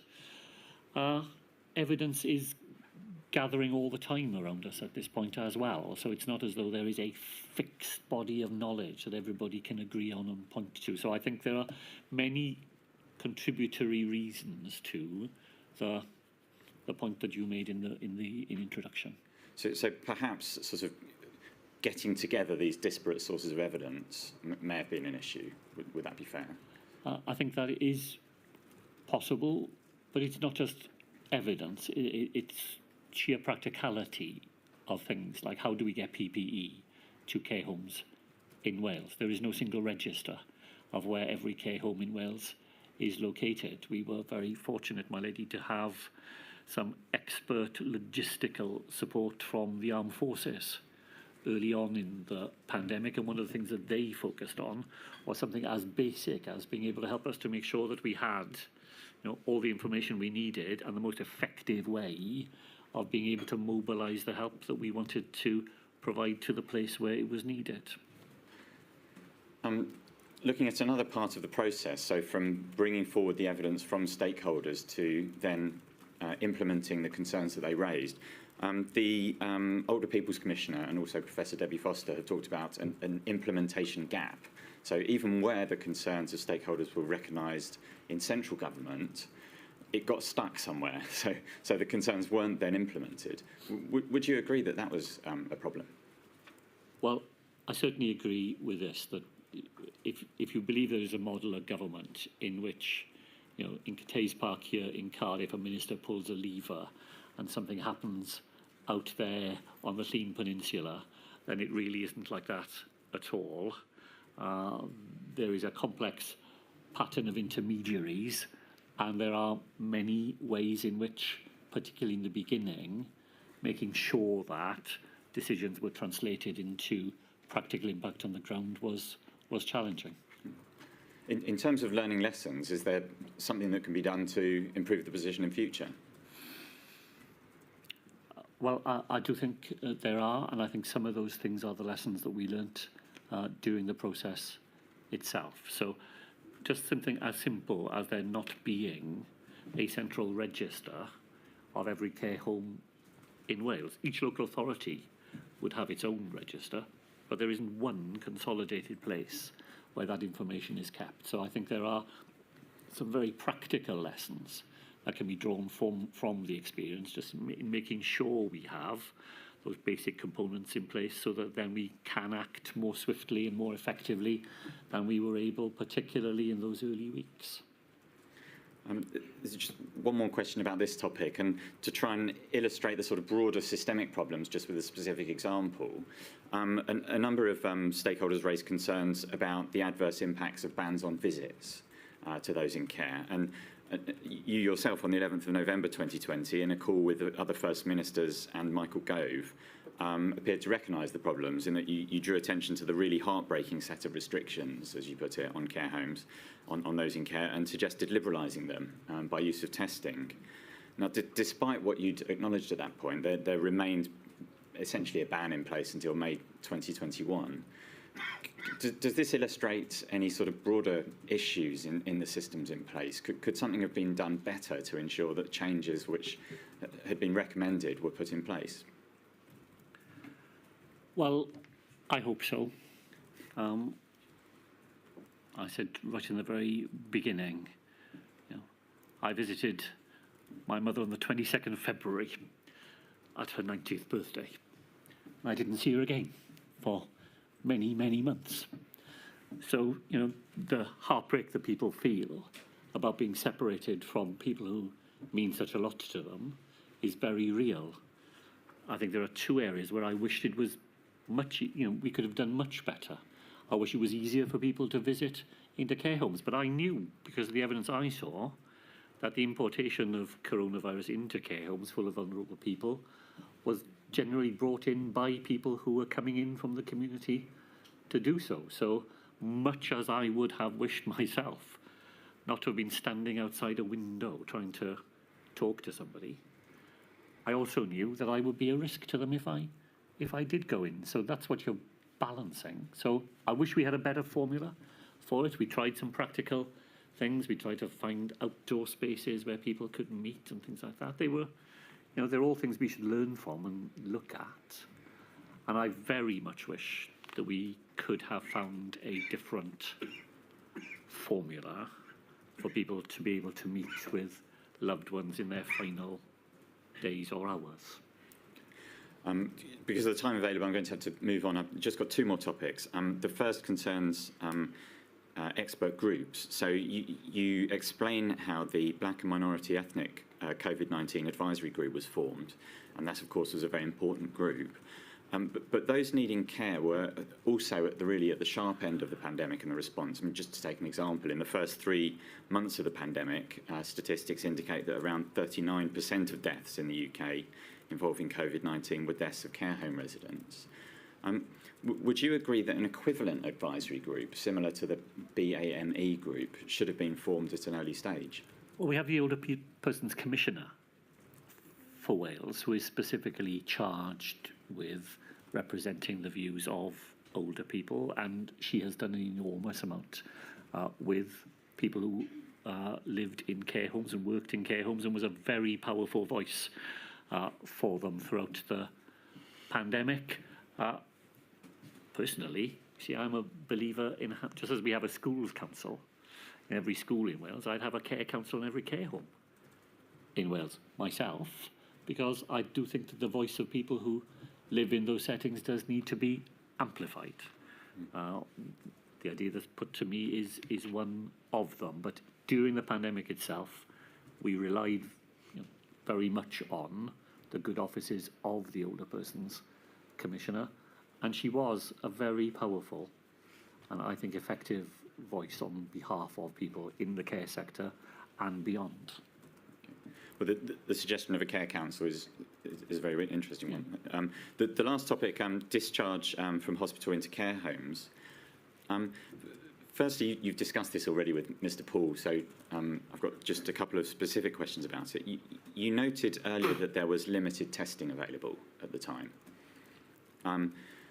But in fact, there were only a pretty limited number of people being discharged per day from hospital without prior testing. So some of them already had testing, the asymptomatic ones didn't.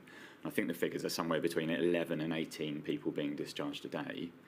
Whereas in mid-March, there were about 1,800 tests available, and the number increased. Would you agree that allocating this pretty tiny proportion of the tests to discharged patients was justified by the huge risks involved?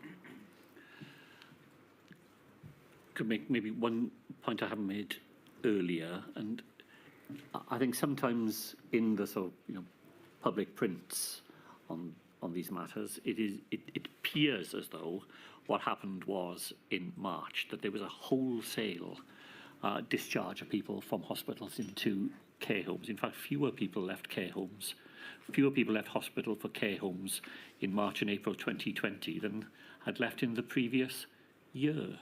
So actually, it wasn't, and this is a fair point that's being made.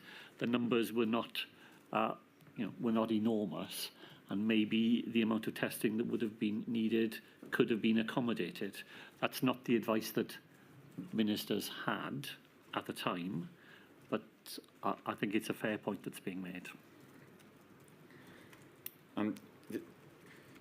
You fairly made the point earlier that these patients were unsafe in hospital. because of what was happening. But there's a sort of slightly different question, which is about whether they should be tested, whether asymptomatic patients should be tested prior to discharge. Do you accept that taking the government and its scientific advisors collectively, so not you specifically, but the whole lot, that this was a mistake?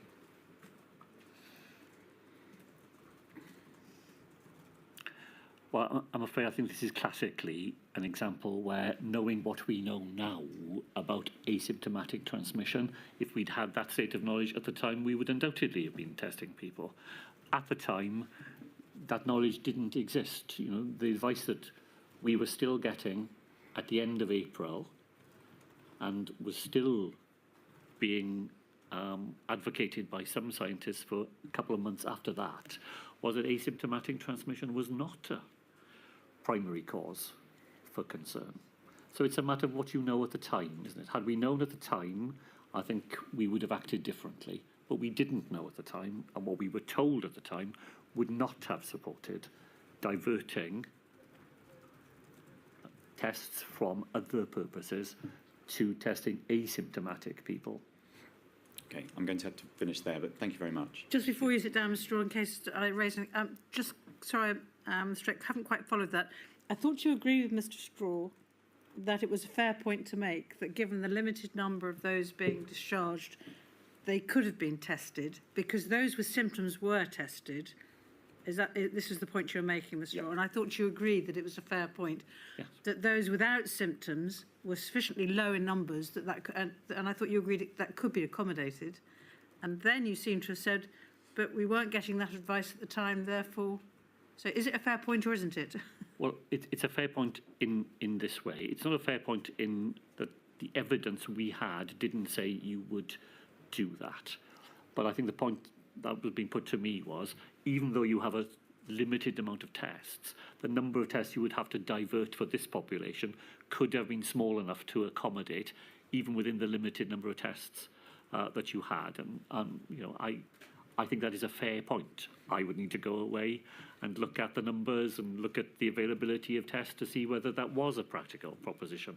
But as a basic proposition, you haven't got many tests, but you don't need many of them for this group. You know, it's a reasonable point to make as well. And we know how vulnerable people in care homes are. We do. Thank you. Thank you, Mr. Straw. Does that complete the questioning? It does, my lady, yes. Mr. Drakeford, thank you very much indeed for your help, both in this module and the previous module. I don't know what life has in store for you when you step down as First Minister, but obviously we wish you well. Thank you. Thank you. So does that complete the evidence for today? It does, my lady. And therefore tomorrow we turn to closing submissions at 10 o'clock, please. All rise.